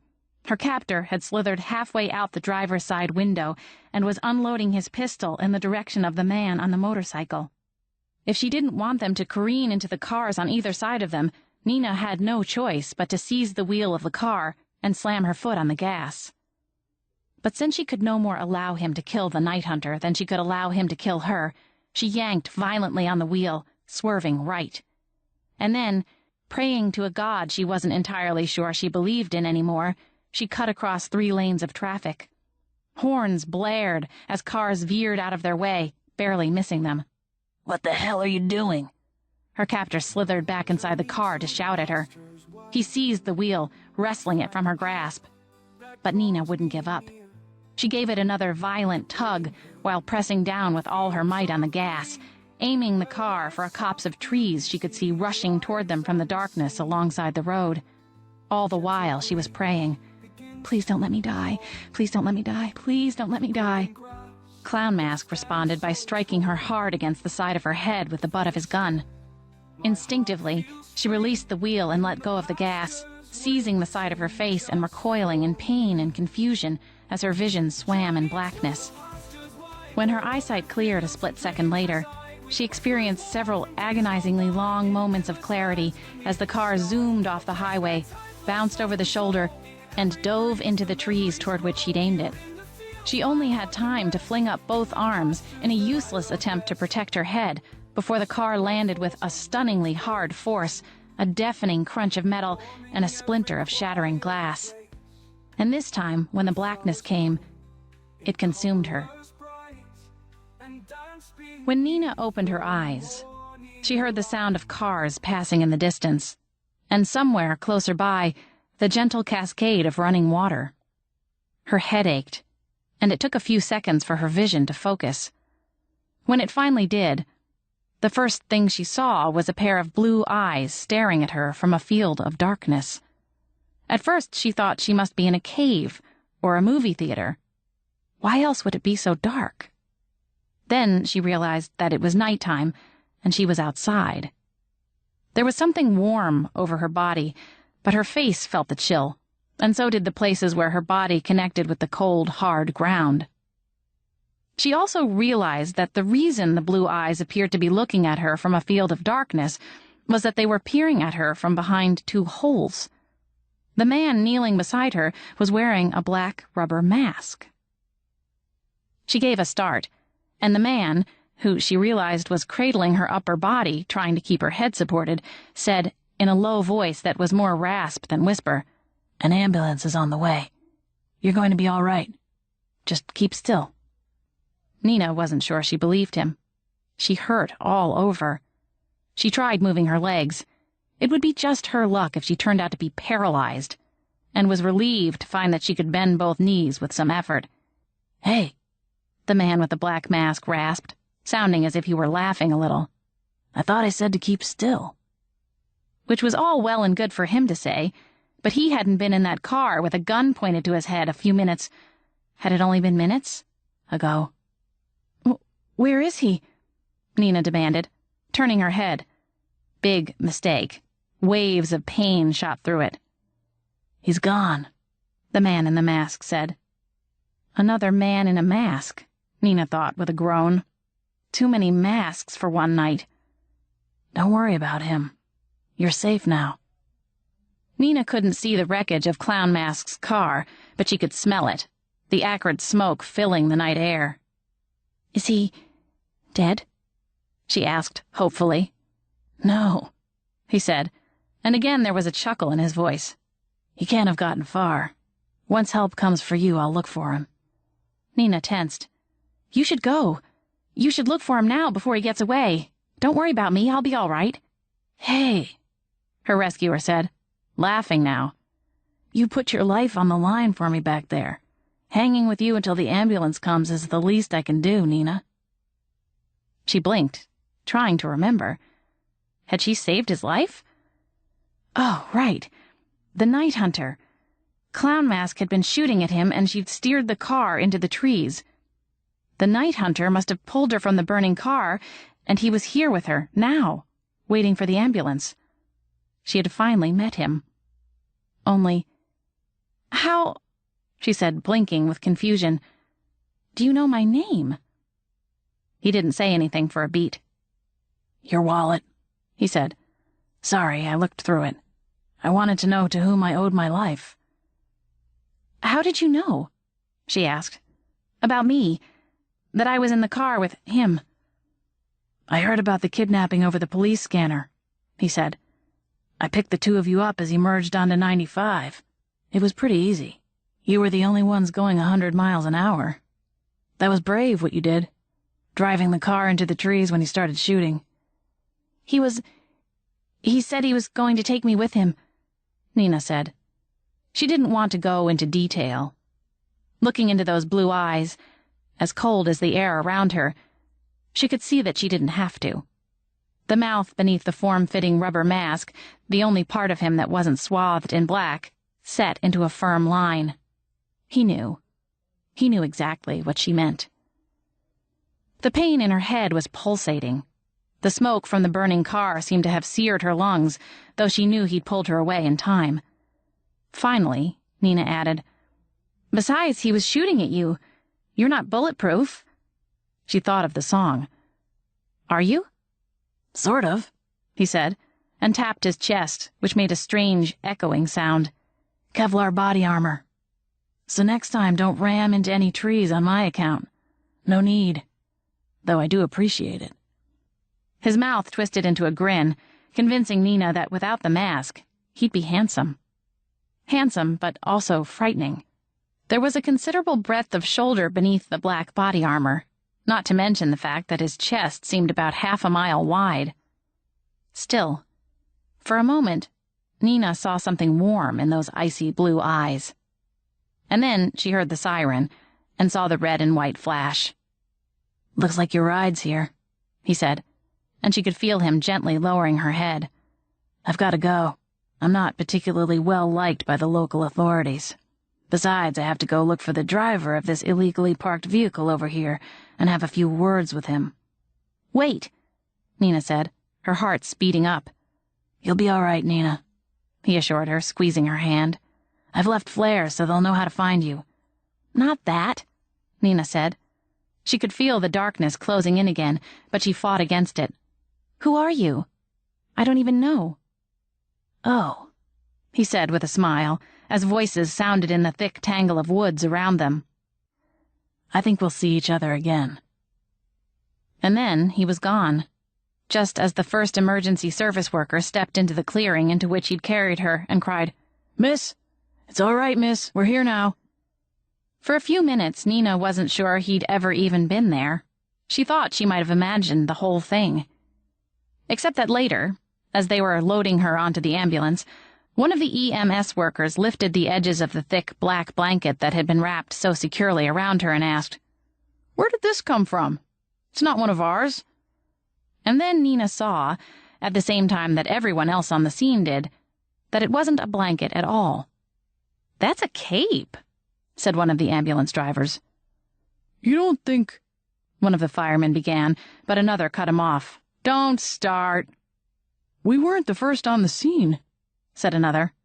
Someone pulled her out of the car, stopped her bleeding, and laid those flares. Nina would have told them. She would have said who it was, and gladly. But she was too busy thinking about something else.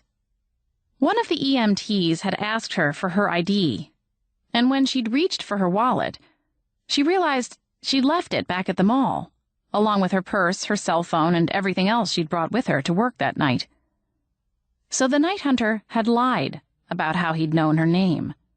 He'd known her name because he'd known her. He'd known her because she knew him. They'd met before. Of course. Those eyes. Those icy blue eyes from all those photos in the newspaper. Those blue eyes that, far into their depths, had hidden wells of warmth. She'd know them anywhere. And he was right. They would be seeing each other soon. Tomorrow night, at Lauren Vanderwall's party. And this time, Nina wouldn't feel weird about walking up and saying hi.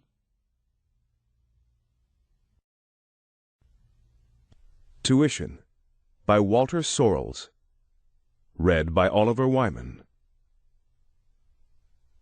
Marlon's phone vibrated as the third tumbler clicked. He looked at his phone. It was Mom. Great. He thumbed the green button. "What?" he whispered, still twisting the knob on the safe with his other hand. "It's your mother.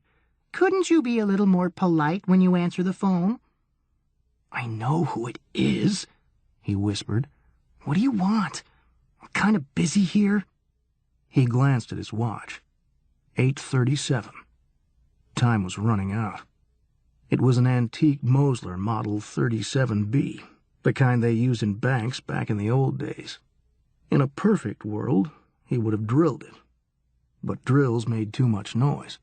The place where they were doing the job, the headquarters of International Logic Corp., was patrolled by well-trained security guards and protected by all kinds of motion sensors and sound sensors and heat detectors. "My book club's running late," his mom said. "You think you can pick up your brother from chess team practice?" Marlon sighed. "Mom, I'm busy." "Doing what? Doing what?" Okay, he hissed. Among the other important things that she didn't remember about today, apparently she didn't even remember that he was on a job. "I'll get Ray. God." Marlon closed his phone, wiped his brow on his sleeve. Chess team. For God's sake. His fingers were cramped and tired from slowly twisting the dial on the safe. He was monitoring the sound of the mechanism through earphones. But he also had an electronic monitor with a little gauge on it that twitched at the tiniest sound. The Mosler was a beautifully made safe, old-school craftsmanship, with amazingly quiet tumblers. Only a real master could crack it by ear. "Who was that?" Irving said. "Can we be quiet, Irving?" Marlon said. "I'm trying to concentrate." "Whatever."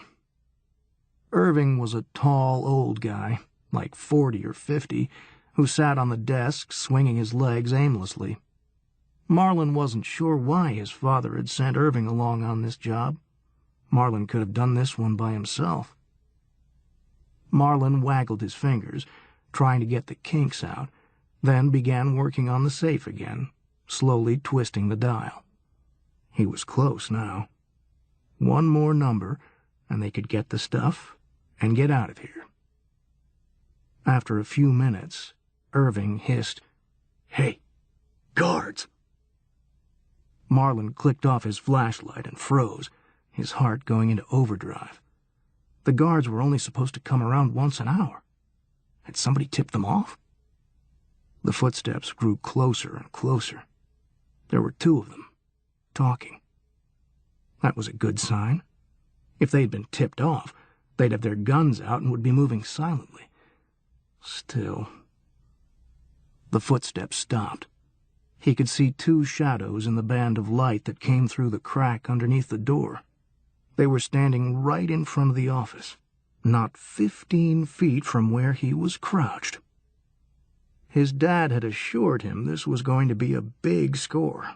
If he pulled this one off, his dad swore that he wouldn't have to do any of this crap again. This one job would pay for college, the full ride. Marlon had been admitted to Princeton in the fall, but the financial aid didn't cover everything.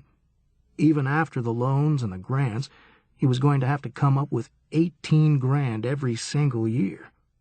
18 grand. How could anybody afford the place? Outside the room, one of the guards said, "What's that? Did you leave that there?" "No," the other guard said. "It wasn't here before." "You sure?" "Of course I'm sure." "Well, open the door, you idiot. Something's not right here." "I don't have the keys." "I thought you had the keys." "I thought you had the keys. Do I have to do everything around here?" The two guards walked away, bad-mouthing each other. They didn't sound very worried. But still, he wasn't sure what they'd seen out there in the hallway. Maybe Irving left something out there. The guy was so sloppy. Marlon never could figure out why his father kept Irving on in his crew. Marlon's dad was the kind of guy who always made sure every detail was right. Every detail. Bing! The elevator bell sounded. Then the elevator doors closed, and the voices of the two security guards disappeared. "We gotta clear out, kid," Irving said. "They're on to us." Marlon felt sick. He was close. So close. "No, I'm almost there." "Kid, your old man'll kill me if I let you get pinched." "No." Marlon kept working the dial, eyes glued to the gauge on the monitor. "What do you mean, no?" "That's my tuition in there. That's my ticket out of this crap." "Crap? You know what your old man went through to teach you everything you know? Safes, explosives, locks, alarms. Your family has been in this business for 3 generations. Your old man is a master. You lucky little punk, he's already taught you more than I learned in— Shh! Marlon kept turning the knob. He wanted to rush, but he knew you couldn't rush a thing like this. Irving was right about one thing. His father had taught him well. At age 16, Marlon knew more about safe-cracking than most people learned in a lifetime. All those hours his father had drilled him, tested him, taught him. The shortcuts, the techniques. "It all comes down to intuition, though," his father always said. "Some got it, some don't. And, son, you've got it." It used to make his heart swell with pleasure when his father said stuff like that. But now it made him all queasy and sick. He just wanted to go to college like a normal teenager. All this sneaking around and breaking into places had seemed fun when he was a kid, with no worries about jail or anything. But today was his birthday. Strictly speaking, he turned 17 in less than an hour, which meant that by the time he finished this job, he'd be old enough to get sent up to the big house. Grown-up jail, bro. That was no joke. Irving started pacing up and down, staring at the stopwatch. He knew exactly how long it would take for the guards to get back. Everything had been timed down to the last second. It was a 2-minute and 20-second walk from the security office down on floor B to the office they were in. Round trip, 4 minutes, 40 seconds. His phone rang. Mom again. "Jeez," he said. "It's your mother," his mother said. "I know. What?" "Ray just called. He's standing outside the school right now. How could you?" Crap. He'd forgotten all about Ray. "I'll be there soon, Mom." "God, you're so touchy today. Why are you so touchy?" He hung up. Why was he so touchy? Because you forgot my birthday, Mom. You and Dad and Ray, you all forgot my birthday. 17. The big one. Here he was cracking a Mosler 37B in the executive boardroom of International Logic Corp. when any normal kid would be at the frickin' Olive Garden shoveling a big plate of pasta in their face and opening presents while all their normal friends sat around laughing and joking without a care in the world. It wasn't right. Chess team. Man, that chafed his ass. Had Marlon ever gotten a chance to be on the chess team? Or play Little League? Or be in a school play? Hell no. All these years his father had been pushing him and pushing and pushing him, training him night and day, making him memorize 1,000,000 locks and safes and alarm system schematics, building special tools in the machine shop, practicing his lock-picking skills. It never ended. "Oh, Marlon, you're so smart and talented and blah, blah, blah, blah, blah." All these expectations, all this pressure. It wasn't fair. It was like it never occurred to the old man that a kid might want to be something other than a freaking master criminal. Ray, on the other hand, never got pushed at all. He came home, he did his homework, he went to chess club or whatever, and nobody gave a crap that he couldn't open a safe to save his life. What a spoiled little brat. It was enough to make Marlin puke. "How long?" Marlin whispered. The gauge on the scope hadn't budged. 2:45, Irving said tensely. "Do the Teasdale," Marlin said. "Huh?" "The Teasdale. Do the Teasdale. It might give me another 2 minutes." "Or it might make them suspicious." "Just do it. This is my frickin' tuition in here." "Your what?" "College. It's my college tuition." Irving stared at him like he'd just fallen out of the sky. "College? What are you talking about, college?" "I'm going to college. Princeton. What's so frickin' bizarre about that?" "You make me sad, kid. What's Princeton gonna do for you? Teach you to be some kind of stuck-up jerk in a gray suit is what?" He looked at the stopwatch. 2:05. "Make the call. God." Irving pulled out his phone, hit the speed dial button. "Yes, hi, security?" he said, doing a perfect imitation of a woman's voice. A very sexy woman. "I'm a little embarrassed. This is Miss Teasdale in accounting. I worked late today, and gosh, I'm just terrified of the parking garage at this time of the evening. I swear the other day there was a man lurking down there. Lurking. Yes, lurking." Irving nodded his head, getting into his little act. "Could you? Oh, I just hate to trouble you, but it would really—" "Yes. Yes. You're so sweet. I know. You're so sweet. I'll meet you at the elevator on the first floor in 2 minutes. Bye." "Scary," Marlin said. "You're way too good at that." "At least I'm not going to Princeton. Jesus, H. Couldn't you at least go to Pitt, Ohio State, Michigan, someplace with a football team?" "Princeton has a football team."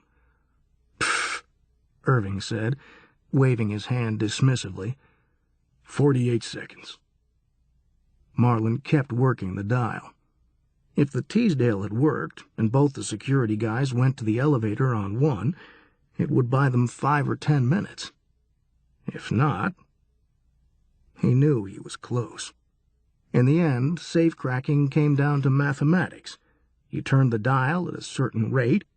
You had to hit the number after a certain amount of time. Marlin had a sinking feeling. Maybe he was just never going to get this safe open.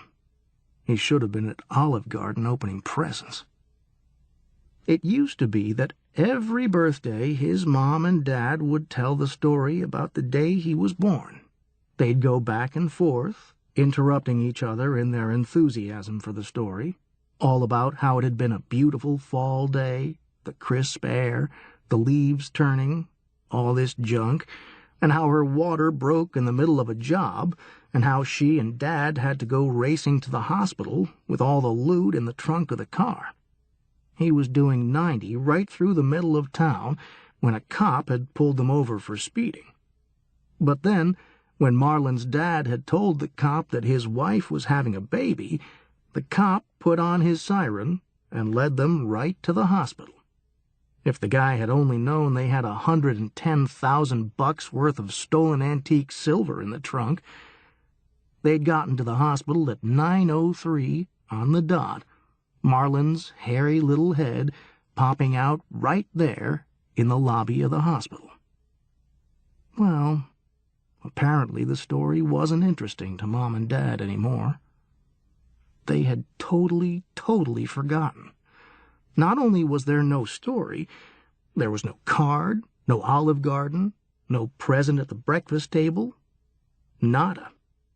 Bupkis. It sucked. 15 seconds, Irving said. I'm clearing out of here.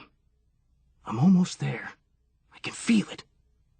Hey, kid, you can afford to get popped. You'll just go to juvie. Me? This is my 3rd strike.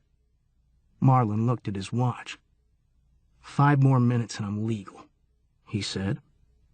Huh? Irving's eyebrows went up. Hold on. You saying today's your... Yeah, today's my... Bing! He glanced up. It was the sound of the elevator reaching their floor. Damn it! His college tuition. It was right there. A normal life was right there on the other side of that safe, not 6 inches from his fingers. He was so close. He was sure he'd have it in seconds. He hesitated. His heart was banging away in his chest and his limbs were trembling. His finger twitched. And that tiny tremor was enough. The little gauge on the scope flickered. The last tumbler had dropped. Marlin grinned. Got it, he said triumphantly. As he grabbed the handle to pull open the safe, he could hear the sound of the elevator doors opening. Frantically, he yanked at the handle.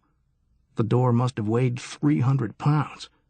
It moved slowly on its oiled hinges. The elevators were about 50 yards from the executive offices. There was still a distant chance they could get away. Light, Marlin hissed. Irving hesitated, then flicked on his flashlight, directing it at the safe. Marlin kept pulling on the handle, the door yawning slowly open. The footsteps were growing closer and closer and closer. He could almost taste it now. Inside the safe was a stack of very specialized computer chips, each one of them worth $24,000 on the black market.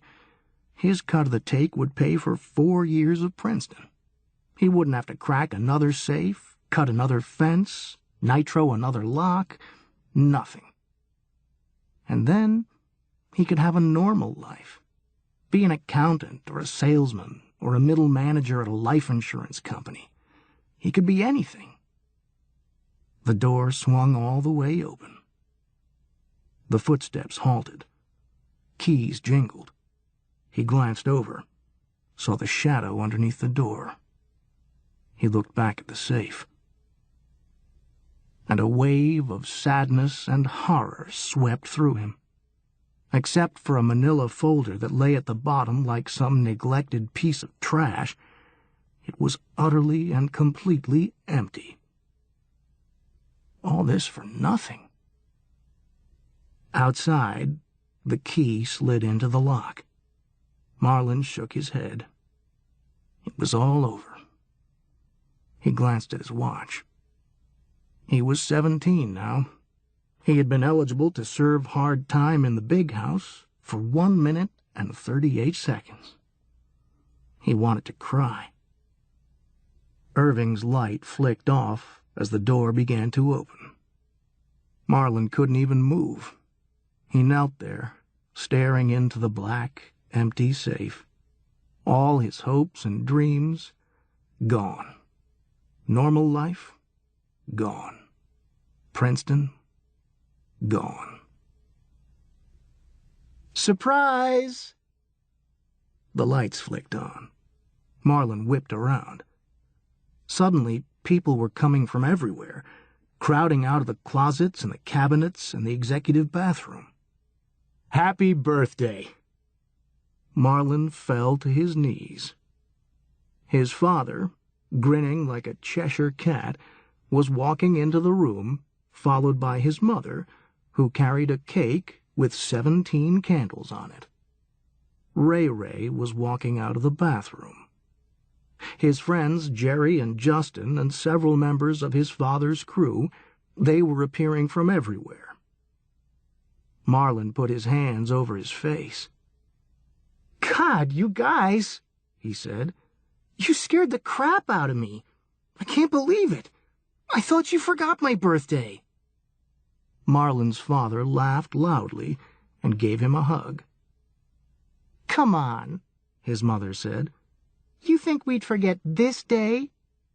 I don't know, Marlin said. I can remember the day you were born like it was yesterday, she said. We were on a job, his father said. It was a crisp fall day. And the leaves were turning.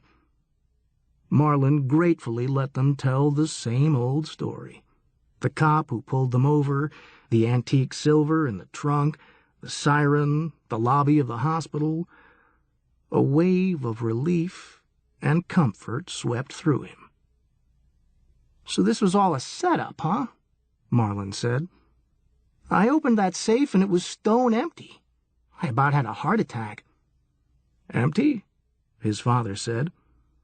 Marlin squinted at him. Yeah, nothing there. His father walked over to the safe, reached in, pulled out the folder lying in the bottom. No, son, it's not empty. Marlin looked curiously at his father's face. He was smiling broadly. Son, I've been saving for years. His smile faded a little. You know, for a while it made me sad to see that your heart wasn't in this business. You have such talent. And it hurt me a little to think that you were going to squander it all. You could have been one of the great ones. He sighed. But you know what? You don't go into crime for the money. You do it because you love it. It's a calling. Marlin's father spread his hands. Son, I just want you to be happy. He handed Marlin the manila folder he'd just taken out of the safe. Marlin looked at it blankly. Open it, son. Marlin opened the folder. Inside was a slim document. It said, Princeton University, Office of Financial Aid, Prepayment Plan. 4 years, kid, Marlin's father said. Paid in full. Marlin's jaw dropped. You mean this? He made a gesture with his hands, taking in the whole office, the Mosler 37B, the folder, the circle of friends and family. All a setup. Last night when I said I was going down to watch the ponies, I broke in here and planted this document. He clapped Marlin on the shoulder. This is it, kid. You're done. Last job. You're a citizen now. His father looked at his watch, clapped his hands sharply. All right, guys, we've had our fun. It's 9:15. The security guards will be back in 7 minutes. We got to get out of here. Marlin was beaming. I can't believe it. This was so perfect. The safe, the locks, the security guards in the hallway. I bought the whole thing. His father looked at him quizzically. Security guards? What security guards? That wasn't you? In the hallway? Pretending to be security guards? Everyone in the room went silent. The footsteps in the hallway and the sirens in the parking lot outside went off at the exact same moment that the burglar alarm began to blare. Within seconds, the room was full of police officers, screaming and pointing guns. Everybody down on the ground! Down on the ground, now! It was over in seconds. Marlin lay on his stomach, a wave of darkness washing over him as the policeman put a knee in his back and cuffed him. What's your name, kid? Marlin said nothing. The cop pulled out his wallet, looked at his driver's license. Hey, look at this, the cop said. Scumbag here just turned 17. Marlin lay motionless. The Princeton University financial aid document lay on the floor near his face. A second cop walked by, laughing. His black boot trampling on the financial aid document, ripping the pages apart, and leaving a black shoe print on the torn paper. Happy birthday, kid, the cop said, hoisting him to his feet. "Happy birthday."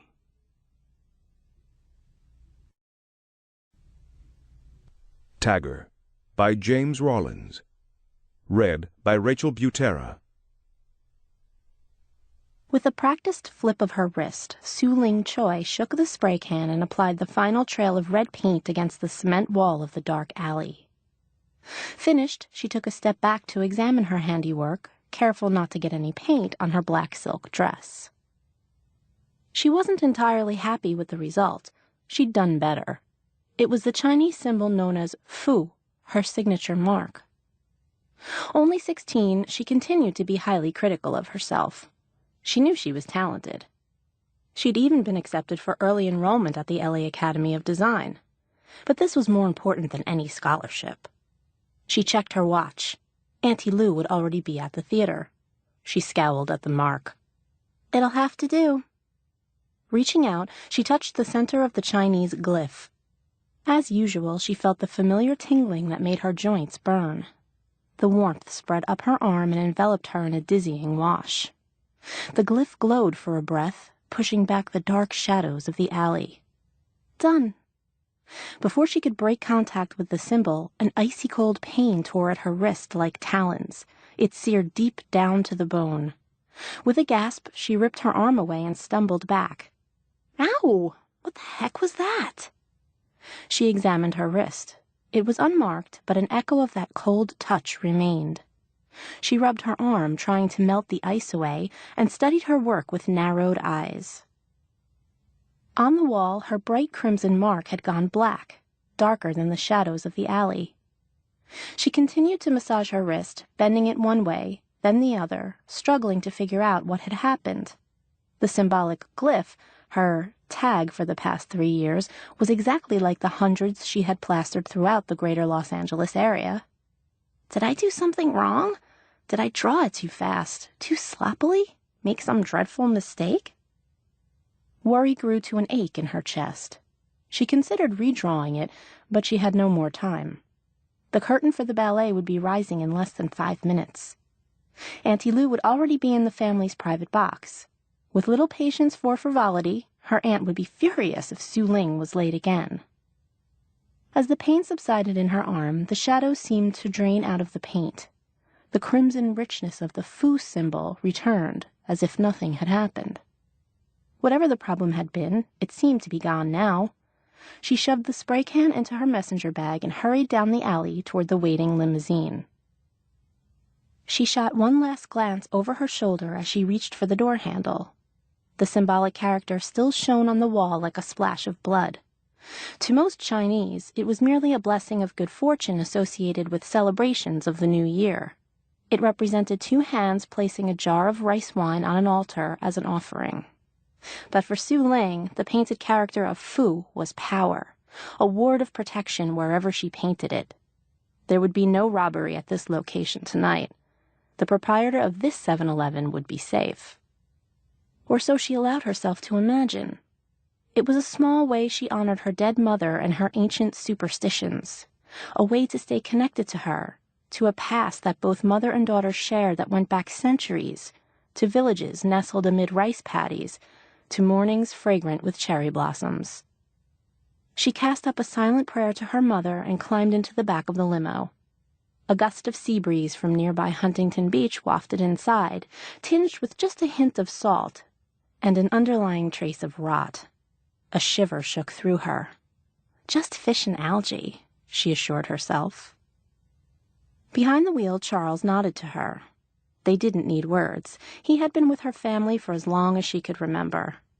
Wanting a moment of privacy, she raised the glass partition between them and tried to compose herself.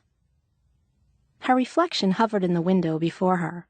Her long black hair had been coiled into a precarious pile atop her head, the cascade held at bay by a pair of emerald-capped hairpins. Her eyes matched the pins in color and shine. Like a ghost of mother.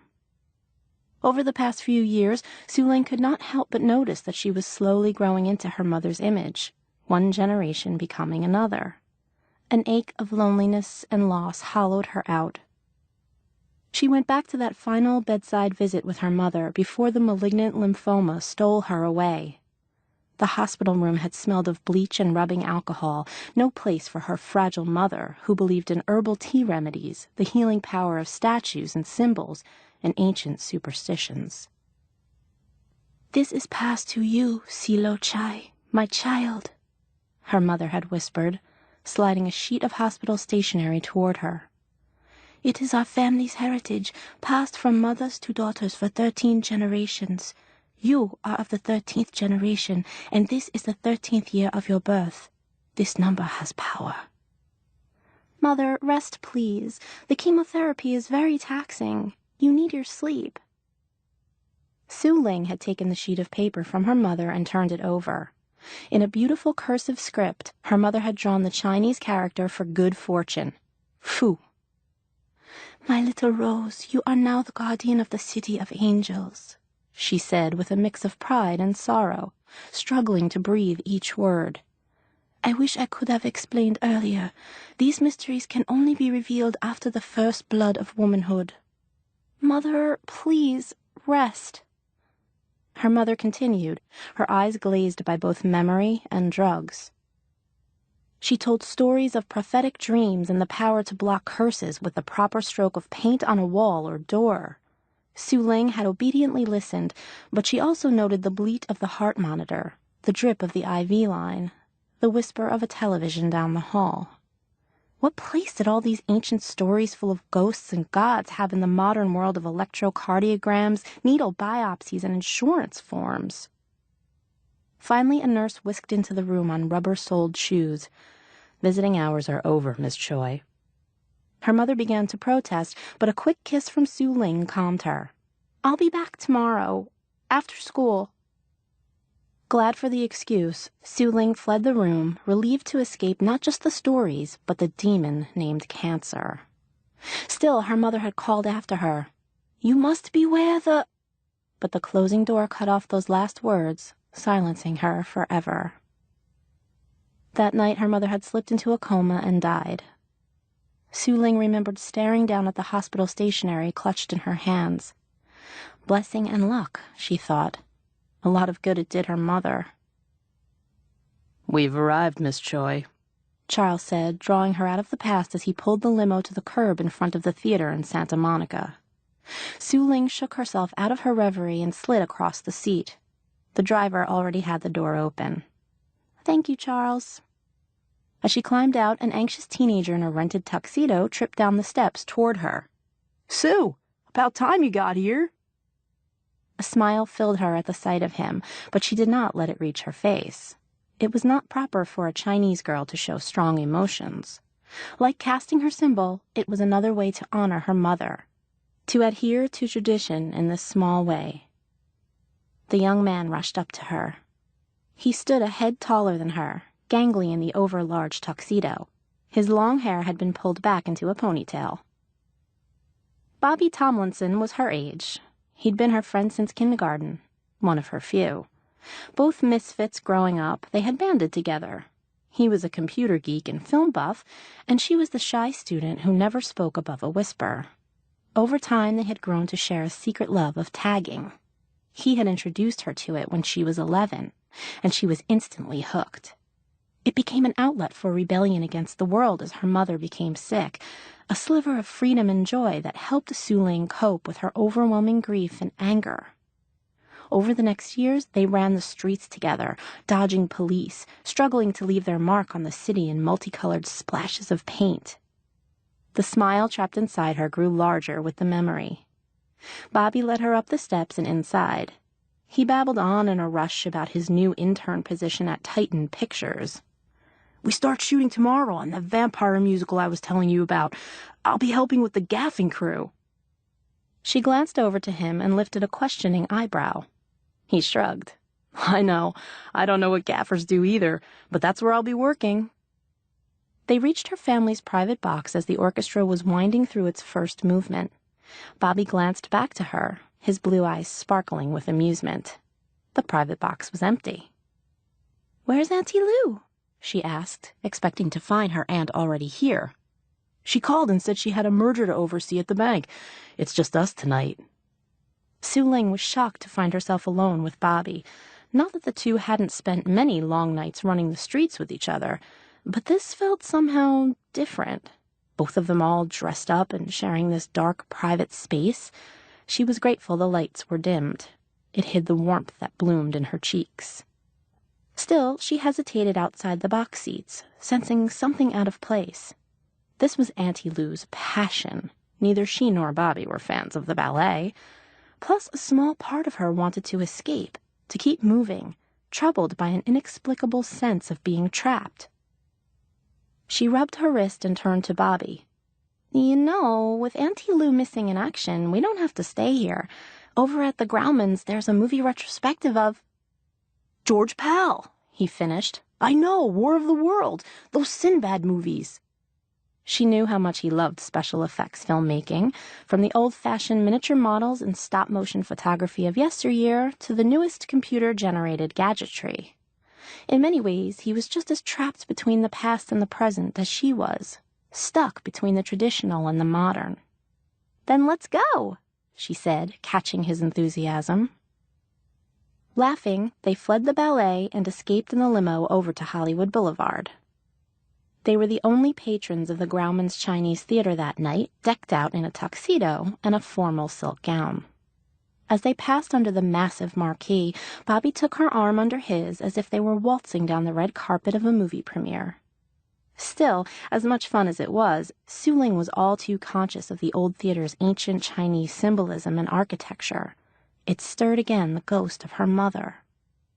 But once they were seated, Bobby's enthusiasm sparked through her and pushed back any painful memories.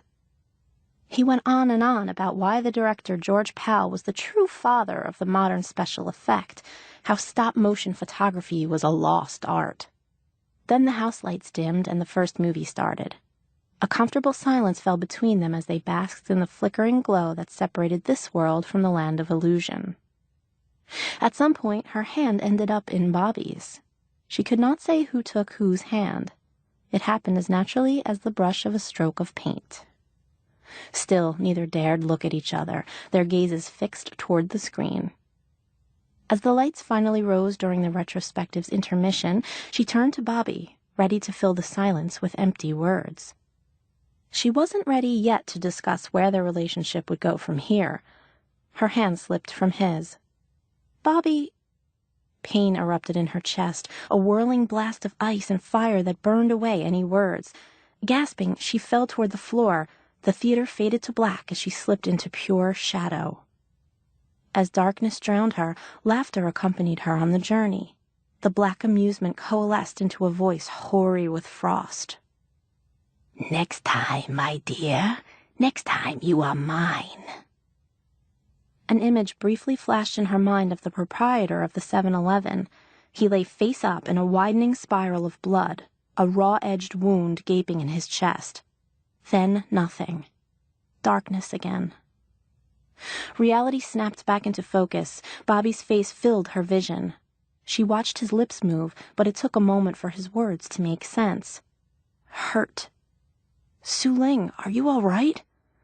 She struggled to sit up. Yes, I think so. Should I call a doctor? It looked like you fainted. No, Bobby, I just need to go home. The air in the theater seemed thinner, colder. I'll go with you. She didn't have the energy to argue. Leaning on his shoulder, she allowed herself to be half carried out of the theater and down to the limousine. We need to get her home, Bobby told Charles. Please, she whispered, collapsing into the leathered interior. Can we pass by that 7-Eleven on the way? She had to know for sure. Bobby climbed in next to her and shared a worried glance with Charles. Soon they were speeding down the highway, the traffic mercifully thin. She stared out the window, her breathing shallow.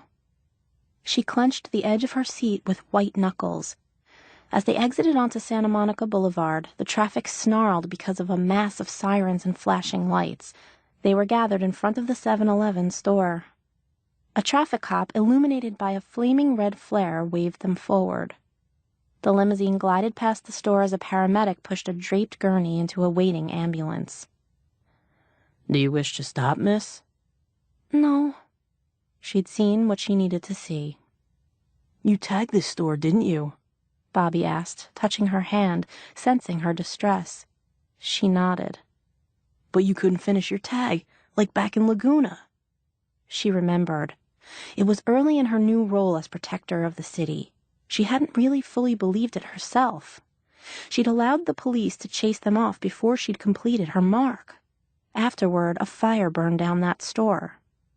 Even after that, she hadn't been truly convinced. Still wasn't. She had taken up the food tag in memory of her mother, to honor her. A duty to tradition born out of guilt and loss. But now this. No, she answered softly. I finished it. It's something else. She remembered the icy claw and the black laughter. Words came tumbling out. She felt stupid even saying them, but she knew they were true.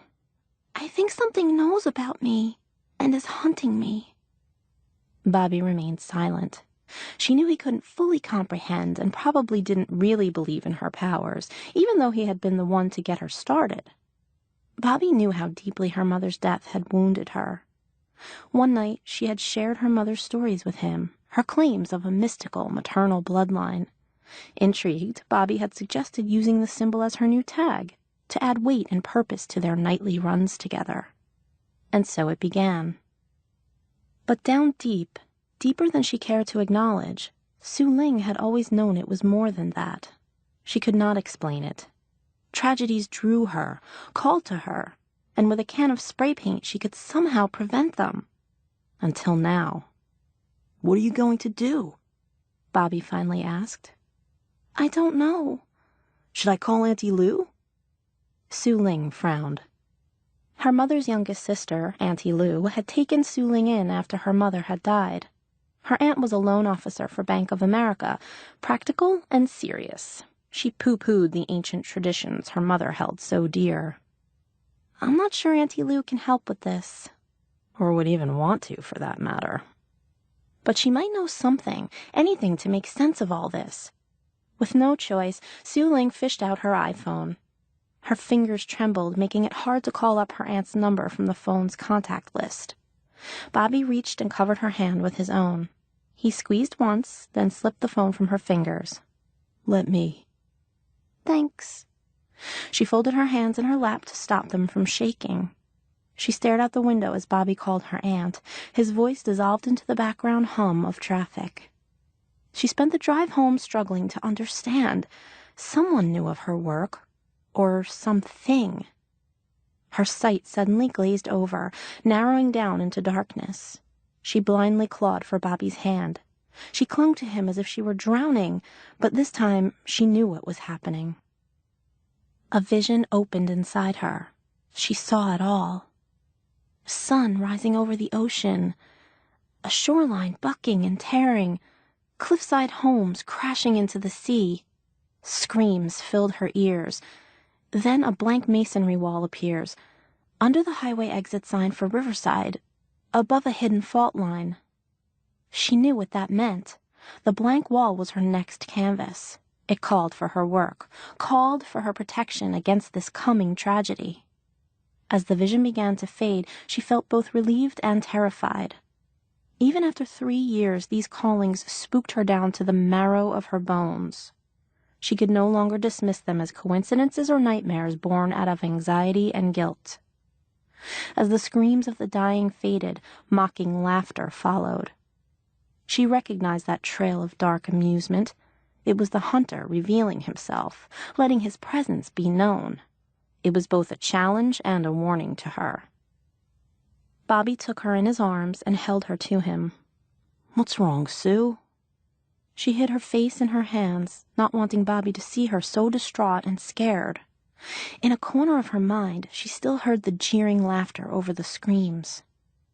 An earthquake, tomorrow, she finally mumbled into his tuxedo jacket. I can block it, but he'll try to stop me. Who? I don't know, but we need to hurry. I need answers. Only old stories. Auntie Lou paced the red Moroccan rug of the living room. Cigarette smoke traced her path. She was a stocky woman who cut her black hair into a fierce bob, nothing like the slender grace of Su Ling's mother. Mumbo-jumbo nonsense. All incense and pseudo-religion. Auntie, I don't have time for this. You've been keeping secrets all my life. Su Ling sat straighter on the leather couch next to Bobby. Mother knew I had the power, and she must have told you. Su Ling, you don't truly believe... Something is coming for me, she said, cutting her off. I know it. A cloud of fear passed over her aunt's features.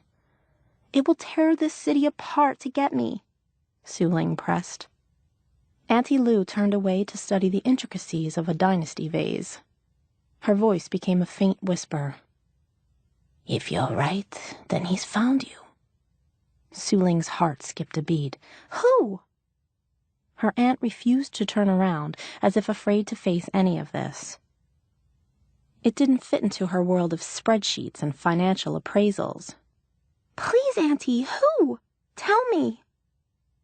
Gyu-su, her aunt finally whispered, seeming to sag under the weight of ancient history. The demon. A stirring deep within Su Ling responded to the quiet syllables, Gyu-su. With the beast named, her body knew it. What do you know, Auntie? Just stories, told to scare children to bed, nothing but myths. Su Ling crossed the room to her aunt and hugged her from behind. Auntie Lou trembled in her embrace. Not myths, Auntie. They're as real as my flesh. Her aunt broke their embrace and crossed to the fireplace. I did not want to believe. But why? The family stories tell of dishonor, cowardice, and shame. Our family is a disgraced line. I was supposed to tell you when you came of age, but it seemed like fiction. I thought I could protect you from needless shame by concealing our family secret. But I don't understand. Having this power, this ability to protect, should be an honor. Auntie tapped out her cigarette on a crystal ashtray. It was. Once. Our clan was one of 35 chosen families, one from each province of China. Each family had the responsibility to protect its province. Our family guarded the Shandong province on the coast of the Yellow Sea. We were a cherished clan in China. So what happened? Bobby asked. As the story is told, the gods of order and chaos are always at war. Guardian families grew to be a part of this balance. They were gifted with the ability to interrupt certain strands of chaos and deflect disasters. Like I can do, Su Ling said. Auntie nodded and sat on the arm of a leather chair. Yes, but over the passing centuries, the Chaos Lord became enraged at our interferences and forged a hunter from a part of his spleen, the Gyu-su, to destroy the Guardian families. This hunter was unleashed, and many were destroyed before the families finally banded together. Each family sent one representative to form a union powerful enough to entrap the hunter. It took 35 guardians to encircle the beast and trap him, but before the enchantment was complete, one member, the one representing our family, panicked and fled. With the circle broken, the spell unraveled. The hunter destroyed the remaining 34 guardians. Our disgraced family was banished from China. After decades of wandering, we finally settled here. But what of the beast? The story told is that the Gyu-su was injured by the failed assault and can only regain his full strength to push back into our world by finishing the destruction of the Circle of Guardians. He knows the power of the Guardian is passed to only one member of each generation. Auntie Lou stared hard at her. There is only one member left of that direct descendant line. Su Ling crossed back to the sofa and plopped down. And of course, that would be me. Auntie Lou nodded. Bobby took her hand, a silent promise that she was not alone. So how am I supposed to stop such a creature? It took 35 experienced guardians to stop him in the past. I'm only one. Where am I going to find so many others before the sun rises? I don't know. The stories give no other clue. Su Ling closed her eyes. If she did nothing, then L.A. was doomed. But how could she face this demon alone? From the hallway, an ancient grandfather clock, an heirloom of 3 generations, chimed once. They were running out of night. Bobby spoke up. I have an idea, but it's a long shot. Su Ling turned to him doubtfully. How?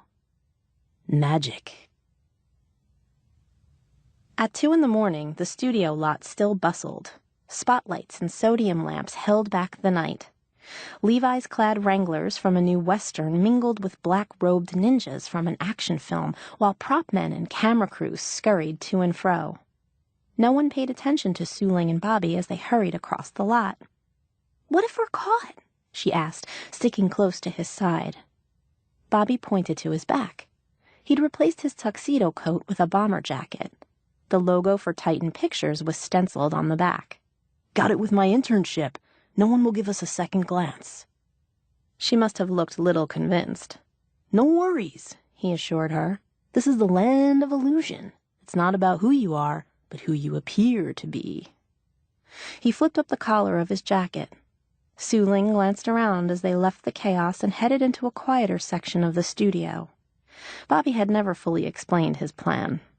"Where are we going?" Her friend kept walking. "Bobby!" He stopped and faced her. If that demon is tracking you, maybe we'd better keep this on a need-to-know basis.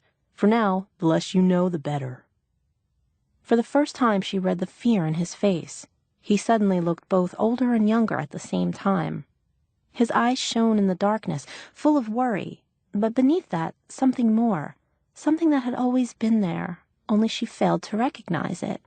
Until now. You don't have to do this, he said. It's not too late. We could call both our families. Get the hell out of Dodge. His words held their usual bounce, but she knew it was feigned, as much illusion as the rest of this place. He truly wanted her to flee, to run away, to live. She acknowledged his fear and what lay beneath it. Both gave her the strength to lean forward and tip up on her toes. When had Bobby grown so tall? She gently kissed his cheek, then lowered to her heels. "I'm not going anywhere," she said firmly. "This is our city." He smiled, blushing high in his cheeks. "Damn right it is." Turning smartly on a heel, he led her away. And once again her hand somehow found its way into his. Together they hurried through the maze of backlots and alleyways until he halted in front of a green door marked FX. "Special effects?" she asked, confused. "I don't understand." Bobby finally relented. "Seems like we've reached that need-to-know moment." As he explained his plan, her eyes grew huge. "Are you insane?" she gasped and swatted him in the shoulder. He rubbed his arm while shrugging. "If you have a better plan." She didn't, and they certainly didn't have time to come up with an alternative. She had to trust that Bobby knew what he was doing. "Fine, then let's do this." His smile grew broader. "Who knew you were this easy?" "Shut up!" Bobby used his studio keycard to unlock the door and enter the special effects studio. She followed him up to a workroom on the second floor. It was full of computer equipment, giant plasma monitors, and a neighboring green screen studio. "Do you know how to run all this?" Bobby gave her a "how stupid do I look" glare. Who grew up on Xbox and could hand-build his own computer from the age of 9? Besides, as an intern, I spent a few weeks here slinging coffee and donuts for the post-production crew. I learned everything I could. You'd be surprised what doors a double whip mocha latte will open for you here. She turned in a circle. "What do I have to do?" "First, you'll need a new outfit." He pointed to a row of black spandex suits hanging on a row of pegs. The bodysuits had ping-pong balls glued all over them. "You can change behind that curtain." She took a deep breath, grabbed the smallest of the suits, and retreated behind the curtain. She quickly stripped to her bra and panties and shimmied into the tight outfit. Once done, she stared down at her body. The spandex clung like a second skin. She felt naked and stupid. White ping-pong balls marked each joint and curve of her body. What's taking you so long? Bobby called to her. I'm all set here. She stepped from behind the curtain and pointed to him. Not a word. His mouth dropped open at the sight of her. He lifted a finger to his chin and closed his mouth, but his grin remained and spoke volumes. He crossed to her and handed her a pair of goggles that looked like a large black scuba mask. The goggles trailed a set of black cords. What now? She asked. He pointed to the neighboring studio, wrapped all in green. The motion capture suit works best against a green screen. Put on the goggles and you'll see everything I do on the computer. Bobby walked her into the empty studio and helped her put on the heavy goggles. The inside of the mask was one big digital screen. A computerized test pattern filled her vision. Okay, he said. Just stand there until I say go. Then what? Do what you do best. I'll run the controls while you just paint. She heard him plug in the goggles' cords, then retreat out of the studio. The door closed. She felt suddenly alone. Over the years, she had developed a suspicion of technology, going back to the machines that had failed to keep her mother alive. She had turned instead to what her mother loved. The simplicity of oil on canvas, of spray paint on walls. That was magic enough for her. She had no use for the cold, calculating world of computer technology. That was Bobby's domain. She had to trust him. Did trust him. Bobby's voice reached her through tiny speakers built into the goggles. Sue, wave your arms for me. I want to make sure the computer is properly capturing your motion. She obeyed, feeling silly. That's it! Perfect calibration. I'm activating you now. The test pattern in her goggles dissolved away, and she found herself staring into a new world. It appeared as if she were standing in front of an easel in the middle of a meadow brimming with wildflowers. Butterflies fluttered among the blossoms while birds spun and twittered. She raised an arm to block out the sunlight, only it wasn't her arm that rose in front of her, but a computer-generated facsimile. Is it too bright? Bobby's voice whispered from tiny speakers in the goggles. It's hard to judge from the monitor. Yes, a little too much glare. I'll adjust. Su Ling squinted into the meadow. The sun suddenly sank toward the horizon, shadows stretching. How's that? He asked. Much better, she said. But what do I do now? Paint your tag, Sue. That attracted the beast before. Call him into the virtual world. I'll record from here. Steeling herself, she inhaled sharply and reached for the paintbrush and palette of oils. Though nothing was truly in front of her, the motion and response was so perfect that it made her feel like it was. She swore she could almost feel the brush in one hand and the palette in the other. After a few fumbling attempts, she fell into her usual rhythm. She dabbed her brush into the oil and tentatively drew her first stroke, a slash of crimson on the white canvas. The remaining 13 strokes completed her characteristic tag in a few breaths. Clutching her virtual paintbrush, she waited. Nothing happened. Bobby? Did you paint it correctly, Sue? She studied her work. It was perfect. What am I forgetting? Then it dawned on her. She reached a finger through empty air, while in another world, a computer-generated finger rose and reached for the center of the painted glyph on the canvas. As contact was made, a familiar tingling surged up her arm. Su Ling tensed, holding her breath. She waited for several heartbeats. Still nothing. She started to drop her arm when a stabbing cold seized her wrist. She wanted desperately to pull away like before, but she knew this time she must stand firm, hold fast, not disgrace the family as her ancestor had done so many centuries ago. Foreign memories suddenly flooded into her consciousness, like dreams long forgotten slipping back into focus again. She remembered Shandong Province with the sun rising over the yellow sea. She remembered fishing with her brothers, cherry blossoms floating on the water. She remembered her first love, Wan Li, turning his back on her after her shame. Sue! Bobby had an uncertain edge to his voice. What are you doing? There's this old woman dressed in a robe on the screen where you're supposed to be. Su Ling barely heard him, floating between past and present. She began to understand as more ancestral memories filled her. "She's a friend," she finally mumbled, knowing it to be true. "I don't know quite what's happening, but your hunch was right. It's coming. I sense it, like electricity before a thunderstorm." The cold crept up her arm, seeking her heart. Dusty laughter, old and cracked, followed and crumbled into words. "I have found you at long last, Sioux Far, my little flower." Distant memories intruded. A foggy glen surrounded by towering trees, the lowing of cattle from a distant rice paddy, and a creature of nightmares crouching, its voice mocking. Su Ling's lips moved, but she did not know who spoke, herself or her ancestor. Gyu Su. More dark laughter. "Ah, you know my name. You have hidden well over the years, Sioux Far. But now it is time to be plucked. I shall wear you as an ornament once I am free to stalk the world of man." A mist rose from the meadow floor and coalesced into an ancient face, yellow and wrinkled like a dried apricot. The face split into a leer, lined by fangs. The fog continued to encircle her, forming the coils of a snake, along with a reptilian claw that gripped her wrist. Old fears arose like smoke from an extinguished fire. "Trapped! Must escape! Flee!"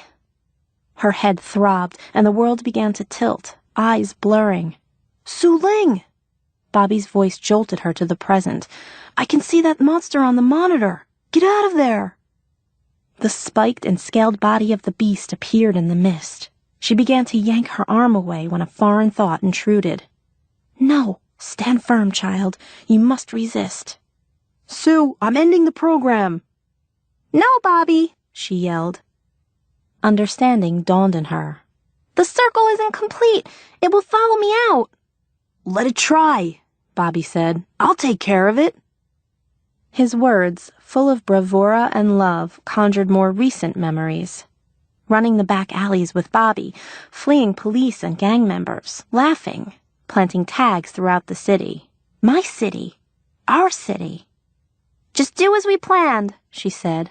"Complete the circle." The Gyu Su leaned closer, suspicious, its breath stale as an open grave. "Who do you speak to, little one? Prayers, perhaps? Do not bother seeking aid from your puny gods. Prayers will not save you." "Who needs prayers when you've got friends who love you?" And she knew it to be true. "Now, Bobby!" "Engaging copies." The empty meadow suddenly filled with 34 other easels, exact copies of her original. They encircled the field. Disembodied arms, floating free, repeated what she had painted earlier. 34 arms picked up brushes and palettes and painted identical symbols in unison. Then they all reached forward to touch the center of their glyphs. A flash of confusion swept over the creature's jaundiced features. Its fiery eyes darted everywhere. The claws gripping her hand faded back to mist. Snaking coils dissolved back to fog. The mocking face leaned close. "What trick is this, witch?" She knew the answer. "A spell broken long ago is woven again." "Impossible. There are no other guardians. What trickery is this?" The Gyu Su collected its mists like a woman gathering her skirts and glided across the meadow. It tried to break out of the circle, but was stopped by an invisible wall of force. It flattened its mists against the barrier, probing for an opening. With a shriek, it thrashed back and forth across the meadow, flinging itself against the sides of its new prison. After a full minute, it stopped and rushed at her. "Drop your arms, you far. Break the circle and I will let you escape again." Same old trick. "Not this century," she sneered. "You'll never be able to stand there forever," it warned, rearing up in threat and fury. "You'll tire. Then I will devour you." She faced the monster with an arched eyebrow. "Really? Then let me welcome you to the new millennium. You're nothing but a ghost of the past, and the past is where you will remain, locked forever in memory. She called more loudly, "Bobby, hit it!" "Saving to disk now." The world within the goggles pulled away, shrinking smaller and smaller until the digital window was the size of a postage stamp. As it receded, she saw them appear, standing behind each of the other easels, different Chinese women of varying ages, the murdered provincial guardians from the ancient past. They bowed to her, acknowledging an ancient debt paid in full. At the last moment, a whisper reached her, full of love and pride. "Silo Chai." She knew that voice, those tender words. Tears welled, bursting from her swollen heart. "Mother." A warmth filled her as the tenuous connection faded. Su Ling struggled to hold it, but it was like grasping smoke. The connection ended, as it must. That was not her world. Still, the warmth remained inside her.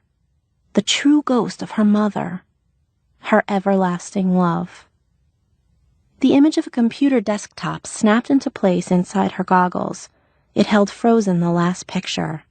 35 guardians encircling a demon. Then that file dropped away into a computerized folder icon. A symbol of a combination lock overlay the folder. It clicked closed. "We're locked up," Bobby called out.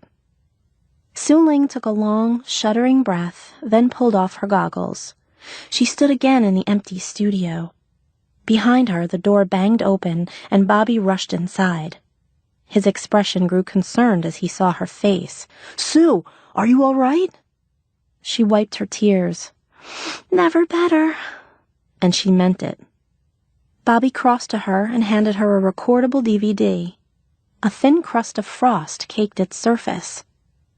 "It should be trapped in there, right?" She nodded and took the DVD. "I hope so." "So then we've won," Bobby said, blowing out his relief. "The battle, perhaps, but not the war." She knew the Gyu Su was only a small part of the Chaos Lord. There was still a wall in Riverside that needed her handiwork, or come dawn, Los Angeles would really rock and roll. Bobby stood before her. "What now?" "Time to go to work. Do you have a can of spray paint?" He raised his eyebrows as if insulted. "Of course." She leaned and tipped up on her toes again. This time she kissed his lips. "Then let's go save the world." Neon lights flash in my eyes, digital dreams in the night. Circuit boards ain't no surprise, electric hearts in this flight. Data streams like rivers flow, silicon streets we roam. Binary beats start to glow, holograms calling us home. We thrive in the cyber skies, dancing on electric tides. No limits, no goodbyes, just endless cyber vibes. Pixelated stars up high, quantum love won't deny. Clouds of code passing by, hoverboards make us fly. We thrive in the cyber skies, dancing on electric tides. No limits, no goodbyes, just endless cyber vibes. Futures now we break free, lost in this tech fantasy. Living like a wild spree in the cyber symphony. We thrive in the cyber skies, dancing on electric tides. No limits, no goodbyes, just endless cyber vibes. We thrive in the cyber skies, dancing on electric tides. No limits, no goodbyes, just endless cyber vibes.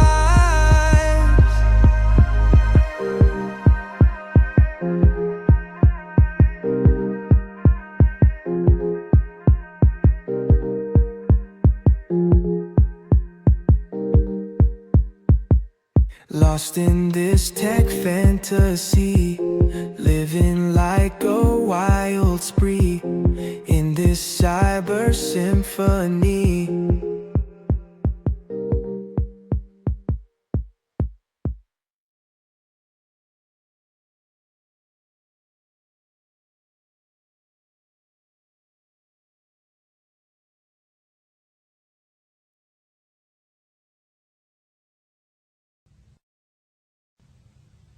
Ray Gun by Tim Malini. Read by Kevin T. Collins. When you're 16, you often dream of being a hero, but rarely do you actually get to save the world. Ray just hoped he was up for the task. His full name was Raymond Gunstein, but friends called him Ray, and his dad called him Ray Gun, which he kind of liked. If he really were a hero, a superhero with a badass costume and everything, that's what he'd want to be called. But right at this moment, hanging from the roof of a speeding train, he had bigger problems than choosing a nickname. Ray tightened his grip and watched as blood ran down his leg, over his ankle, then vanished in the rushing wind. The train was moving at over 100 miles an hour, so no matter how much he bled, not a single drop would hit the tracks below.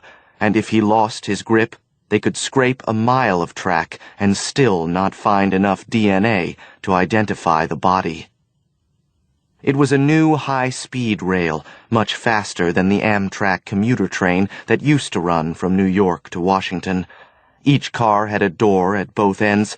Signs all over the train advised passengers to hold on carefully when moving between cars, and a white placard with red letters warned that climbing ladders to the roof of the train was strictly prohibited while the train was in motion, even for railroad employees. Ray's mom was a lawyer, so he knew what prohibited meant. It meant only an idiot would climb onto the roof of a speeding train.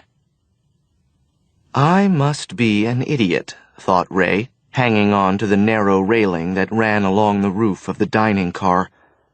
Ray took a deep breath and tensed his muscles, hoping he had enough strength to climb to the top of the train. It all started with a lost lizard. Ray had been sitting in his compartment across from his dad. They'd left the door open so it wouldn't feel too cramped, and the corridor was empty. Not that Ray's dad would have noticed, his head barely visible above the screen of his laptop. "That's bad for your eyes, Dad." "Mm-hmm." Ray's dad was named Phil, and he was a scientist, which apparently involved being absent-minded. So Ray already knew what his dad was going to say. "Forgot my reading glasses. Bet they're on my desk at home." Ray yawned and took out his iPhone. "Want to play chess?" Phil Gunstein looked up from the screen and smiled. "I'd love to, later, but right now I have to run some numbers." Ray was on spring break, traveling with his dad to a scientific conference in D.C., His mom was back in New York preparing for an important case coming to trial, something to do with a big energy company, accusations of fraud, and a senator who just got indicted. Unlike a lot of his friends, Ray got along well with his parents, but these days it seemed like they were married to their work instead of to each other. His dad squinted at the screen. "It looks like the phase induction is a lot bigger than I projected. Could be a problem." At any given time, Ray liked to think he understood about half of what his dad was talking about. This wasn't one of those times. "Does your, phasing problem have anything to do with your presentation at the conference?" Ray thought he sounded less clueless than he felt. His dad scratched his head with both hands, a sign he was struggling to make a complicated idea sound simple. "You know all the buzz about alternative fuels?" Ray nodded. His school had been on a green crusade for some time, recycling, composting, homework sent by email to save paper. Wind power, solar, renewable energy. "Solar, sure. Or something entirely new. His dad raised his eyebrows dramatically. Think Starship Enterprise. Antimatter? Ray leaned forward. His dad had DVD box sets for every season of Star Trek and The Next Generation. The entire family had been hooked since Ray was a kid. You're not serious. His dad nodded. That's why I've spent so much time at CERN. Thanks to Google, Ray had seen countless pictures of CERN, so although he'd never been there, he visualized the underground complex as soon as his dad said the name. The home of the world's largest particle accelerator, built at the border of Switzerland and France. A racetrack 10 miles in diameter, powered by electromagnets, where physicists sent subatomic particles racing close to the speed of light, smashing them together to see what might happen. CERN was a demolition derby for atoms. We discovered a simple way to create antimatter. Phil Gunstein frowned. But some people aren't happy about it. Like, some of the energy companies still heavily vested in oil, or those who want to control the discovery for themselves, and a few skeptics who think we might accidentally create a black hole that would eat the planet. He said black hole nonchalantly, as if discussing the weather, but the idea grabbed Ray's imagination in a chokehold. Will you? Ray visualized a black ball with red eyes and sharp teeth gnawing its way through the planet like a worm through an apple. Not a chance. Phil Gunstein looked suddenly impatient, like he'd been forced to defend his theories for too long. That's just a dumb idea started by people who never studied science. Unfortunately, most politicians fall into that category. That's why we're holding this press conference, to share our discovery with the world. Ray already knew who his dad meant by we, the 4 other physicists on his team, 2 men and 2 women, meeting them in Washington later that day. See for yourself. Phil winked, then rummaged around a small suitcase until he found a metal canister. It looked like a stainless steel thermos. There was a clear band running around the middle of the container, a translucent window into the device. Holding the object tightly at either end, Phil Gunstein twisted his hands in opposing directions and said, "Let there be light." Ray felt the hairs on his arms stand up, and suddenly the cabin filled with a brilliant blue-green light. The center of the canister was glowing like a miniature sun. Ray looked away until his dad twisted the 2 ends back to their original position. A tickling sensation ran down his spine, then everything returned to normal. Ray tried to blink away the spots in his eyes. Cool. He didn't know what else to say, and he did think his dad's work was cool, even though he sometimes wished his dad would get as excited about his life as he did about his life's work. Thought you'd get a kick out of that. His dad held the thermos like a trophy. The antimatter in this container could power an electric car for 10 years. And it's safe? Ray trusted his dad implicitly, but the image of a hungry black hole had made an impression. Perfectly safe, unless you believe in string theory, but most physicists have moved on. His dad looked almost embarrassed. The stuff of science fiction, not science fact. Tell me. His dad made a dismissive gesture, but kept talking. Ray knew once you got Phil Gunstein talking about his work, the real trick was getting him to shut up. Some people think there are other dimensions, other worlds. He spread the fingers of his right hand and waved them in front of Ray's eyes. Places where people like us might be moving around, right here, in the spaces in between things. He closed his fingers into a fist one by one. Harness this kind of energy, then, theoretically, you could open a doorway. And the people there could reach over here? Ray shifted in his seat and pocketed the iPhone, neglected on his lap. This was getting interesting. Nobody knows. His dad made a face. That's one of the problems with string theory. Some think only energy could pass through, but if matter and energy are the same, why not something solid? It would be like moving from 2 dimensions to 3, or from 3 to 4, why not 5 or 6? But even fringe scientists admit no living creature could survive the journey. His voice trailed off as he shook his head at his own foolishness. But what if something could come across? Something as opposed to someone? Maybe a weapon, Ray shrugged, or psychic energy, or a message. Maybe aliens, his dad smiled.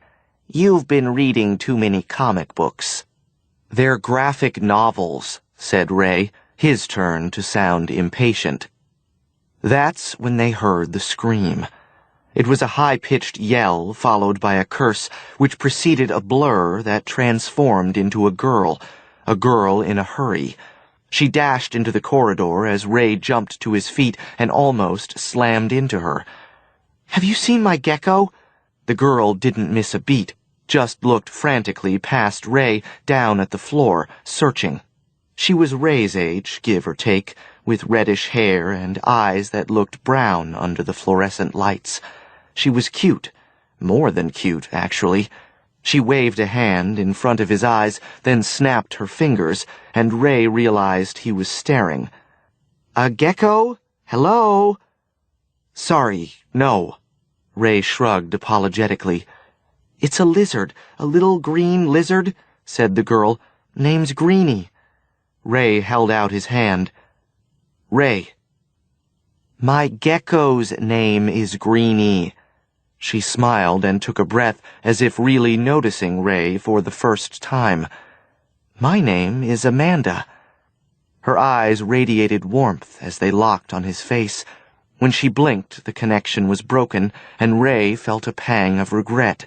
His last girlfriend was a distant memory. Sorry about your lizard. Not your fault. Amanda looked back toward the neighboring compartment. I'm traveling with my Aunt Edith, and she... Amanda took a step closer and lowered her voice. Has a dog. She made it sound like her aunt's dog ownership was a source of great embarrassment. I always wanted a dog, said Ray, loud enough for his dad to hear, though it wouldn't be the first time he'd heard it. This isn't a real dog, said Amanda dismissively. It's alive, of course, but it's a lap dog, one of those yappy little things. Do you know why lap dogs were bred back in Europe during the late 1600s? Ray shook his head. To attract fleas. Amanda nodded. It's true. People didn't have running water, and they didn't bathe much. She wrinkled her nose. So the idea was that if you had a lapdog, the fleas would jump off you. She reached forward and pressed a finger against Ray's chest. And onto your dog. Did it work? Got me, Amanda shrugged. But that dog is a menace. How come? Because lizards are afraid of dogs. Amanda puffed out her cheeks. Guess I should have thought of that before letting Greenie out of his box. She scanned the corridor again. I think he ran toward the dining car. Let's go look. Aren't you the gentleman? Amanda gave Ray an appraising glance. He felt himself starting to blush, so he looked over his shoulder. Dad, I'm going for a walk. His dad waved absently, his head already hidden behind his laptop. The train rocked back and forth as they moved toward the next car. Ray scanned the carpet, but the light in the corridor was dim. The doors to the other compartments were all closed. No geckos. They came to the end of the car, a sliding door with a round window. You been in there? Amanda jutted her chin toward the door. Ray shook his head. Not yet. Dining car, Amanda smacked her lips. Let's go. What about Greenie? Amanda looked down at the floor, along the walls, up at the ceiling. He's run away before, but always comes back. She sighed. Truth is, I usually don't find him until he finds me. With a hard pull, she yanked open the sliding door. Fresh air and train noises washed over them. Instead of the clack, clack, clack of older trains, the wheels hummed, almost at a subsonic level. Ray could feel the vibrations through the soles of his shoes. Carefully, they stepped between cars. With another pull, they found themselves in the dining car. Ray heard a rumbling and realized it was his stomach. His dad always forgot to eat once absorbed in his work, and Ray had lost track of time. Lunch had come and gone, but the dining car never closed. Along the right side of the car, small tables were covered with cold cuts, bread, condiments, enough food to stop a famine. This is sick, said Ray, building himself a sandwich. Amanda smiled broadly, her mouth already full. She had moved left, where a long table covered by a white tablecloth held the desserts. Chocolate balls stacked in pyramids like cannonballs on a pirate ship, a chocolate cake carved into triangle slices, the whole thing bigger than a large pizza, enough cookies to crush a whole troop of Girl Scouts. Sorry? Amanda swallowed whatever she was eating in one huge gulp. I said, not bad, huh? Ray smiled and looked across the tables. Not bad at all. The afternoon train was half empty, most commuters preferring the morning express, so they had the car to themselves. But 10 minutes later, Ray had to get out of there. His stomach was bulging and an ache was on its way. An all-you-can-eat buffet and a 16-year-old male was a dangerous combination under any circumstances. Amanda nodded her agreement when he said, Let's go find your lizard. Dizzy from the sugar rush, they lurched across the connecting platform into their car and almost collided with a man standing just on the other side of the sliding door. Oops! Amanda was first through the door. Excuse me. The man said nothing. He was tall, much taller than Ray, and his skin had an unhealthy pallor. He wore a baggy suit, white shirt, and gray tie, and in his right hand he held a stainless steel briefcase. His eyes were concealed by a pair of mirrored sunglasses. Ray could see his own reflection in the lenses. He started to step aside to let the man pass, but for the second time that day, Amanda's scream locked his feet to the floor. In the confined space, the noise startled both Ray and the stranger, who stumbled backward and dropped his briefcase. Ray instinctively bent down and grabbed it, ready to apologize, thinking, Amanda must have seen her gecko, that's why she screamed. But as he leaned forward, Ray caught her expression and looked more closely at the man in the sunglasses. Amanda? He said in a voice he didn't recognize as his own. Run! Now! The sunglasses now sat askew on the man's face, exposing one eye, an eye unlike any Ray had ever seen, deep yellow, with a vertical slit for a pupil, the kind of eye you'd find on a cat or a snake, not a human being. The stranger blinked, and an eyelid the color of sour milk slid sideways. Then he reached for his briefcase. Ray gazed at the man's hand, the skin of his forearm as the jacket pulled back. Skin that had looked jaundiced in the weak light was, up close, really a dull green. This wasn't a man at all. Amanda was on the balls of her feet, standing to the man's left. Ray was on the right, still holding the briefcase.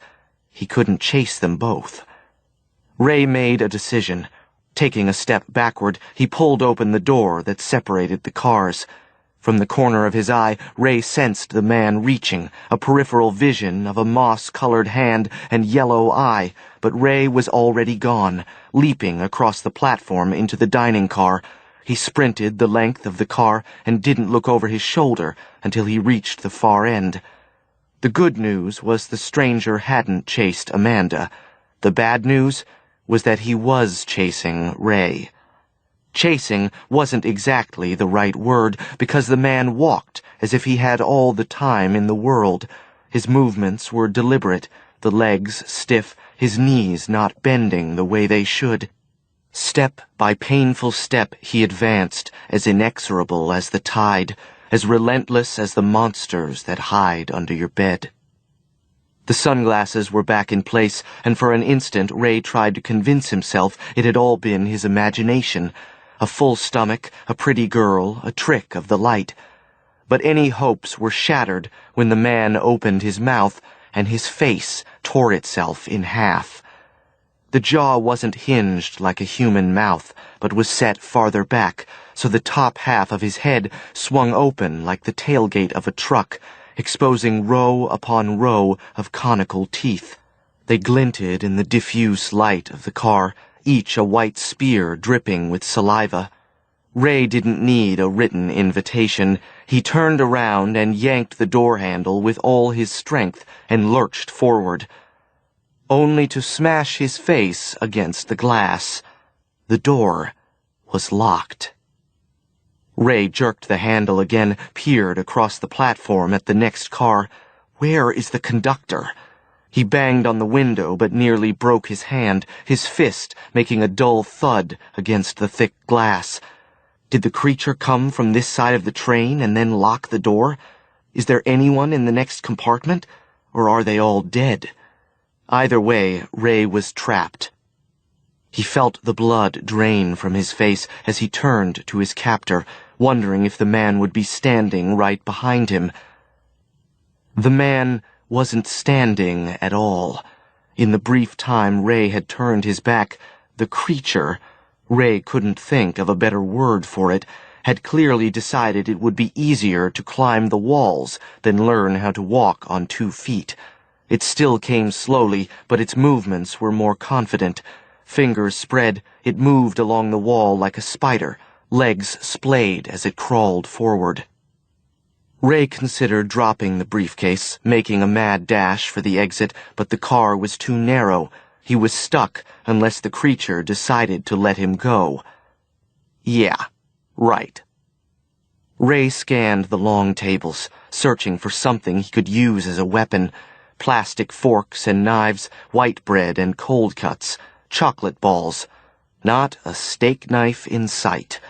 His gaze shifted to the windows, where a frantic blur of trees and telephone poles passed by. The windows. The creature flexed its jaw as it crept closer, exposing a forked tongue that squirmed like an angry worm. Ray started moving before a plan even formed in his mind.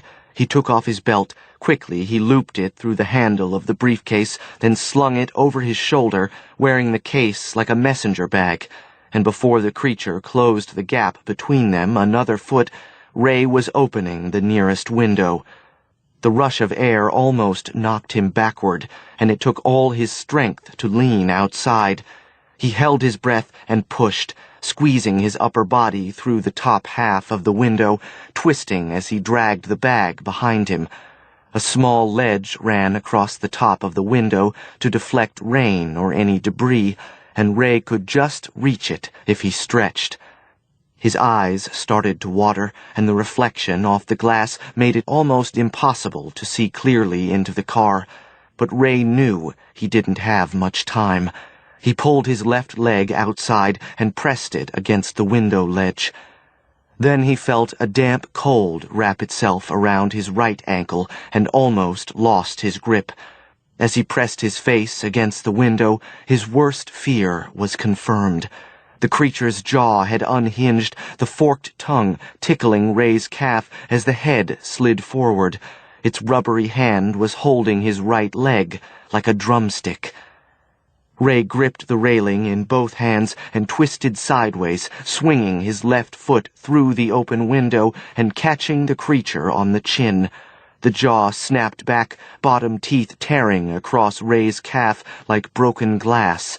A searing pain followed by a release of pressure as the creature loosened its grip. Palms sweating, Ray kicked frantically against the side of the train, trying to boost himself up. His right leg was on fire, a river of blood soaking through his pants. The rushing air was blinding.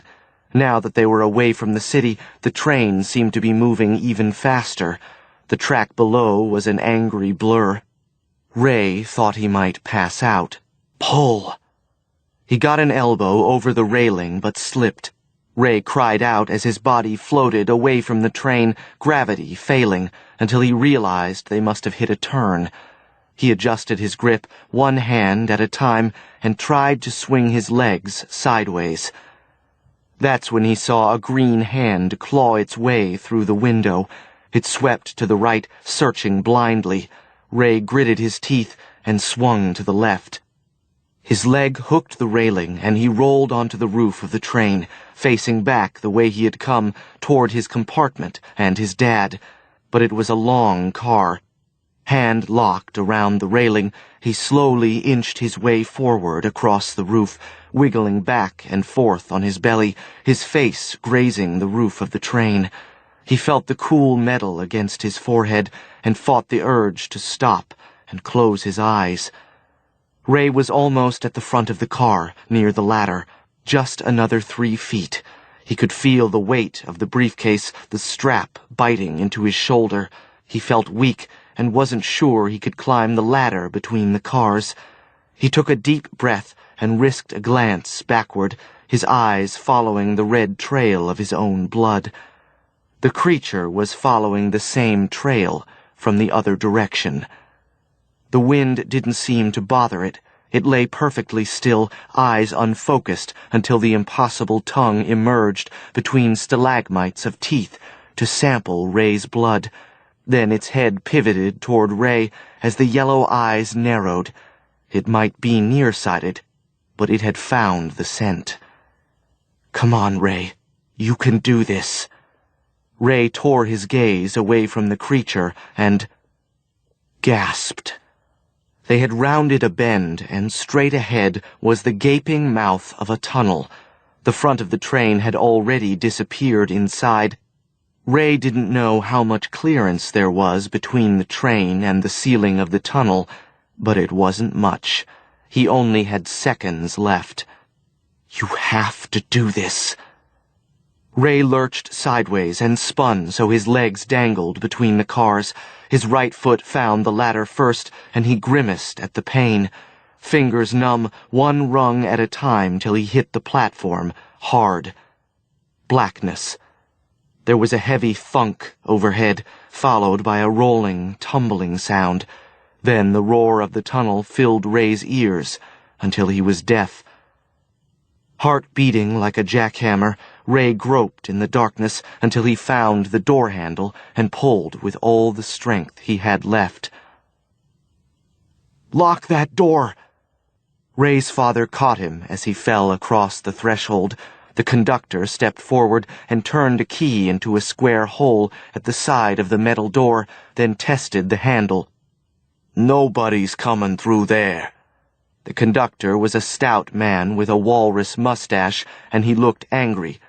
I don't know what is going on with this train, but I intend to find out.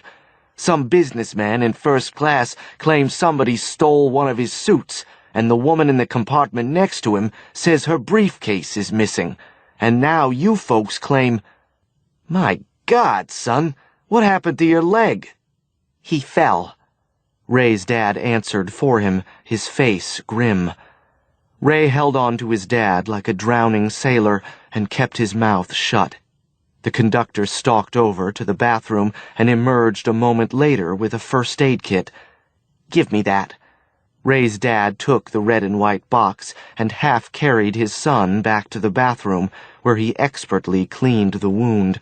It hurt, but wasn't as deep as Ray had feared, just a series of ugly furrows carved across the back of his leg. He'd done worse on a mountain bike. Once his dad had wrapped the cuts tightly in gauze, Ray saw a red pattern emerge, but then slow, and finally stop.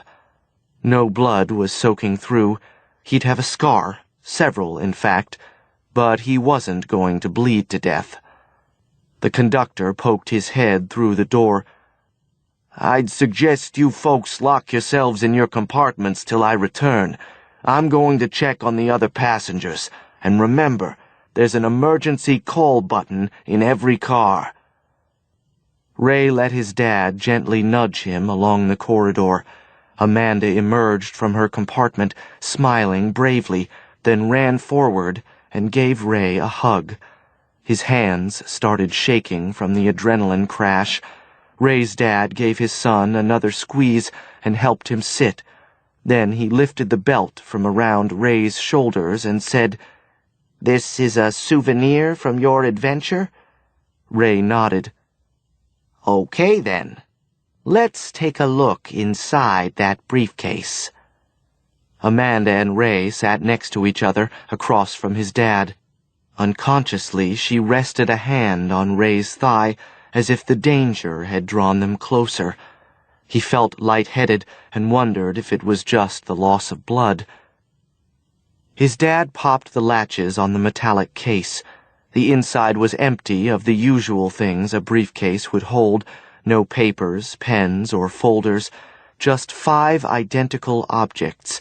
They looked like crystals, long and narrow with angular surfaces, and trapped within each was a viscous solution, a green liquid that almost glowed.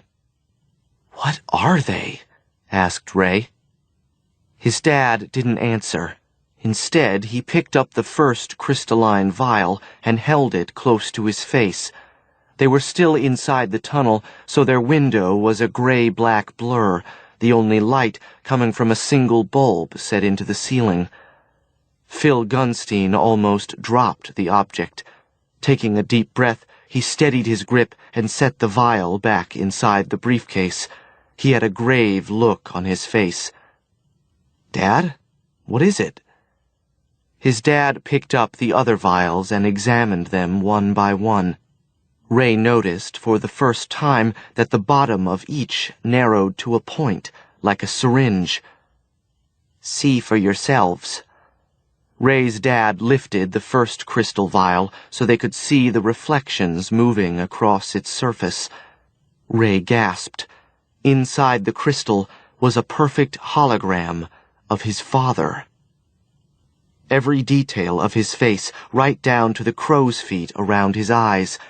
He raised the next one, and Ray recognized the face immediately, one of the women working with his father on the antimatter project. 5 vials for 5 scientists, each with a perfect image of the recipient. His father had been first in line. "What does it mean?" asked Amanda. "I think these vials were meant to kill you?" Ray blurted his worst fear. His dad squinted at the vials. "Or make us forget." He looked at his son and forced a smile. "But thanks to you, Ray Gunn, they failed." He paused and then added, "Whoever or whatever they are." "But won't it try again?" His dad shook his head. "I don't think so. Once we hold our press conference, they'll have no reason to come after the scientists." He paused, drew a breath. "I guess anything is possible. We opened a doorway by accident. They saw it first and slipped something into our world." He shrugged. "Maybe they're afraid of us." "Afraid of us?" said Ray. "Maybe they're afraid of what we'll do if we visit their world. After all, we haven't always done the best job with ours." Ray visualized the creature on top of the train. It hadn't looked like it was afraid of anything. "But if we opened the door," his dad continued, "we can keep it closed." Ray looked up. "But that means abandoning your life's work." I won't give up, just change direction. His dad forced a smile. Besides, I'm looking at my life's work. He placed a hand on Ray's shoulder. Ray felt himself blush. He turned toward Amanda to see if she'd noticed. Ray gun? She said. You're not serious. Ray started to reply, but was blinded by a burst of sunshine as they emerged from the tunnel. Everyone blinked and glanced outside. Ray could see rolling fields with horses and cows speeding past like an out-of-control carousel. Amanda opened her mouth to make another remark, but Ray never heard her because her voice was drowned out by 1,000 pieces of glass exploding into the car. The creature was still alive, and it was climbing through the broken window. It moved like a folding chair, knees bending in the wrong direction as they extended through the window frame. Ray's dad pulled them back toward the door. They could run to the next car, but they couldn't all climb onto the roof like Ray did, and he was too weak to try it again. The thing in the window wasn't going to stop. His dad stared in disbelief, but had enough presence of mind to push Ray closer to Amanda. Their eyes met, and Ray noticed for the first time that her eyes weren't brown at all, but were dark green. Green, like a gecko. That's when he got the idea, and Ray knew from her expression Amanda was already there with him. She held his gaze for another second before dashing to the next compartment. Amanda returned carrying a large plastic box with a wire mesh door. Ray could see a white furry ball with a wrinkled face, watery brown eyes. Amanda gingerly opened the door and made kissing noises as she produced the smallest dog Ray had ever seen. Amanda shielded the dog's eyes as she stepped across the compartment. Ray's dad was trying to position himself to shove the creature at just the right moment, but Ray knew the creature would be too strong. It had survived the tunnel, and a kick to the jaw had barely registered. It might not be graceful, but it was powerful. Ray figured they had less than 5 seconds before the creature got far enough inside that it would be impossible to force it out again. He started counting in his head. 1. Ray's dad reached into his bag and produced his antimatter gadget. Maybe this will scare it, he said through gritted teeth. Stand back. 2. Amanda ignored him and squeezed in close to the window. She still had her hand over the dog's eyes, but the wind blew fiercely into the cabin, and the dog was growling deep in its throat. 3. The creature's face became visible as it slid down from the roof. Its yellow eyes were glaring at them. 4. Ray's dad started to twist the 2 halves of the stainless steel container. 5. Amanda thrust the terrified dog through the open window. Amanda held on tightly as the dog barked furiously, clawing Amanda's arms in a frantic scramble to get back inside. She winced from the pain, but didn't let go. Ray watched as the creature's slit pupils narrowed in fear. Then a green light exploded in the cabin, and Ray couldn't see anything at all. Ray blinked the spots from his eyes and saw his dad leaning out the window. When he was satisfied the creature was gone, Phil Gunstein pulled his head inside and dropped the metal canister onto the table. I thought I'd try to blind it, he nodded at Amanda, but I think your dog scared it silly. He petted the dog, which was still trembling. Ray noticed deep scratches across Amanda's arms. You okay? Amanda nodded as she left the cabin. Moments later, she came back with a towel wrapped around her arms, but without the dog. Ray reached for the first aid kit, but Amanda suddenly pushed past him and dropped to her knees. Greenie! Amanda laughed as a tiny lizard ran up her left arm and over her head, hiding itself in her red hair. She giggled and plucked it free, stood up, then held it by the tail only inches from her nose. "No more running away, you hear me?" She looked at Ray. "Told you he'd find me." Greenie swung back and forth, upside down. Ray smiled until the tiny creature swiveled its head in his direction. The lizard blinked, and Ray gasped as he made eye contact with the gecko. He recognized those eyes. They had tracked him across the dining car, followed him across the roof of the train. He looked from the lizard to Amanda, who was staring at him once again, as if she'd read his mind.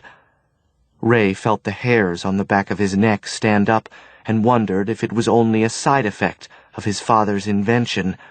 He blinked, but where he saw spots only moments before, now he saw only coincidences. Ray glanced over at his dad, who was watching him and Amanda with a bemused expression, trying to connect the dots.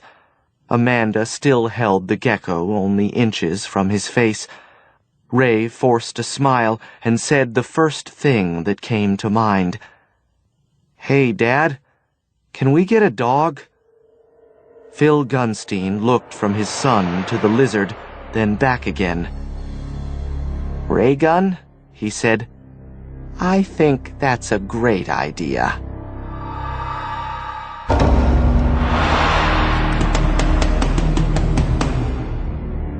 We hope that you have enjoyed our presentation of Fear, 13 Stories of Suspense and Horror, edited by R.L. Stine. Directed by Anthony Hayden Salerno, Ian Hackney, Paul Edwards, Megan Bessie, Nikki Banks Maurer, and Cliff Charles. Copyright Welcome to the Club, copyright 2010 by R.L. Stine. She's Different Tonight, copyright 2010 by Heather Graham. Suckers, copyright 2010 by Suzanne Wayne. The Perfects, copyright 2010 by Jennifer Allison. Shadow Children, copyright 2010 by Heather Brewer. The Poison Ring, copyright 2010 by Peg Carrot. Dragonfly Eyes, copyright 2010 by Elaine Ferguson. Jeepers Peepers, copyright 2010 by Ryan Brown. Tiny Power, copyright 2010 by F. Paul Wilson. The Night Hunter, copyright 2010 by Meg Cabot. Tuition, copyright 2010 by Walter Sorrells. Tagger, copyright 2010 by James Rollins. Raygun, copyright 2010 by Tim Molini. Performed by Peter Ganem, Joshua Swanson, Brian Kennedy, Fred Berman, Caitlin Davies, McLeod Andrews, Elena Erica Davies, Christine Havam, Eileen Stevens, Max Spector, Amanda Ronconi, Oliver Wyman, Rachel Butera, and Kevin T. Collins. Copyright in the audio recording 2010 by Audible Incorporated. All rights reserved. Published by Brilliance Audio. For further information concerning this program or other Brilliance Audio titles, please call the following toll-free number, 1-800-222-3225, or visit our website at www.brillianceaudio.com. And please visit Audible at www.audible.com to discover over 50,000 titles available for download to the Apple iPod, BlackBerry, and hundreds of other MP3 players and mobile devices. No part of this recording may be played for an audience or reproduced in any form. It may not be streamed, downloaded, broadcast, or copied without written permission. Address all inquiries to Brilliance Audio, Post Office Box 887, Grand Haven, Michigan, 49417.